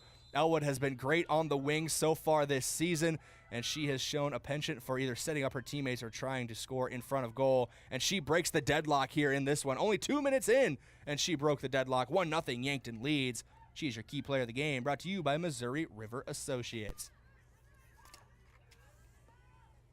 Your vision of the game was also met as well, brought to you by Vision Real Estate, where their focus is always on you. That was getting on the board early for the Gazelles as they had multiple chances in their 0-0 draw with Brandon Valley to score in that one. They need to turn those chances into goals today if they want to get back in the win column and take home their first home victory of the season. Jocelyn Elwood.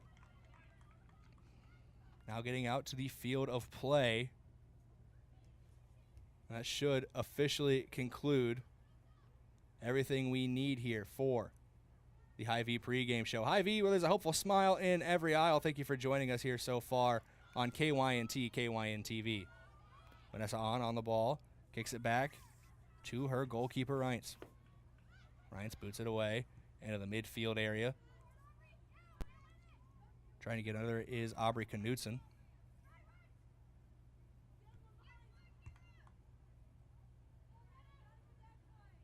Seiler on the ball. Now kicks it outside to Chris. Back inside to Seiler. Yankton trying to work it in the midfield now as the ball is picked up by Haley Luke. Luke trying to get it up top, but it's taken away.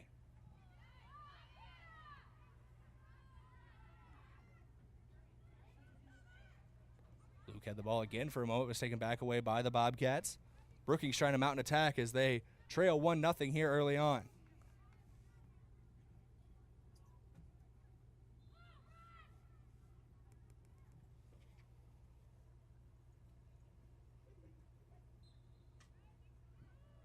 And for the Gazelles, number 20, Remy Winslow.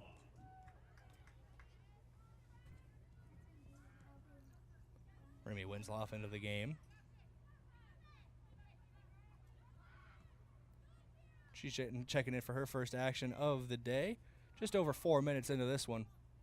Trying to get the bearings here at Crane-Youngworth Field. Riley Briggs had the ball for a moment. It was taken away by Yankton, given back to Brookings. Desiree Johnson has it. Played back. Aviana Seiler trying to run onto it.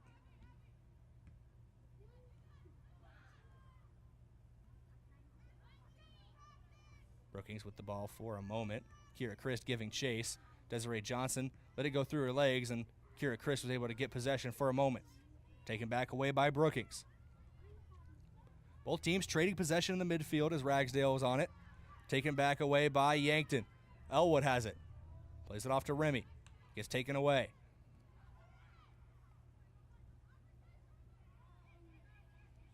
Brookings now trying to push the tempo down the midfield. Pass laid off, but nobody there. Only Cian Tacky. Tacky lays it off to Luke. Back to Tacky. Trying to go for a give and go. Puts it upfield to Kira Christ, but it goes out of play. Throw in from Brookings. Gets over the head of a couple different players. Trying to chest it down was Tessa Gillis. That is taken out of play off the foot of Elise Leffers. Off the throw in, Shay Leffers gets her foot on it. Knocks it away for Brookings. Haley Luke gets the ball back, trying to play it off to Tacky. Leaves it out of bounds, though, so it'll be another throw in. Deep throw in here taken.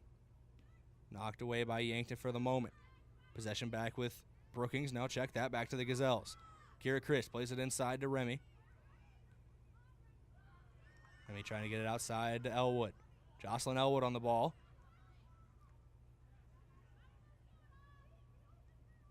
Ball taken away for a moment. Ricocheted off of Elwood on that right wing. She's trying to get the ball back. Haley Luke takes it away in the midfield, gets it to Kira Christ.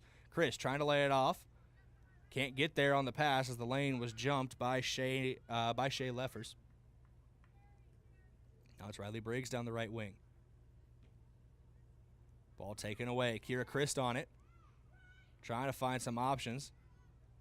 Gives it to Remy. Ball taken back away by the Bobcats. Riley Briggs now on the ball again, right wing. Trying to work that right flank, have been Brookings most of this one so far. Ball knocked away over the top. Kira Christ trying to get onto it. It's poked away for a moment. Cian Tacky sending this one over the top. Running onto it. For a moment, it looked like it was Seiler, but it's taken away.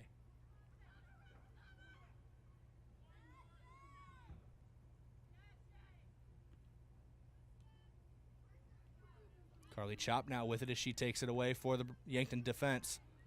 She's trying to work that right side, plays it back. Aubrey Lloyd. Lloyd trying to get it downfield. Like she was looking for Jocelyn Elwood, but it's taken away by Brookings. In the midfield, Abby Mose. To Desiree Johnson. Johnson tries to get it up and over the top. It's kept up in the air for a moment by Tessa Gillis. Now Haley Luke on it. She plays it off. That's Cian Tacky working the left wing. She's got a little bit of space to run into. She holds up, trying to find a teammate, gets it to Kira Christ. Christ takes one touch, tries to get around the defender, lay it off to Cian Tacky again, but it goes just too far and out of play. Throw in for Yankton, taken away by Tacky. Hit up at the feet of Gillis. Now to Remy. Eleanor Johnson, Haley Luke.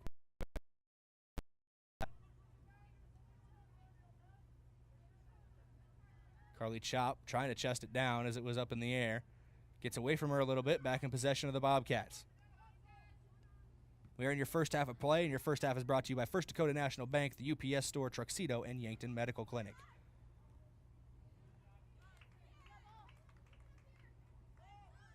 Cian Tacky to throw in here. She's thinking about it, but the whistle's going to blow. We're going to get some substitutions. For Yankton, number 7, Lucy Johnson.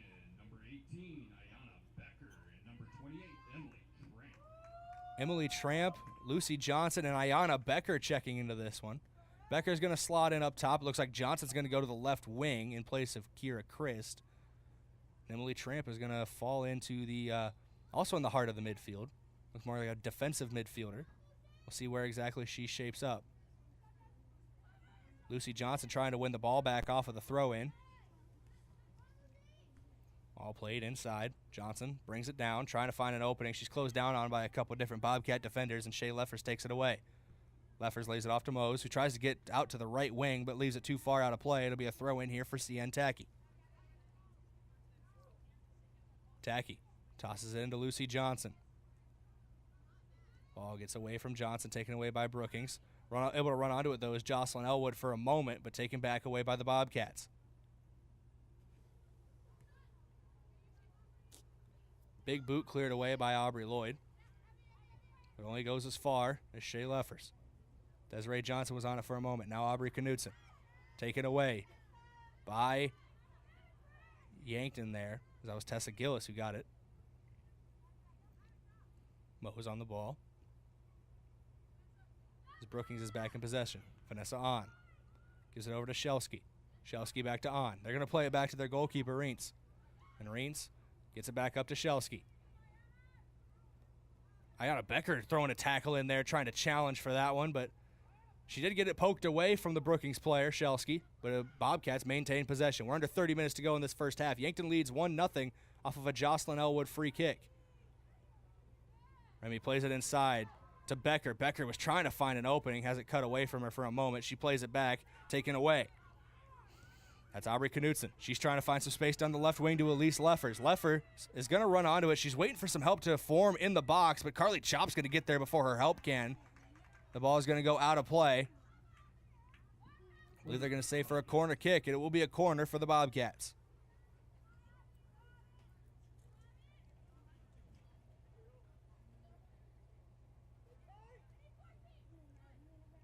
Corner kick taken. Looking back post, the only player there is Haley Luke, and Luke clears it away for the time being, but only gets to the edge of the box. Johnson was on it, blocked away. I believe Lucy Johnson got there. Now working the right wing. Knocked away by the defensive back line. Good play by Aubrey Lloyd, not letting that one get into the danger zone in front of net. Corner kick, Bobcats.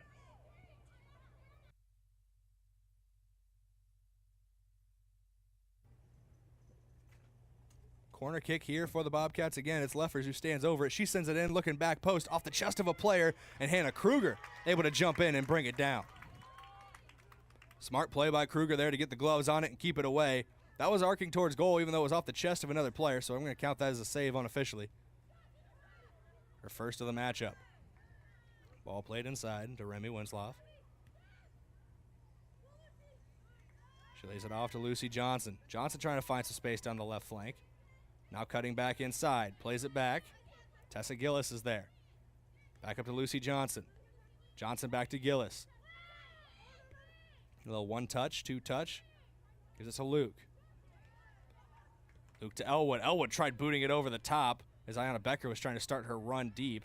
It went off of a Brookings player. Now it's going to go out of play. Carly Chop can't chase it down, so it'll be a throw-in for the Bobcats. Throwing in will be Isabel Eide. Off the throw-in, Leffers was on it. Back to Eide, taken away by Yankton. Remy on the ball, trying to get it around Leffers.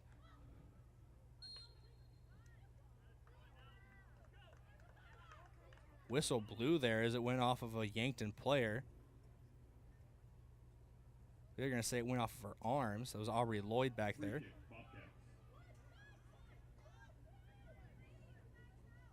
I think that was just a reaction thing. The ball was coming at her stomach, so she arm. A lot of power on it.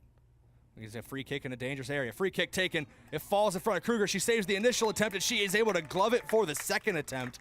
Hannah Kruger stopping the initial free kick and then finding time to get it down for another after it got away from her. Good start to action for Hannah Kruger and this Gazelles defense. They lead 1-0, 26-31 and counting to go. Haley Luke on the ball. Luke up to Lucy Johnson, trying to play it off to CN Tacky, but it goes out of play.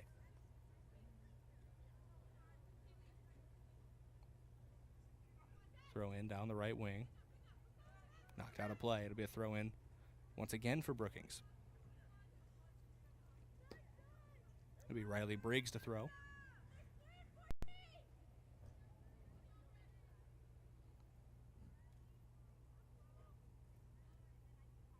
Briggs throws this one into the heart of the defensive back line, trying to find somebody in front of net off of the throw-in, but it's cleared away out of play. It looks like it's going to be a goal kick for Yankton. We're going to get some substitutions here for the Gazelles as well. 4 players checking in. See Eleanor Johnson coming in. Ava Haar checking in. Monica Massey. And number 4, Kira Christ returning as well. I believe Monica Massey getting her first minutes, as well as Haar. Johnson and Christ both re-entering the game. Actually, Haar might have started out there as well. She did. My apologies there. Lucy Johnson on the ball. Lays it off to Tacky. Tacky looking for Gillis. Yankton playing very deep in their own territory here. And the ball is taken away for a moment, but the touch leads it out of play by Desiree Johnson, so it'll be a throw in for Yankton. It looks like we're getting more substitutions. Aviana Seiler checking in for Ayanna Becker. And a couple changes being made for Brookings. I see Aubrey Knutson checking out, as well as Isabel Eide. Stepping in their place are Sophia Schmidt and Lauren Jones. A couple sophomore defenders. They're listed as defenders, but it looks like they're playing farther up the pitch. Throw in, trying to find Ava Haar. Haar trying to make a move, able to get past 2 defenders. Kicks it inside, looking for a teammate, but it's taken away. Pass gets away from Brookings. It plays it all the way back to Hannah Kruger, does Yankton. Kruger trying to find a way out to the right wing. Carly Chop on the ball, pushing that right wing, gets it inside to Kira Christ. Now it was Massey trying to find Christ again. Ball gets taken away. No, Christ gets back on it. Ava Haar with it for a moment. Brookings in possession again. Shay Leffers looking for a pass through. Carly Chop gets tangled up with, I believe, Elise Leffers. Whistle's going to blow, and I believe they're going to give us a free kick to Brookings, and they will. Elise Leffers draws the foul, and Shay Leffers is going to handle the free kick.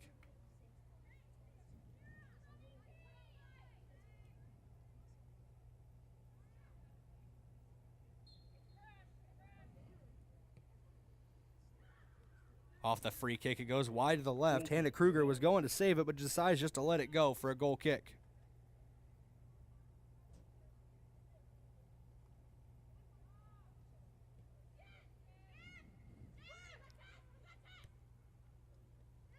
Kick goes inside. Yankton trying to work off of this goal kick. Player goes down, Monica Massey, but she's back to her feet trying to get the ball back. Pass is cut off by Tessa Gillis. Now to Lucy Johnson. Ball poked away. Cian Tacky trying to run onto it. She just lets it go out of bounds. She will throw it in here. Tacky to throw. Her toss lands at the feet of Lucy Johnson. She makes the turn on her defender, gets past one, trying to get past a second now. Plays it cross field, looking for Kira Christ, but the passing lane is jumped by Liv Ragsdale. Ragsdale trying to knock it forward, but is knocked out of play. They're going to stay off of Ragsdale, so we throw in for Carly Chop. A couple more substitutions coming for Yankton. Jocelyn Elwood re-entering the fray.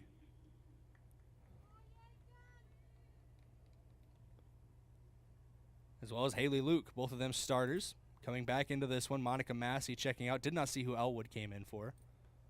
My apologies there. I believe it was Lucy Johnson looking at Kira Christ moving from right to left in the formation.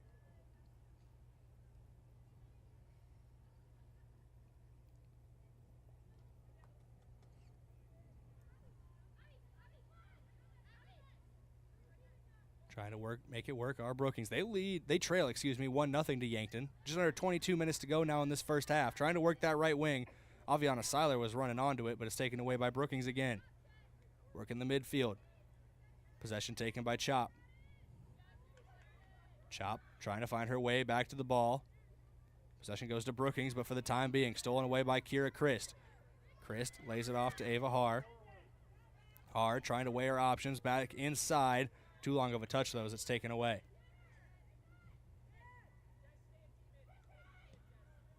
Ball poked away for a moment by Jocelyn Elwood as she jumped the passing lane.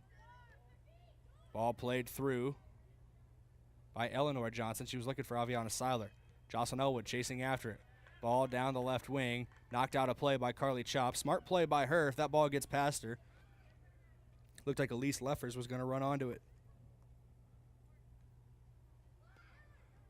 21 minutes and counting to go in this first half. It's been a long day here at Crane-Youngworth Field. Still plenty of soccer yet to be played.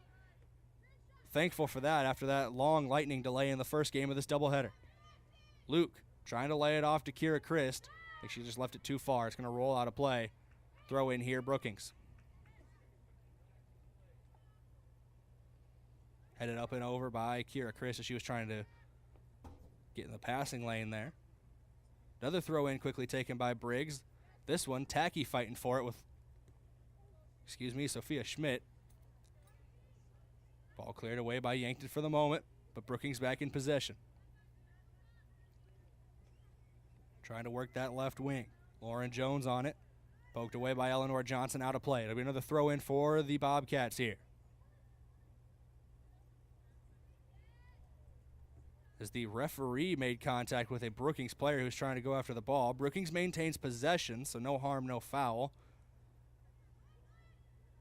As Jocelyn Elwood was trying to close down on that one. We got the signal from Coach Tyler Schering that it was Yankton ball, and that's what the referees will agree with. Out of bounds off of Brookings.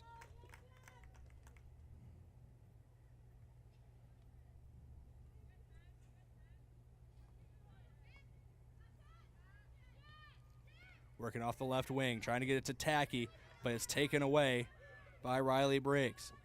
Briggs lays it inside. Elise Leffers. Leffers trying to find an opening. She takes a pot shot at gold, and that is going to be a save from Hannah Kruger. Third of the match so far for Kruger. We're only 20 and a half minutes into this one.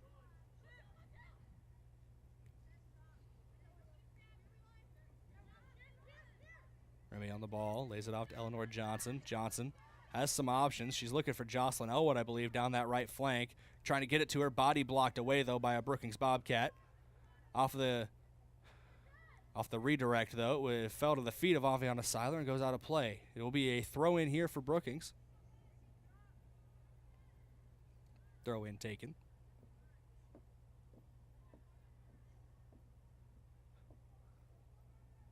Looks like we're going to get another throw-in here, back-to-back. Ball's going out of play. Running down the left wing now is Leffers. She's trying to find an opening in this Brookings defense, or in this Yankton defense, but it's knocked away by Tessa Gillis. Shot thrown towards goal. I think that was more of a pass, so it's going to roll past the goalkeeper and out of play. It'll be a goal kick for Hannah Kruger. Do want to start thanking some of our Sportscaster Club members, starting with America's Best Realty. If you're tired of renting or apartment living, ready to upgrade or own your own home, call America's Best Realty at 260-1600 and unlock the American dream. Also, Elwood Family Dental Care, where they take care of the entire family and are always welcoming new patients. Playing from their back line are Yankton. Trying to get back out on the attacking front. Outside of their set-piece goal, they haven't spent a lot of time in that final third yet.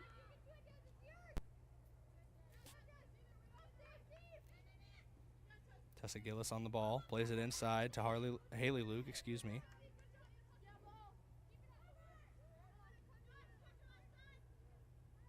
Another throw in here for Brookings. Riley Briggs to throw in. She seems to be a throw-in specialist for the Bobcats, as she's handled most of it down this right sideline. Brookings lost possession for a moment, but it's back in at their feet. Elise Leffers had it. Trying playing it back to Shay Leffers, now back to Elise. Ball at the feet of Liv Ragsdale. Into Shay Leffers.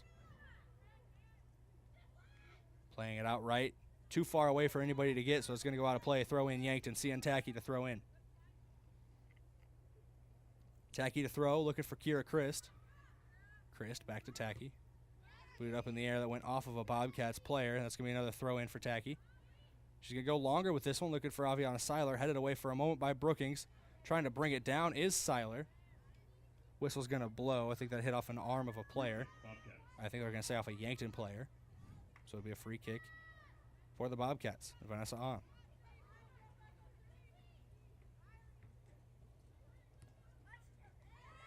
On sending this one down the right wing.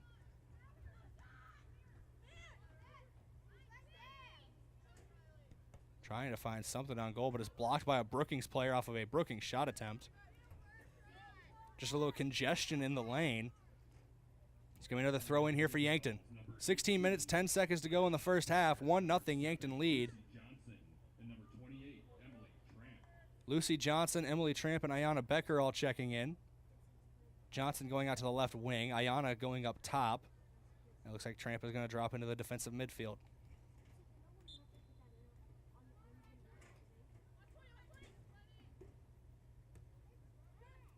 Lucy Johnson with the ball. She just checked back in. Crossfield pass, looking for Jocelyn Elwood. Elwood trying to start something, looking for Becker. She was making a run, but it's knocked away. Good defensive effort there by Brookings and Madison Shelsky. Lucy Johnson back on it to Haley Luke. Back to Johnson. Johnson trying to make something happen. Goes out left wing. Cien Tacky. And Tacky, loses control of that. It'll get off of her foot and out of bounds, so we throw in for Brookings. Quick throw in taken, trying to work that right side, but that is going to go out of play.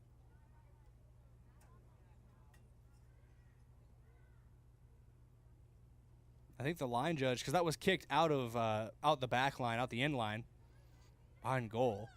But the line judge is going to say the ball crossed the touch line before the boot towards the Yankton net. So it's just going to be a throw in for Yankton. They're on the ball, trying to work that left wing.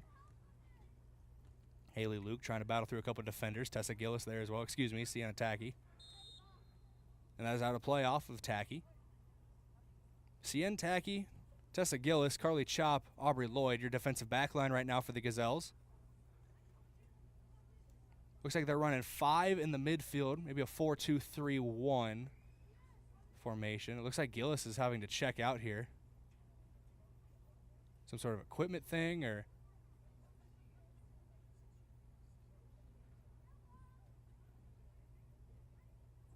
A yellow card was shown. The referee said something to Gillis as she's heading to the bench.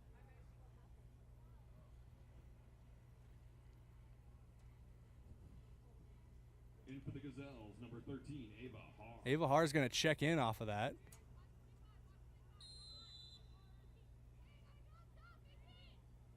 That is into play. Brookings, shot near goal. That's going to be scooped up by Hannah Kruger. Easy save for her, but it's one she needed to make to keep this one a 1-0 game. Yankton leads over Brookings. That one chested down by Remy Winsloff. She's looking for Becker. She's back on the ball now, though, is Remy, to Jocelyn Elwood. Elwood to Chop. And that ball's knocked away.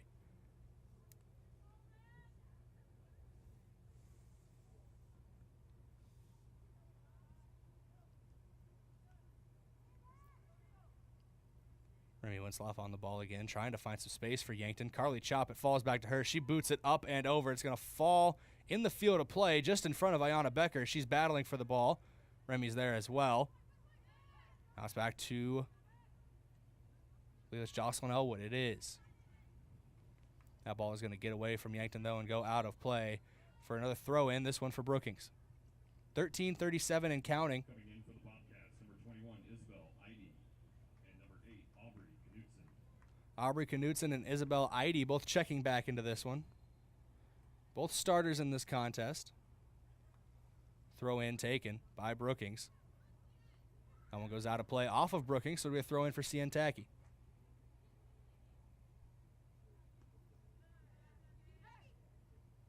Be chested down by Abby Mose. Ball falls back to the defensive back line for Yankton. Carly Chop trying to run onto it. She's getting it down the right wing, looking for Jocelyn Elwood. But it went off the shin of Elwood and is picked up by a Brookings player for a moment, but out of play. Another throw in for Yankton, I believe, and it is Carly Chop to throw. Under 13 to go here in this first half. It's been a long night here at Crane-Youngworth Field. I'm glad we're getting these games in. There was a point in time we were worried about postponement, rescheduling, something like that.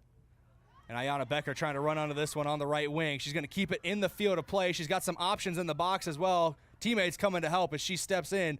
Ball blocked away by Vanessa On for a moment. Jocelyn Elwood was there trying to pick up the scraps, but the ball is booted away, cleared away. Ayanna Becker goes down hard in a tumble trying to get the ball back. Does a back roll up and over her shoulders and lands back on her feet. She seems fine. She's running back to her position. Whistle blew. Trying to get the exact ruling on it. Looks like it's going to be against Brookings, so it's going to be a free kick Yankton. Free kick, Gazelles. The Gazelles standing over it. I believe Aubrey Lloyd to free kick. She sends it in near the box. Elwood Plays it back out left. Lucy Johnson trying to run onto it. She's on the edge of the box, trying to find somebody in space inside the 18-yard box in front of net. Johnson, she's going to play it back. Can take it all the way back. No, it's going to be knocked out of play by Brookings. There'll be a throw in here. CN Tacky. Tacky to throw. Quick throw into Johnson.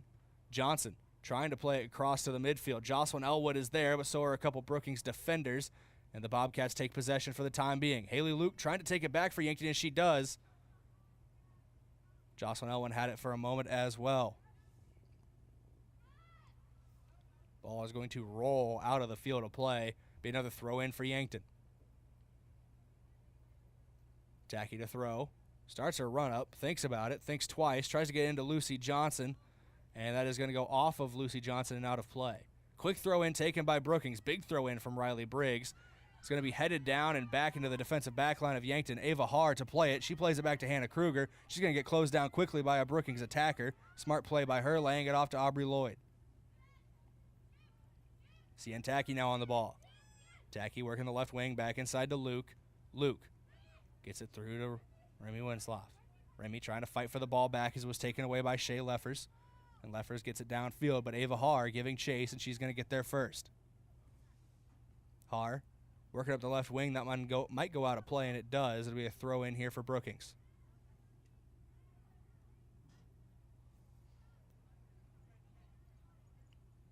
Throw in taken. Was Yankton possession for a moment. Brookings got it back. Players cut down in the box. It was Leffers. No whistle blown, so no penalty given. Now Yankton on the counterattack. Remy Winslow lays it off to Ayanna Becker, who tried hard to get that one, and she was taken out of the legs by Vanessa On. All ball, they say first. So that was a clean tackle, just a physical one. Heads up play by On. Without that tackle, Ayanna Becker's through on goal, and we might be looking at a 2-0 matchup. 1-0 as it stands with 9:32 to go in this one.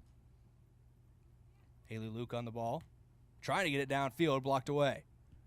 Now Ava Haar takes her turn to clear it. It's taken away by Abby Mose. Carly Chop trying to get there. She's hit hard at the edge of the 18-yard box, and she falls down. I heard a whistle, and there is the stoppage in play. But we're going to give a free kick to Yankton. I think a couple more of our Sportscaster Club members, starting with Kaiser Heating and Cooling. When it comes to heating and cooling, be the wiser and go with Kaiser. It's Kaiser Heating and Cooling of Yankton, as well as Explorers Credit Union. Wherever you want your financial journey to take you, Explorers Credit Union is here to help with a vision of financial empowerment for everyone. Discover the difference at explorerscu.com. Need to work on my breath control for some of these ad reads. My apologies. I feel like there's a voice coach out there who can help me with that. Ball on the far side of the field from our position in the Fairfield Inn broadcast booth. Fairfield Inn is the newest and nicest hotel, now open at 21st and Broadway in Yankton. Brookings playing around the back line. Vanessa On. Lays it up to a teammate, now trying to get into the midfield are the Bobcats. Remy Winslow trying to get the ball back, but it stays possession Brookings for the time being. Emily Tramp trying to close down. Knutson was on the ball. Laid off to Abby Mose. Now back to Leffers. Leffers has her pass stolen away by Lucy Johnson, and now Ayanna Becker has a lot of space to run into down the left side. She's waiting for teammates. She's getting closed down, trying to turn the Jets on again, changing speed, shifting gears, shifting it back to Lucy Johnson. Johnson now swings it into the box off of a Brookings player, and it looks like they're going to clear it away for the time being. Haley Luke trying to get back onto it, but another clearance made by Brookings. Good heads-up defense by the Bobcats. And now they're trying to push on the counterattack. Heard in the pregame coach interview, brought to you by 1919 Root Beer, Tyler Schuring saying that Brookings is a very counterattack-heavy team, very good at the counterattack. He doesn't want his team to fall into those traps today. Jocelyn Elwood fighting for the ball. Carly Chop comes in. And she went down again here. As she was trying to go after that one. Another whistle blown. Looks like it's going to be another whistle against Brookings. So it'll be a free kick for Yankton. See if the Gazelles can do something off of this set piece. That's their one goal of this matchup, is off of a set piece. About 2 minutes into this matchup, Jocelyn Elwood took a free kick and put it in the back of the net. little too far out to put this one in the back of the net. It's on the other side of the 50. It's taken away by Brookings off of the free kick. Bobcats trying to work the middle of the field here with Desiree Johnson. Ball poked away for a moment, now possessed by Yankton. Lucy Johnson on it. Johnson sending it downfield, trying to find Ayanna Becker. Ball gets past Becker and the defender, but it gets to Vanessa On, who plays it back to Reintz. Reintz out to the right side. Riley Briggs back to Reintz. Becker was closing her down for a moment, forcing her to make a quick decision with it. Falls to Carly Chop, clears it upfield, trying to find, I believe, Jocelyn Elwood. Ball taken away again, though, by Brookings. Ball played back into the midfield. That's Leffers trying to make a move as she is brought down. No, they're going to say the turf monster got her. Not a Yankton. Not a Yankton player, so it goes out of play.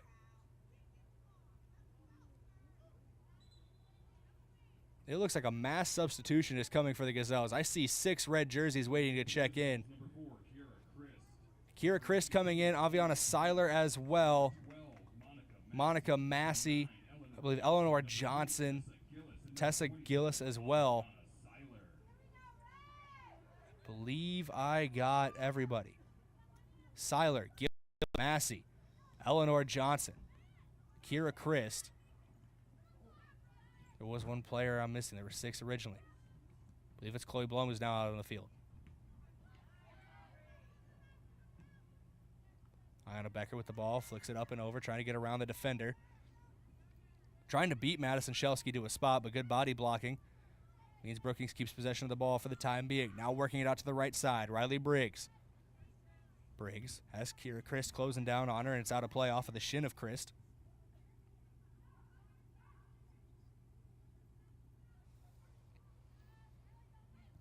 Shot taken on goal, and it's going to be saved by Hannah Kruger. Might have been a pass as well, looking back post, trying to find Aubrey Knutson on that one. But it was arcing towards goal, so rule it a save for Kruger. Becker trying to play it through to Kira Christ. She's running onto it, but just out of her reach, out of play. Throw in here for Brookings with 4:18 remaining in this first half of play.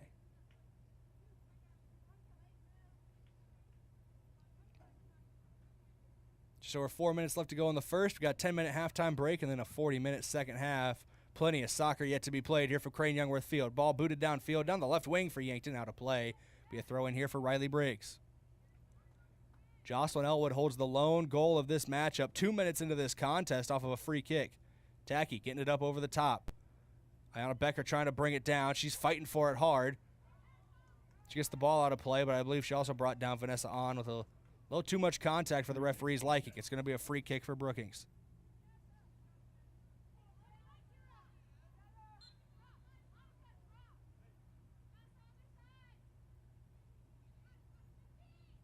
On runs up. She's going to send it to the left side of the field, trying to switch play.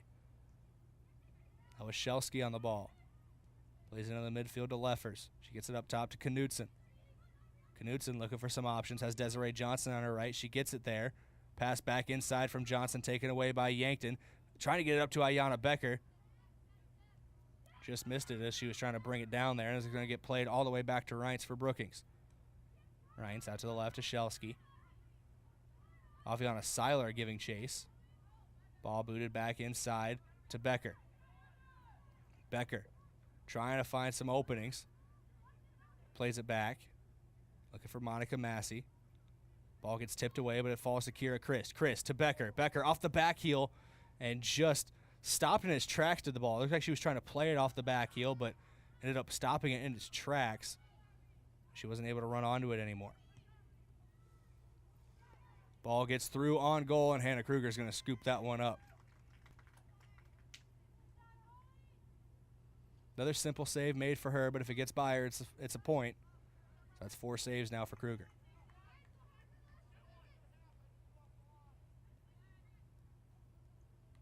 It's a beautiful night out here at Crane-Youngworth Field for some soccer. Just over 70 degrees at first kick.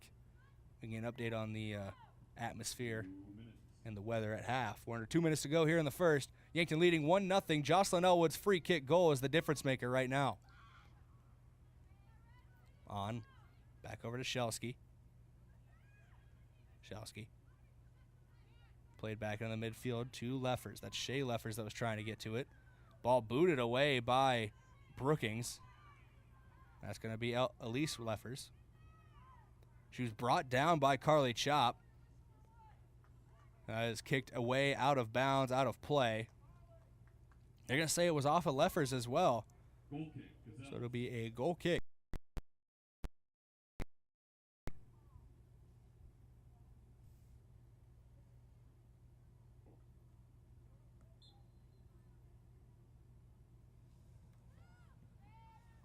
Kruger lays it off to Aubrey Lloyd. Lloyd trying to find some space down the right side, gets it back inside, looking for Eleanor Johnson. Ball poked away. We're under a minute to go now in this first half with Yankton leading 1-0.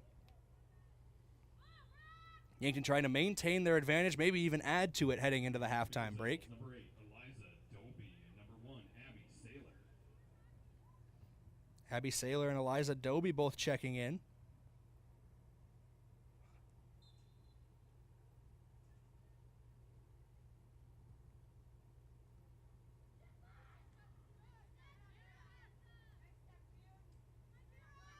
Brookings with the ball, under 30 seconds to go now in the half.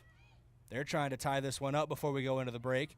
Yankton trying to, at the very least, maintain this scoreline. That one put out of play, cleared away by Yankton. Under 15 to go. Throw in, trying to make the turn on it and volley that one into the net, I believe, was Aubrey Knudsen. The ball played up and over a Yankton defender, cleared away by Monica Massey. And that is going to do it for the first half of play. Yankton leads 1-0 over Brookings as we head to the halftime break. Jocelyn Elwood's free kick goal just a couple minutes into this first half set the tone for Yankton, and they maintain that one-score advantage heading into the halftime break. When we return here on KYNT, KYNTV, we will have your Avera halftime huddle. We'll look at the stats as well as the key to victory in half number 2. Don't go anywhere. We'll be back here, KYNT, KYNTV, in 3 minutes. Know what happens when you keep your hard-earned assets at First Dakota National Bank? You can rest assured that your accounts are protected to the maximum allowed by the FDIC. And those funds stay local. Businesses and organizations are positively impacted. The whole community benefits. You can invest your resources just about anywhere today. But if you keep them safe, earn a good return, and benefit the local community, why would you invest anywhere else? First Dakota National Bank, member FDIC. Yankton Medical Clinic is pleased to announce the addition of geriatric specialist Dr. Jennifer Philhouse to their team. Dr. Philhouse will help patients as they age and need an expert who understands the aging process. She uses the John A. Hartford Foundation 4M's framework in her practice. What matters? Medication, mentation, and mobility. If you or a loved one have reached the age where you need expert care, schedule your appointment with her today. Dr. Jennifer Philhouse. Just one more way Yankton Medical Clinic. FNBO is the great big small bank, and for more than 165 years, we've been with you where you are. A bank that's ready for all your needs, both big and small. Here to help you earn more, save more, so you can do more every step of the way. It's what you can expect from the great big small bank. FNBO, independent and family owned for 6 generations, and ever so focused on you. Stop on by or visit us at fnbo.com, member FDIC. Hello. Here's to welcoming moments, big and small, embracing the unexpected, savoring life. At Avera, our nationally recognized health system will be right here with you, ready for goals and help you achieve them with care and coverage. We'll move you forward through sickness and health and every milestone in between. Avera, moving health forward. Learn more at avera.org/forward. So I switched my insurance to State Farm, and get this. I talked to an actual State Farm agent who lives in my actual town. And get this. My actual agent in my actual town gave me actual help with the coverage I needed. And get this. My actual agent in my actual town who gave me actual help actually knows my name. And get this. They actually say it's called service. Call State Farm agent Rhonda Westland at 665-4411. Have aches and pains taken you out of your game? At First Chiropractic Centers, we have been helping people get back into their game for nearly 40 years. Whether your game is sports related Or it looks more like gardening, household chores, exercising, or just daily life. If your pain is preventing you from enjoying or participating in your chosen activity, we can help. With offices in Yankton, Scotland, Hardington, Tyndall, and Wagner. First Chiropractic Centers, making life better, one adjustment at a time. KYNT, Yankton, FM 1021 and AM 1450.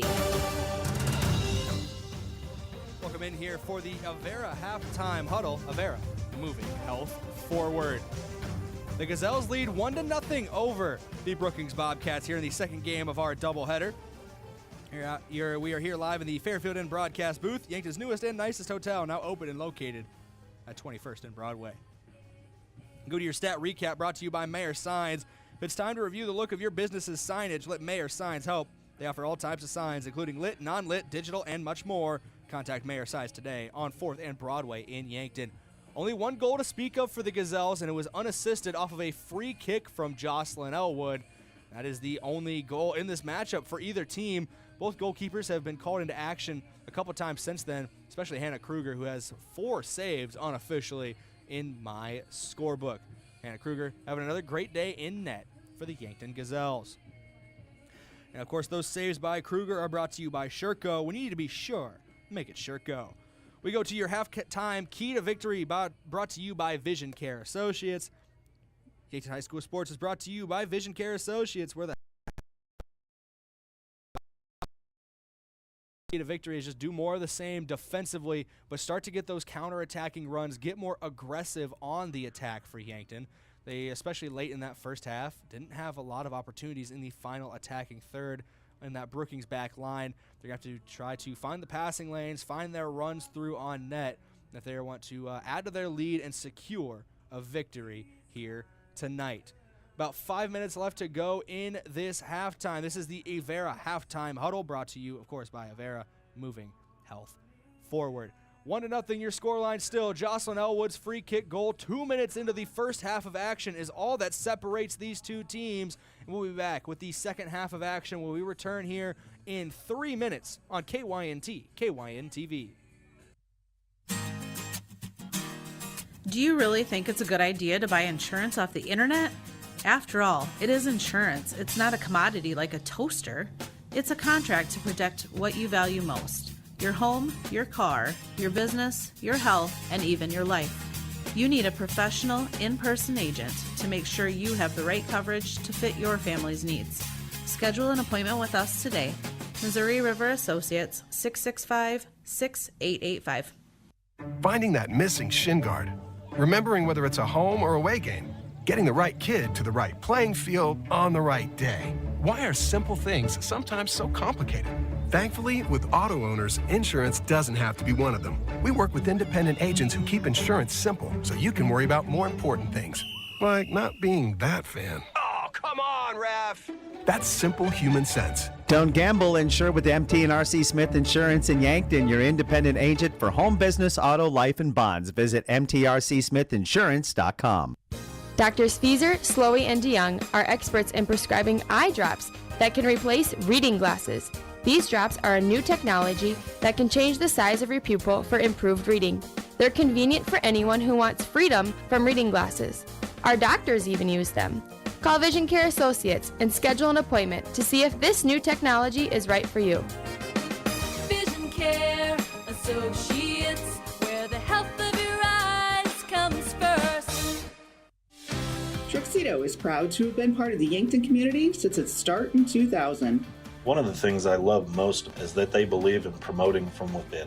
I've been given many opportunities to advance. Tuxedo has an extensive variety of benefits available to their employees. The work environment at Tuxedo is extremely positive. We are looking for you to join our production team. Visit www.tuxedo.com/careers to apply. The start of a new school year is a good time to evaluate your children's healthcare needs, whether it is a doctor's checkup, replacing EpiPens for serious allergies, or renewing prescriptions for inhalers to treat activity-induced breathing problems. Hi, this is Michael from Yankton Rexall, and we pride ourselves in providing accurate prescriptions and appropriate medical information for your child's health. Good health contributes to good students. Celebrating 100 years, your hometown pharmacy since 1923, Yankton Rexall. Kids eat free in September at Wahlburgers at Hy-Vee to celebrate National Family Meals Month. That's right, get a free kids meal with the purchase of an adult entree. Kids 12 and under can choose from favorites like a burger and fries, grilled cheese, chicken tenders, and more. Bring the family together. Dine in at Wahlburgers at Hy-Vee and get a free kids meal with the purchase of an adult entree every day in September. Dine in only. Some restrictions apply. See store for details.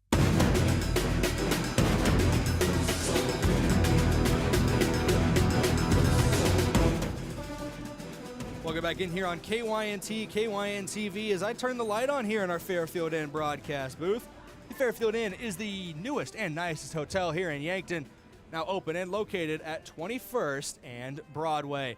About a minute left in this halftime break. Both teams are already taking the field, though. They might expedite this last 60 seconds if both teams are ready and raring to go. We go to your second half of action here. Your second half is brought to you by FNBO, First Chiropractic Centers, MT&RC Smith Insurance, and Vision Care Associates. We are ready to go here in Yankton. I'd also like to thank Aztec of Yankton. They were founded on innovation and passion to help their customers. Right now, they're offering a healthy sign-on bonus with great wages and benefits. Build your career with the group that's built to connect from rock to road. Click careers at aztecindustries.com. Yankton in possession of the ball after the kickoff. It gets played back to Aubrey Lloyd. Lloyd looking for some options on the right side. Gets it to Carly Chop. Chop back to Lloyd. Gets past Lloyd. Looks like it's going to Gillis. It does end up at the feet of Tessa Gillis. Gillis trying to find CN Tacky. Ball taken away by Brookings in a dangerous territory. Shot almost taken by Leffers, but it was blocked away by Lloyd. Big block there early in this second half. That's going to be your H&R block of the game.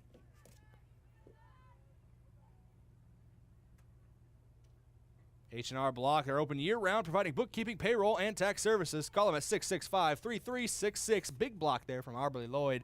That gets past her and potentially in the back of the net. We have 39 minutes of a whole new matchup. As of right now, Yankton leading 1-0. The goal scored by Jocelyn Elwood. Looks like that ball went over the touchline, so it'll be out of play. Throw in here taken by the Brookings Bobcats. Last touch was by the Gazelles. Throw in taken. Chested down by Leffers.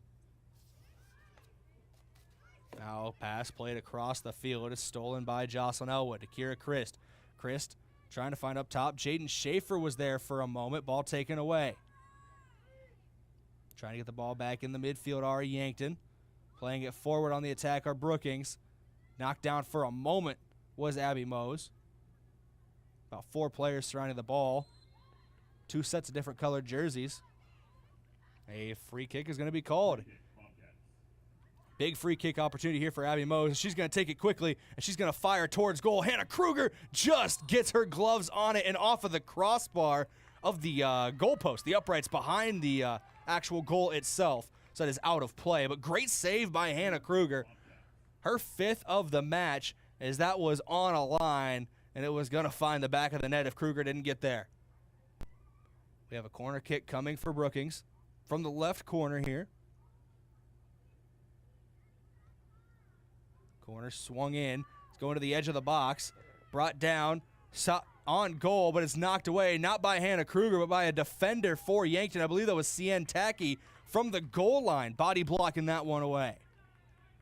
Another big block here early for Yankton. 37-22 and counting to go in this one. Brookings has been on the attack here early. Had a few good opportunities in a row. Haven't been able to capitalize. Ball gets through the defense and it ends up in the gloves of Hannah Kruger.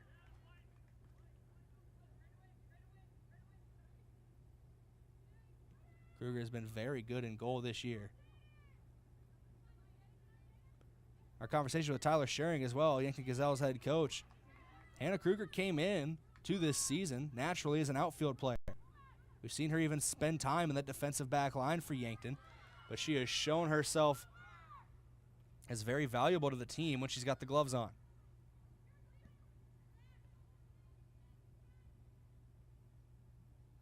Ball goes out of play here. off of a Bobcat, so it's going to be Yankton possession.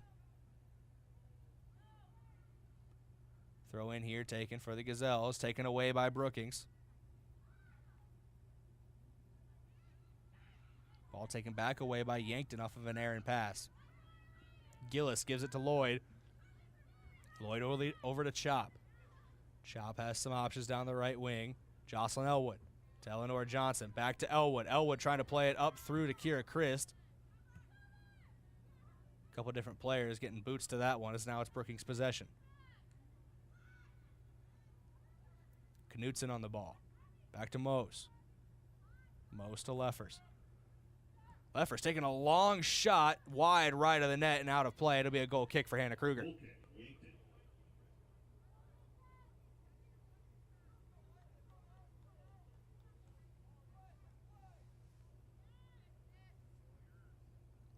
Ball laid off here. Just to Aubrey Lloyd, trying to work from the defensive back line. Playing out from the back here are Yankton.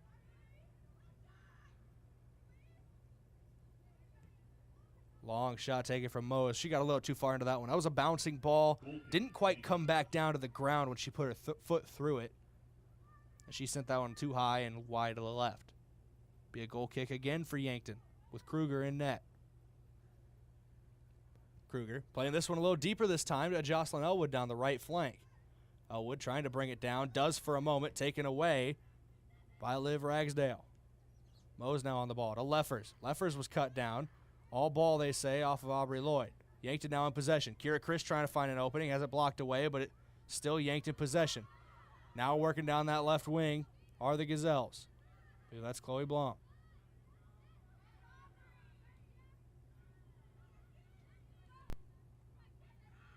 Now Brookings back in possession. Kira Chris knocks it away for a moment. She's trying to get the ball back. Whistle's going to blow. They're going to call foul against Yankton. Free kick awarded to Brookings. Standing over it, I believe, will be Madison Shelsky. Oh, she lays it off. It's Vanessa Hahn.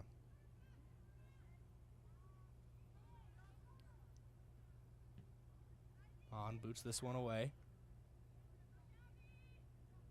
It's controlled by the Bobcats. They still trail by one here. Plenty of time to change that, but 34 minutes to go. Ball working down that left wing for Brookings. Goes out of play. Throw in quickly taken by Yankton. Trying to find Jaden Schaefer was Jocelyn Elwood. That ball's taken away. Ball played back to Reins. Reins back out left to Shelsky. Shelsky trying to find an opening, but it's taken away by Eleanor Johnson. Johnson plays it inside to Schaefer. She's through on goal. She could get there in time, but sliding effort made by Reins in net. Ashley Reins keeping this a one-score matchup. Could have been 2-0 if she doesn't get to that one in time because Schaefer was through on goal.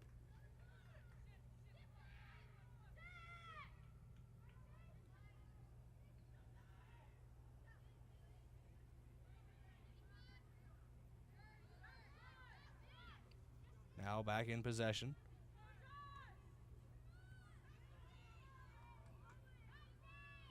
It's Eleanor Johnson. She's cut down from behind, and they're going to say that was tripped up.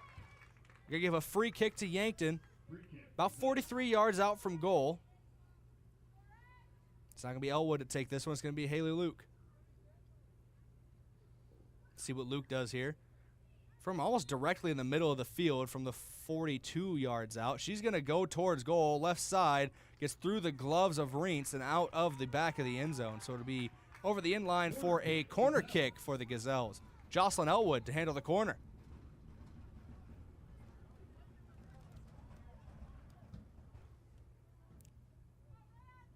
Big corner here coming for Yankton. We're going to get a substitution here for the Gazelles as well. Eleanor Johnson coming off, Emily Tramp coming on. Whistle blows. Elwood is free to take it. She does. She sends it in the box. She's looking back post. Almost there. It was a massive Gazelles. I saw Tessa Gillis as well as Emily Tramp down there. I believe Chloe Blum was there as well. Will be a goal kick here for Brookings. Ball bouncing away from a couple of different players from both teams. Finally finds the feet of Leffers. Now Mo's on the ball. She's in a battle with Tramp over possession. That ball gets played off. Working that right side. Riley Briggs had it. Now she gives it up again. Now to Leffers. Over the top, looking for Knutson. It's back at the feet of Briggs. Briggs trying to run onto it. Currently possessed by Yankton. Near that far sideline, it's going to be tough for either of them to gain possession. The ball goes out of play off of the Gazelles. Cleared away by Yankton here, trying to find Kira Christ down the field, but it's going to be back in possession of Brookings. Yankton retaking control. Neither team able to fully control the ball right now. So it's bouncing away off of different players. So they're trying just to gain possession. Looks like Yankton is going to take control with Carly Chop down the right wing. Sends it through, but it's taken away. Passing lane was cut off by Liv Ragsdale.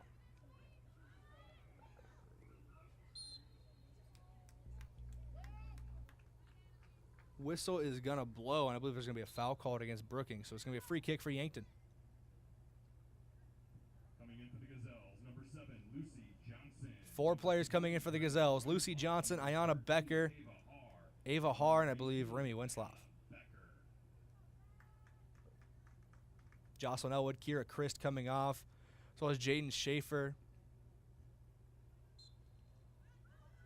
I believe Eleanor Johnson was the 4th. Chop was trying to get that one downfield, but let that one go off the side of her foot and out of play. Throw in here taken by Brookings.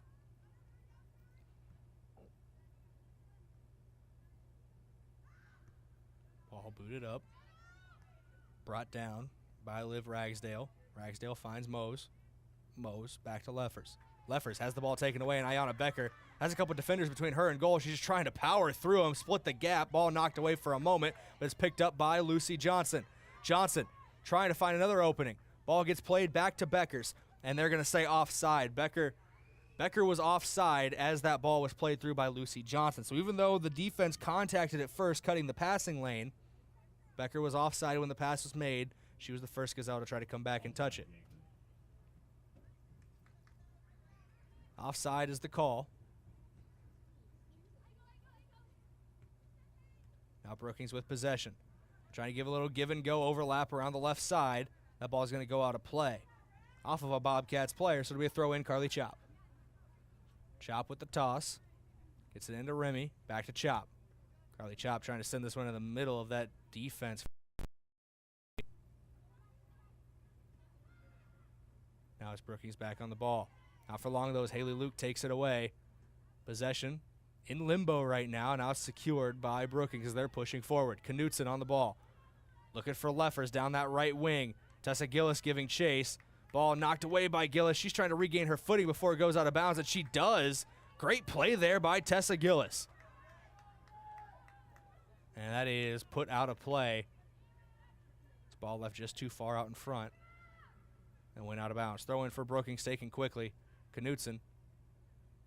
Looks like she was looking for Desiree Johnson on the right side, but the ball goes out of play off of Johnson. Quick throw in taken by Yankton.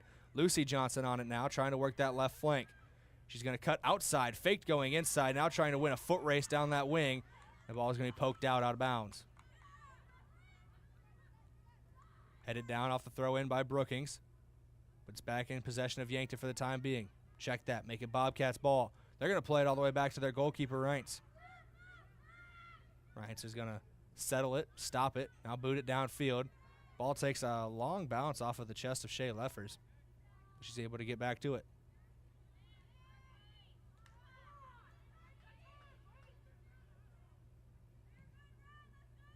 Trying to boot it up top here is Brookings. Flip the field. Still in possession in the midfield of the Bobcats. That's taken away. Remy Winslow on the ball. She has some options. She's trying to get it over the top to Ayanna Becker, but that's going to roll just a bit too far for Becker to catch up with.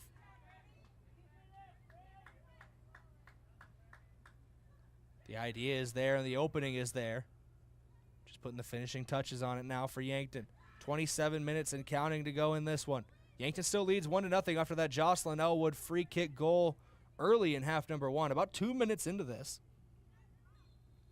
Since then, it's been a defensive struggle for both teams. Whistle blows. We got a substitution here for Brookings.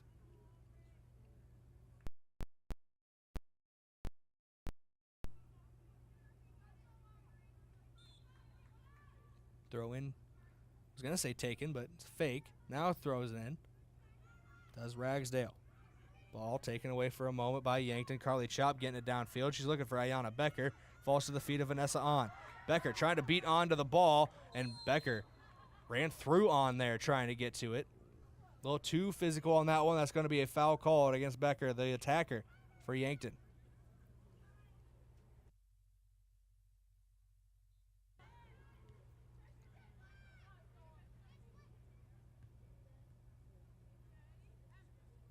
Tramp had the ball for a moment. Now to Remy.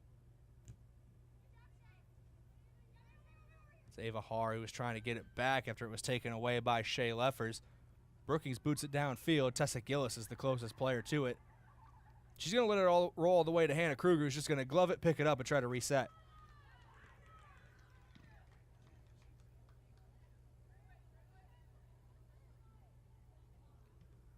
Kruger with a big boot downfield after thinking about it. Trying to find an opening. Taken away by Brookings, but cleared away by Tramp and out of play. It'll be a throw in here for the Bobcats once again. 25-22 and counting.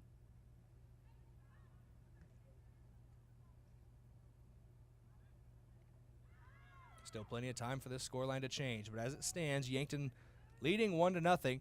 You know, head coach Tyler Schering doesn't want his team to rest on their laurels, rest on their one-goal lead. Throw in into the box. Knocked away for a moment. A couple players from both teams there, and it's going to be cleared out of play. No, it's going to be saved inbounds by Riley Briggs. They're going to say Briggs got the last touches and went out of bounds. Coming in for the Gazelles, number 9, Eleanor Johnson. Number 12, Monica Massey. Number 4, Kira Christ. Eleanor Johnson, Monica Massey, Kira Christ. Aviana Seiler all checking into this one. The Gazelles run a heavy rotation, getting a lot of different players in, trying to keep legs fresh.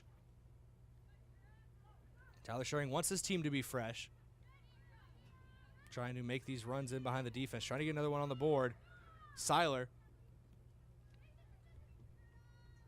almost had possession there, but went off the side of her foot. Now it's Brookings on the ball once again. Mose had it. Now taken away. It's Lucy Johnson. She gets it up over the top, trying to let one of her teammates run onto it. First player to get there is going to be Madison Shelsky. And Shelsky's just going to let it roll out of play so they can throw it in for Brookings.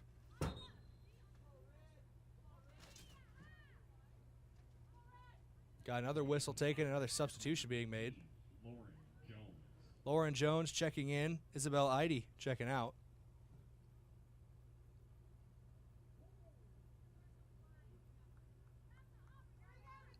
To throw in here is Liv Ragsdale. Ragsdale thinking about it now. She tosses. Knocked away by Eleanor Johnson. Kira Christ trying to get it up and over a defender. Aviana Seiler is there. She's trying to get around a defender herself. She's going to send that one towards goal. It's going to bounce once in the box, twice in the box, and be picked up by Ashley Reintz. Booted downfield by Reintz. Now Carly Chop on the right wing. She's able to pick up possession for the Gazelles off of the kick. Now Remy back to Chop. Chop making an overlapping run from a right wing back position, trying to find some space. A lot of hand fighting between the two teams, and they're going to call it against Liv Ragsdale. Too much contact as she was hand fighting with Carly Chop. Free kick awarded to the Gazelles. Free kick, Gazelles. Should be in a dangerous area too, as Chop was making moves down that right line. It'd be Lucy Johnson, 26 yards out from goal. Looks like her plan is to swing this one in, find someone back post. No, she's going to head towards goal, and it's going to be scooped up by Ashley Reintz.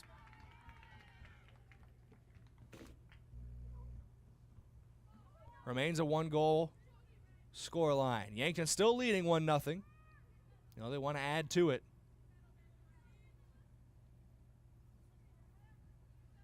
Brookings with the ball in the midfield. Trying to play it up through the middle is Leffers now. Elise Leffers lays it off to Mose, but it's going to be taken away. Tessa Gillis gets there. She sends it downfield looking for Aviana Seiler. Taken back away by Shea Leffers. Coming in for the Gazelles, number 8, Eliza Doby. More substitutions being made for the Gazelles. Jocelyn Elwood and Eliza Doby both checking in.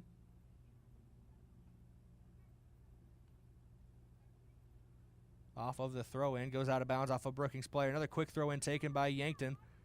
Looks like they're trying to get it to Seiler there down the left flank. Another whistle blows for contact, and this one's going to be against Yankton, so it's going to be a free kick, Brookings.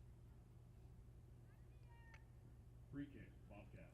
Free kick given for the Bobcats. 21 minutes to go still in this ball game.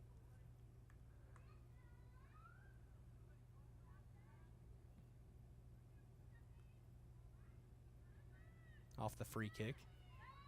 It's Leffers with it. Ball gets laid out to the right. And cleared out of play by a Yankton player to be a throw in for Brookings. Riley Briggs stepping up to throw in.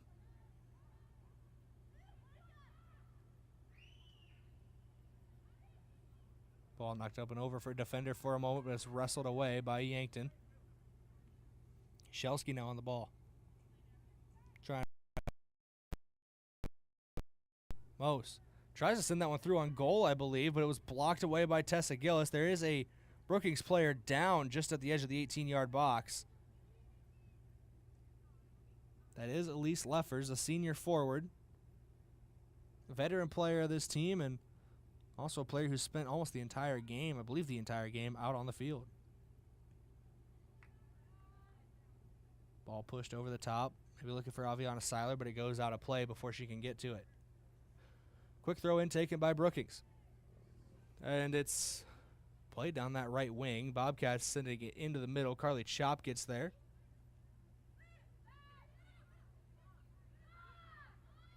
Chop now pushes it up. Jocelyn Elwood. Elwood to Aviana Seiler. That ball pushed out of play. We have the throw in here.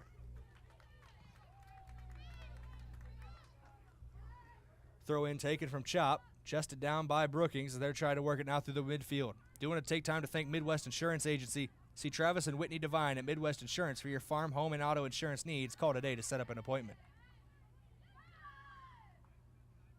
Yankton trying to work the midfield. Now it's Seiler up top. Ball knocked away off of a slide tackle. I think that's going to roll out of play. They're going to say it went off of Seiler. They're going to say it did. So quick throw in here taken by Brookings. It's a deep throw in, but it only gets as far as Yankton's players. Christ with one touch down the left wing, trying to get around the defender Briggs, and Briggs goes down in a heap. Another throw in here for Brookings. No, excuse me, it'll be a free kick for Brookings. Vanessa on to stand over it. Also like to thank One Office Solution, the one source for all your office products, including copiers, furniture, and office supplies. One Office Solution, located next to Pizza Ranch on Broadway in Yankton. Ball taken back away in the midfield. Bobcats gain control. Played over to Shelsky. Shelsky has the ball taken away for a moment by Seiler, but it was able to be saved by Vanessa on. Now they're working the left wing, our Brookings. Jocelyn Elwood was trying to get there in time. It's going to keep rolling out of play. Quick throw in here for the Gazelles. They're looking for Aviana Seiler in the middle. Ball kneed up in the air by Shelsky. Falls in front of Elwood. Elwood trying to win the ball back. It's going to roll out of play before she could get there, though.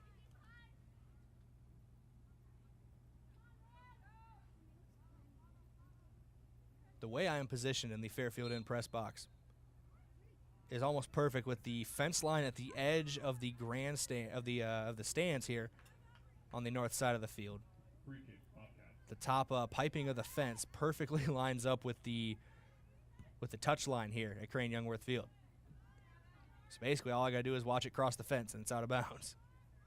Kira Christ on the ball here for Yankton. They still lead 1-0 to the Gazelles, trying to hold on to that. Ball is taken away. Elise Leffers trying to change it. Leffers spins around, cuts back inside, left foot trying to get into a teammate. Little opportunity there for Lauren Jones. Was taken back away by Yankton. That's when we pushed out of play for another throw in. Riley Briggs looks like she's going to take it quickly. She does take it quickly. Chested down by Yankton. Shot taken from a long way out, but blocked away again.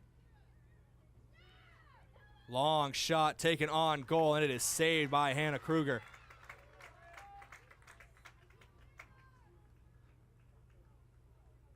There's 6 or 7 on the night, I believe 7. She's had quite a good game again.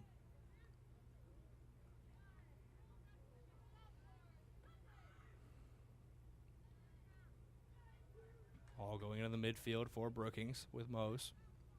Now playing it back to Leffers. Aviana Seiler trying to run up and take that ball away, create opportunities herself. But quick passing from Brookings. Seiler still keeping up the pressure, and they're going to play it all the way back to Reintz. Reintz from the edge of her box sends it out. Now Brookings back in possession. Elwood able to take it away. She's holding up play, trying to find some openings. Now she cuts in on her left foot. She's going to send it through. She was trying to get it through on goal, I believe, to Aviana Seiler, but it hit off of the upper back of Vanessa On. Block it however you can, I guess. And it ends up working out in Brookings' favor as it's scooped up by Reintz for a kick. Brought down by Eleanor Johnson. Ball played away to Leffers. Carly Chop running in there to take that one away, but possession remains with Brookings as it stands. They're getting it out to the right wing now are the Bobcats. There's Desiree Johnson. Trying to find Briggs, I believe. It's Leffers on the ball in the midfield. She's pushing the tempo. Laying it over to Abby Mose. And now Yankton trying to get the ball back. Jocelyn Elwood got a foot to it. She's in a foot race to the sideline. Body blocking it is Liv Ragsdale, and it's going to go out off of Jocelyn Elwood. So it'll be a throw in here for Ragsdale. Under 15 minutes to go here in this contest. Yankton scored the first goal of the match 2 minutes in off of a free kick from Jocelyn Elwood. It has been a defensive stalemate ever since. Trying to score on goal is Leffers. Another bouncing ball. Yard trimmer saved again by Hannah Kruger. The initial save got away from her, but she was able to collect it in time before anybody could come in to pick up the pieces. I believe it was Lauren Jones who was closest.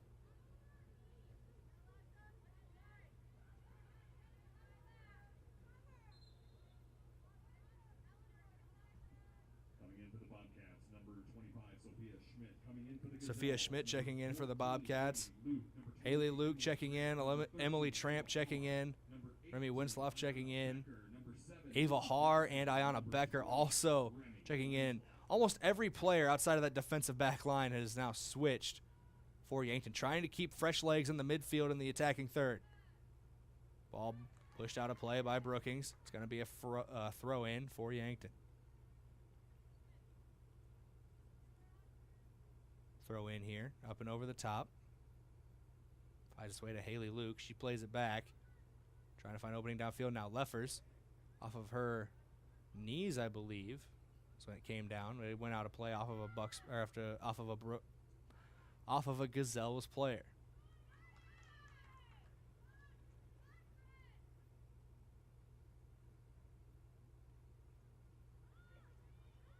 Brookings with the ball about 25 yards out from goal, trying to make something happen, but that's cleared away by Tessa Gillis.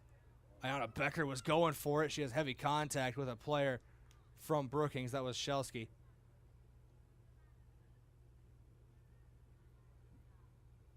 They're going to say it was against Becker as the instigator, so it will be a free kick awarded to Brookings for Vanessa On.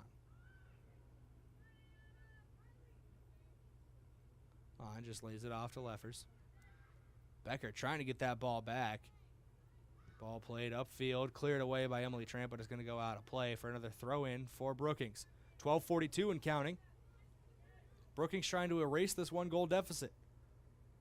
Yankton trying to stay on top or even add to their lead.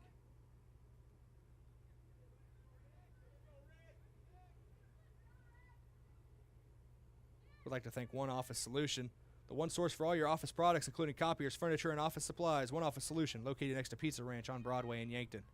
Another throw in here for Brookings near the 18-yard box. Trying to get the cross in there are the Bobcats. Now Leffers takes a shot on goal, long way out. Another save for Kruger.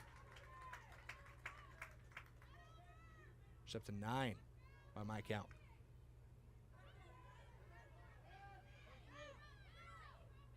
Remy Winsloff trying to get on the ball, taken away by Leffers.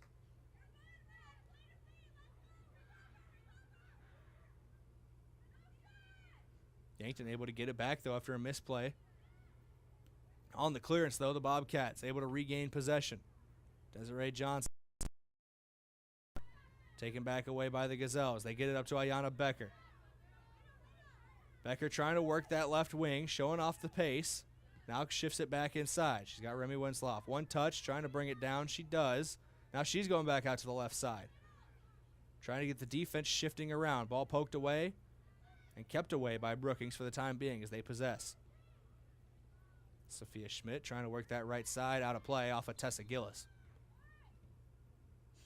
Another throw in here for Brookings with 11:05 to go. Isabel Eide checking in. I believe she's replacing Lauren Jones, the sophomore. Sophomore for sophomore swap there as that's booted away by Yankton. I believe that's Gillis again.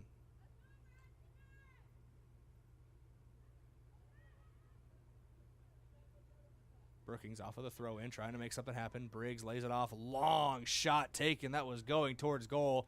It was high into the right, out of play. Goal kick. Yankton. Got a goal kick here for the Gazelles, taken by Hannah Kruger. Under 10:30 to go. Don't want to call it desperation, isn't the right word for those type of shots, but you're realizing you're a little more open to take that chance from long range out. We saw it there from Brookings as they trail by one here with now 10:05 to go. Ball played inside. They're trying to find an opening on goal. Gazelles closing down. There were 5 Gazelles on the ball as soon as it got into the 18-yard box. Abby Mose was trying to make something happen. Long shot from a long way out. That's another one for Kruger as she gets another save. Kruger boots this one away. Puts all of it into it. Popped up by Becker. She's trying to run underneath of it now, but it's cleared away by Vanessa On.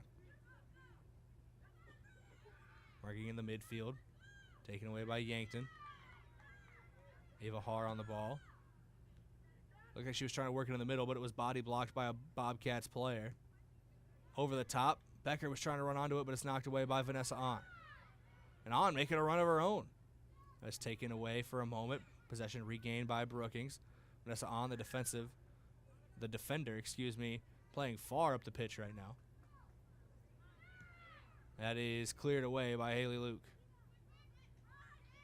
Quick throw in, looks like it's going to be taken by Liv Ragsdale. Ball knocked down for a moment by Ava Haar. She's trying to play it over the top. Becker giving chase, but it's going to be booted away just on the edge of the box by Reintz.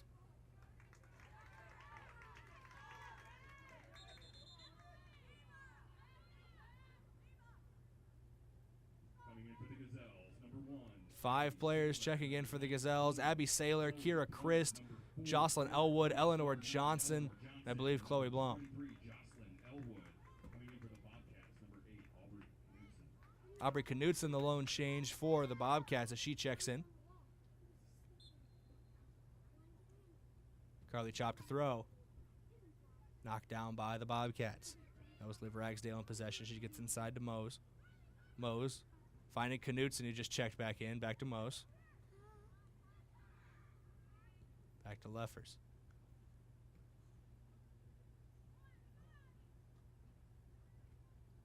Leffers on the ball. This is Shay Leffers. Wearing the number 14 for Brookings, pushing it out to the right side. Desiree Johnson inside to Knudsen, back outside to Johnson. She's looking for Elise Leffers in the box, but it's knocked away by Aubrey Lloyd. She's trying to get onto it to save it from being a corner kick, and she does. Great effort from Aubrey Lloyd. She's able to get it out for a side out instead of over the end line. So her throw in. I'd also like to thank the UPS store offering packing and shipping plus printing services, mailboxes, and direct mail. As that one gets into the box, it's scooped up by Hannah Kruger. Offering packing, shipping, plus printing services, mailboxes, and direct mail services. UPS store of Yankton, helping small businesses reach their goals. They're in Yankton across from Walmart. Vanessa on the ball. Plays it back to her goalkeeper, Reintz, and she boots this one away. Brought down by Luke.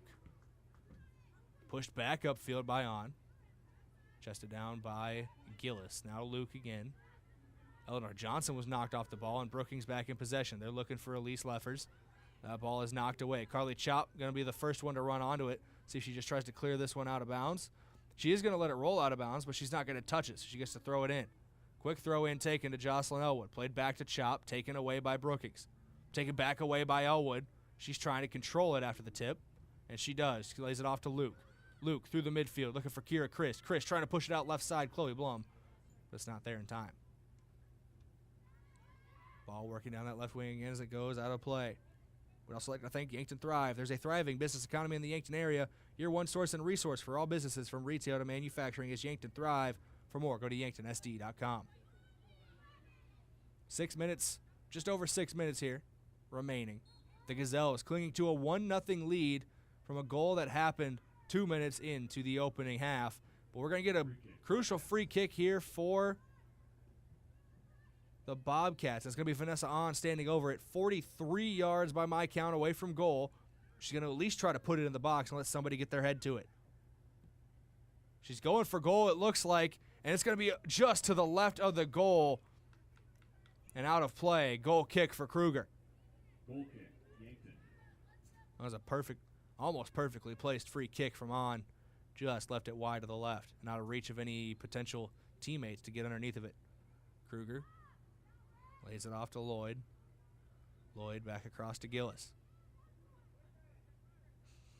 Gillis trying to find some space down that left wing. It's booted upfield now. Chloe Blum trying to race underneath of it. She can't get there in time as it goes out of play. Throw in immediately off of Elise Leffers. Tessa Gillis now on the ball. Gillis plays it out wide. They're going to say it went out of bounds. It'll be another throw in here for Brookings. We'd also like to thank Northtown Automotive, your local Chevrolet Buick and GMC dealer. Visit northtownusa.com. Shot taken, blocked away by Carly Chop. Blocked again by Chop. Another shot taken, this one too high. Maybe a bit outside as well. Another goal kick for the Gazelles.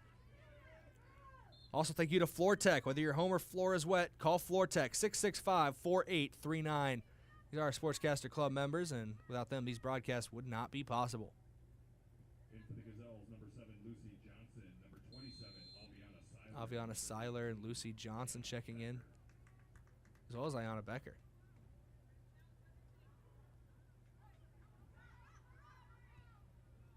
Becker usually plays up top. Looks like she's shifted into the midfield with Johnson and Elwood, as well as Eleanor Johnson out there as well in the midfield.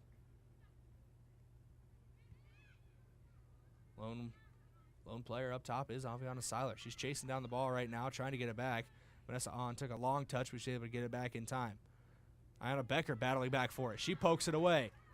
It's Lucy Johnson on the ball. She holds up play, gives it to Jocelyn Elwood. Elwood plays it back, trying to get it to Aviana Seiler. She brings it in, trying to find some space. Slide tackle attempted by Leffers, played up over the top by Seiler. Ayana Becker trying to run onto it. It's going to be saved by Reintz just in time. She's able to get a glove on it. That almost got past her, and the way Becker was flying, she might have got there before it went over the end line. Doesn't matter how you slice it, though. It's still Brookings' possession. Bowes on the ball. Played out wide to the right. 3:20 and counting for Brookings, trying to get this goal to tie this one back up. 1-0 is the score. That came 2 minutes into this ball game. And that is a throw in here given as the ball went over the touchline. Coming in for the Gazelles, number 20, Remy Winslow. Remy Winslow checking in. Part of a rotation of midfielders. The midfield and attacking forces have definitely stayed rotated for head coach Tyler Schering of the Yankton Gazelles, while the backline pairing, or the backline partnership across the back four has remained largely unchanged throughout this one. That one is booted downfield. It's going to get all the way to Reintz. Reintz brings it out of her 18-yard box. Trying to find something downfield. Tessa Gillis gets there. Gillis, body blocking, trying to get the ball back. She keeps it, trying to work that left wing now is Yankton, but it goes out of play.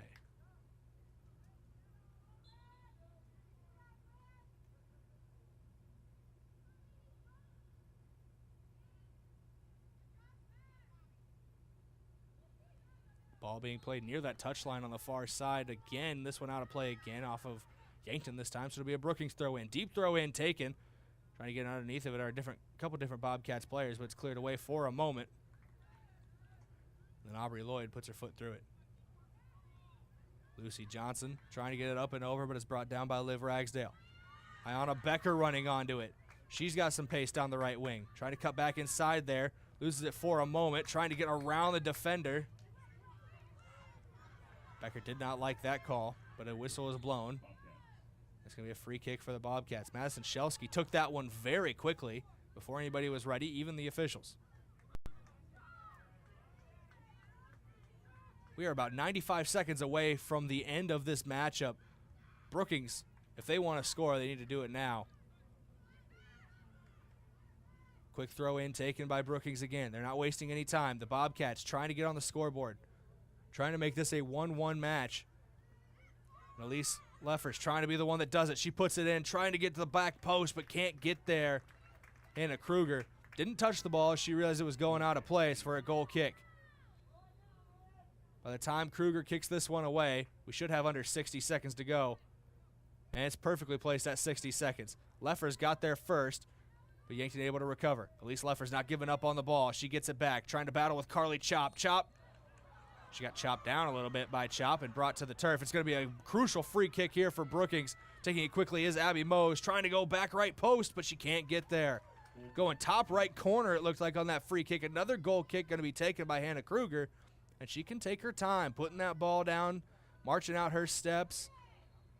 We're going to have under 30 seconds to go by the time she boots this. 28 on the clock as the ball is away. That one's going to go out of play. Quick throw in, going to be taken here by Briggs. We're at 22 seconds to go. Yankton clinging onto a 1-0 lead. That one's sent up into the air. Not out of play, just cleared away. Yankton's friend is going to be booting that ball as far as they can with 10 seconds remaining. Trying to keep a last-second tying score off the board.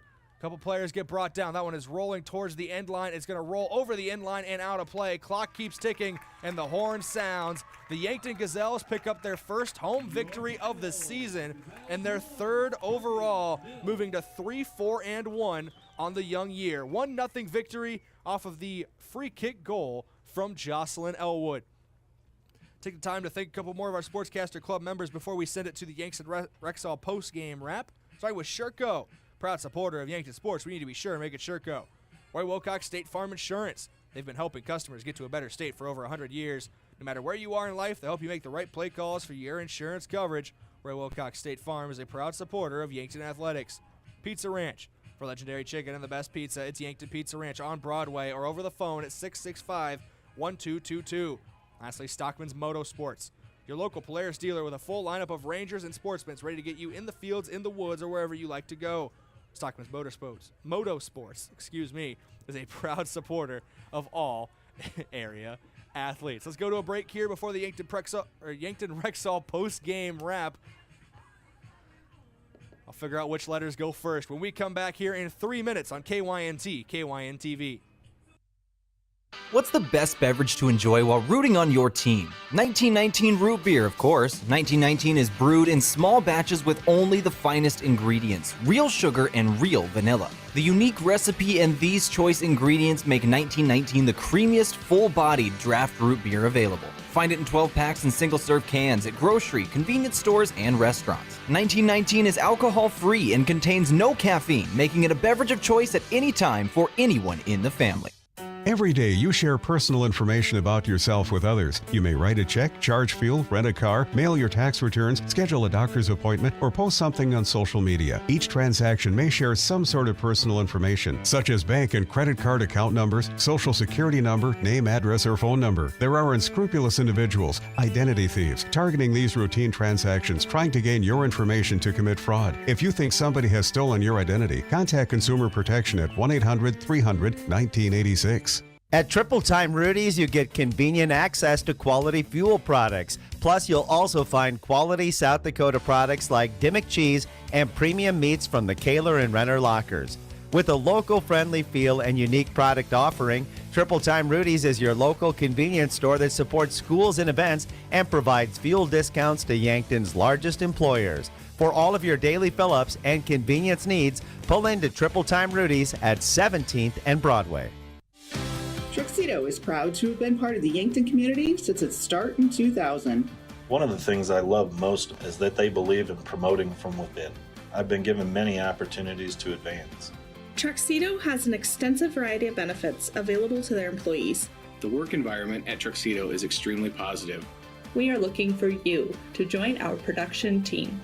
Visit www.truxedo.com/careers to apply.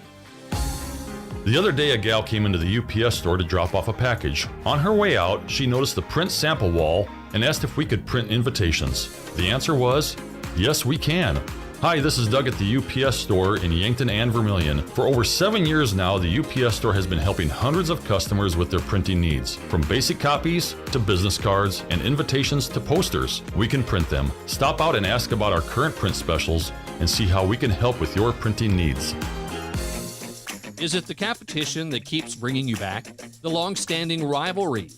Or is it seeing friends again and cheering on your favorite team? At First Dakota, we're here for it all. We appreciate the fans, the players, the coaches and officials, the concessions crew. The shared community experience is part of what makes life here great, and we're here for it. See you at the game. First Dakota National Bank, member FDIC. FM 1021 and AM 1450 KYNT, Yankton.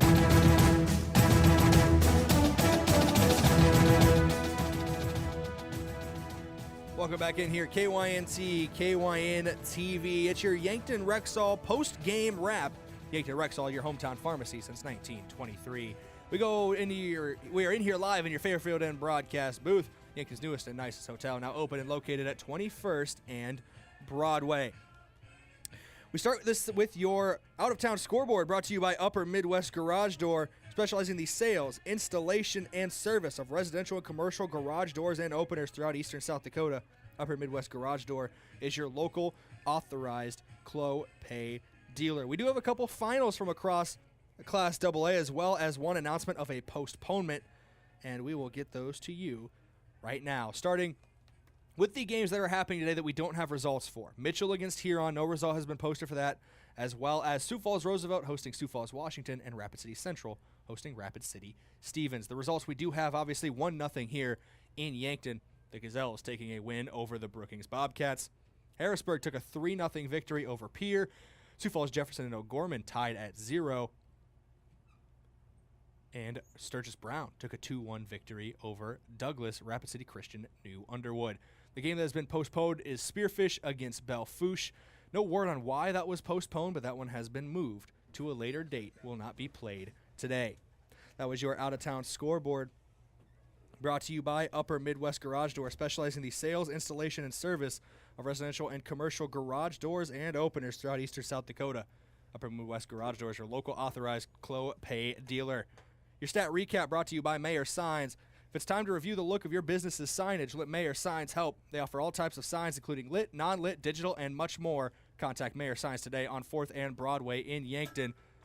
One goal on the board today, and it was scored on a free kick by Jocelyn Elwood as she, 2 minutes into this contest, put that one into the back of the net. It ended up being all the Gazelles needed. Great defensive effort, great defensive showing once again by Yankton. That brings us into our goalie saves, brought to you by Sherco. We need to be sure, make it Sherco. Unofficially, as Tyler Schuring has joined us in the booth here. We'll get to him in just a moment. With those goalie saves by Sherco, unofficially had 8 or 9 goals for Hannah Kruger. I did lose count at one point, so my apologies. Saves, my apologies. It's been a long day here in the Fairfield broadcast booth, to say the least. We'll talk about that with Coach Schuring. But 8 or 9 saves for Kruger on the day, right around that 10 mark unofficially. She had a great day in net once again. Those saves once again brought to you by Sherco. We go to our post-game coach interview now with head coach Tyler Schuring. This interview brought to you by Rhonda Westland State Farm. Let Rhonda review your current home, auto, or life insurance. See if she can help you save some money. That's Rhonda Westland State Farm. Coach Schuring, we knew this would be the latest we talked to you so far this season. I don't think either of us expected it to be after almost 9 o'clock at night before you got up in here to the booth. Big weather delay in the Bucks game, but the Gazelles came out and they scored very early, and then they were very solid on defense, maintaining that lead throughout this game, not really letting that break until they. Yeah, we got to give props to the way we played defense. I'll be honest, probably played quite a bit more defense than we would have liked coming into the game, but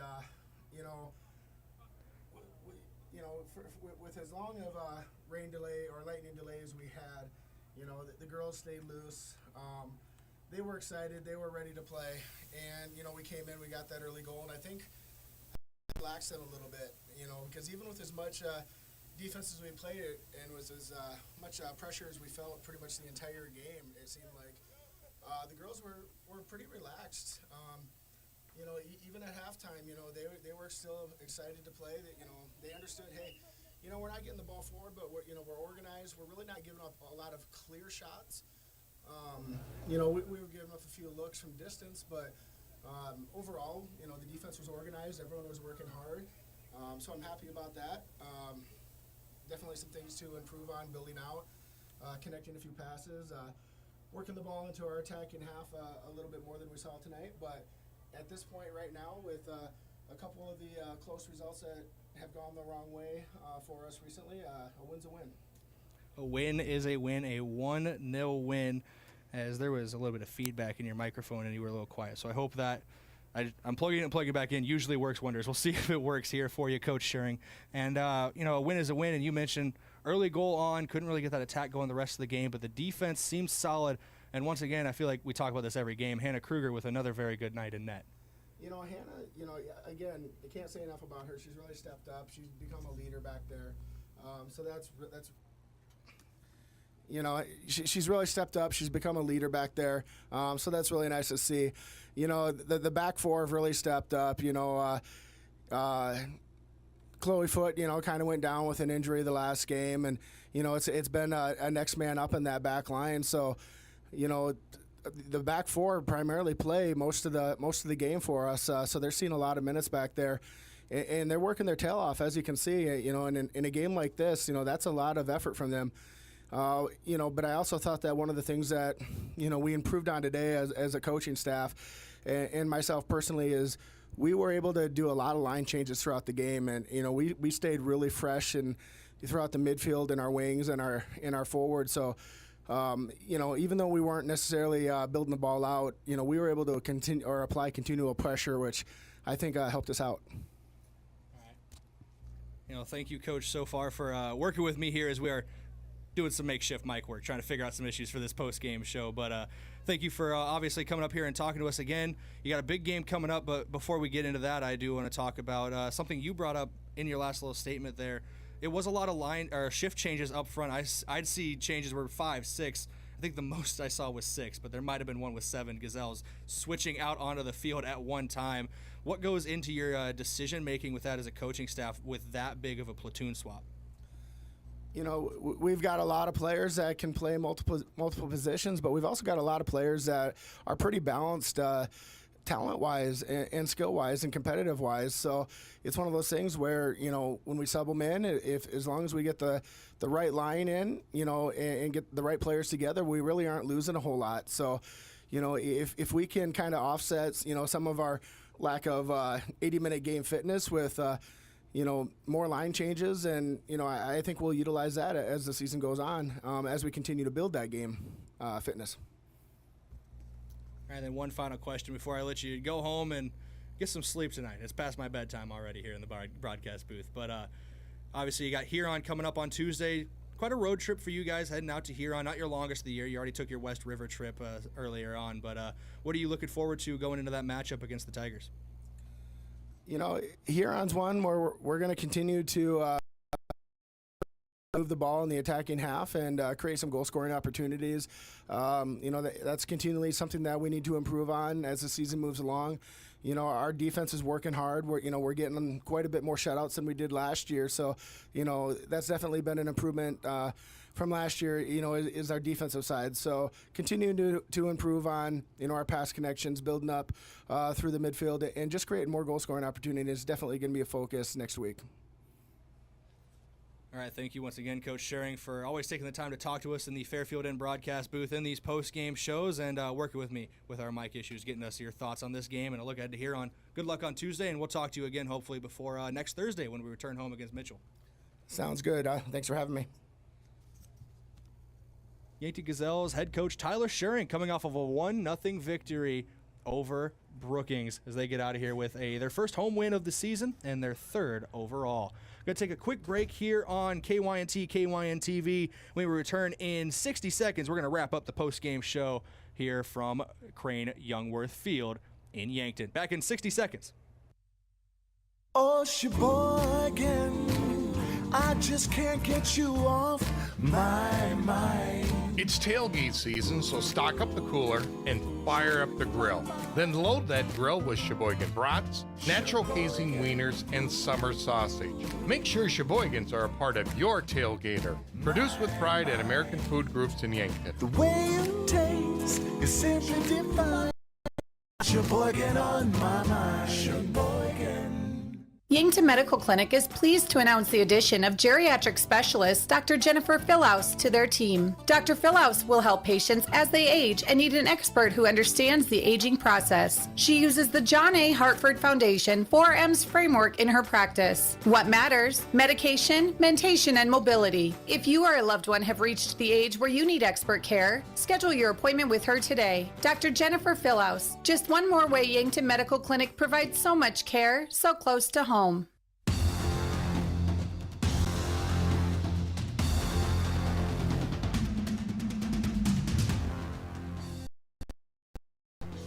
Welcome back in here in the Fairfield Inn broadcast booth for one final time in the Yankton Rexall post-game wrap.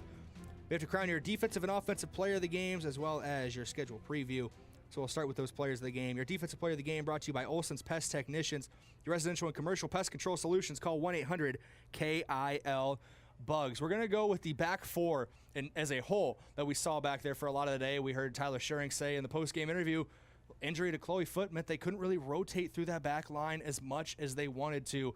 So a big shout out to Tessa Gillis, Carly Chop, Aubrey Lloyd, and Cian Tacky for putting in a lot of work in that back four, as well as a couple players who did shift in and through. Great defensive effort all around, and that back line deserves it for playing almost a full 80. Your offensive player of the game brought to you by Hy-Vee, where there's a helpful smile in every aisle. Got the scoring early and was part of a couple attacks that almost ended up in more goals. That's Jocelyn Elwood. She got the free kick goal at the start of the game and was on the precipice of that attack, helping the Gazelles as they were trying to put another one in the back of the net before that game ended. But one was all they needed, and that one was crucial. So Jocelyn Elwood, your offensive player of the game. Brought to you by Hy-Vee. We'll go to your schedule preview, brought to you by Roy Wilcox State Farm. Roy Wilcox State Farm Insurance has been helping customers get to a better state for over 100 years. No matter where you are in life, they'll help you make the right play calls for your insurance coverage. They're a proud supporter of Yankton Soccer. Next up for the Gazelles will be the Huron Tigers on Tuesdays. They travel to Huron for that road trip. They'll be home on Thursday right here against the Mitchell Colonels. That's a week from today at Crane-Youngworth Field. We'll have that game right here on KYNT, KYNTV. Your move of the game by the Move Group, brought to you by the Move Group, Make the move with Mason Schramm and the Move Group. That's going to be that free kick goal once again by Jocelyn Elwood, the difference maker today early on in this one. Got the Gazelles out early, and they were able to hold it down on defense for the rest of the game. Final look at your scoreboard brought to you by financial advisor Colby Cookta of Edward Jones. To win in sports, you have to adapt your strategy as the game changes. The same is true of investments. Colby Cookta can review your game plan. Call 605-665-4567 today. Edward Jones, member SIPC. The Gazelles, 1-0, their victory here over Brookings. They move to, 3-4-1. With the victory due the Gazelles, and with the loss, Brookings falls to 2-6. It's going to do it for our broadcast of Yankton Soccer today. A bit longer than usual with that weather delay in the middle, but thank you all for sticking with us throughout our broadcast this evening. Big thank you to Austin Solberg back in the booth for keeping us on the air as our studio tech. And thank you to KYNT Sports Director Bryce Ladwig for running camera throughout the night. It's going to do it here from Crane-Youngworth Field and the Fairfield Inn broadcast booth. I have been Brayden Butler, and until next time, stay safe, be good people, and have a great night.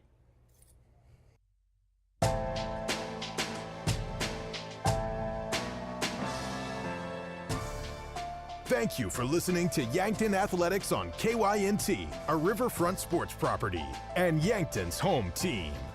Remember, KYNT is your home for Yankton High School athletics. FM 1021 and AM 4.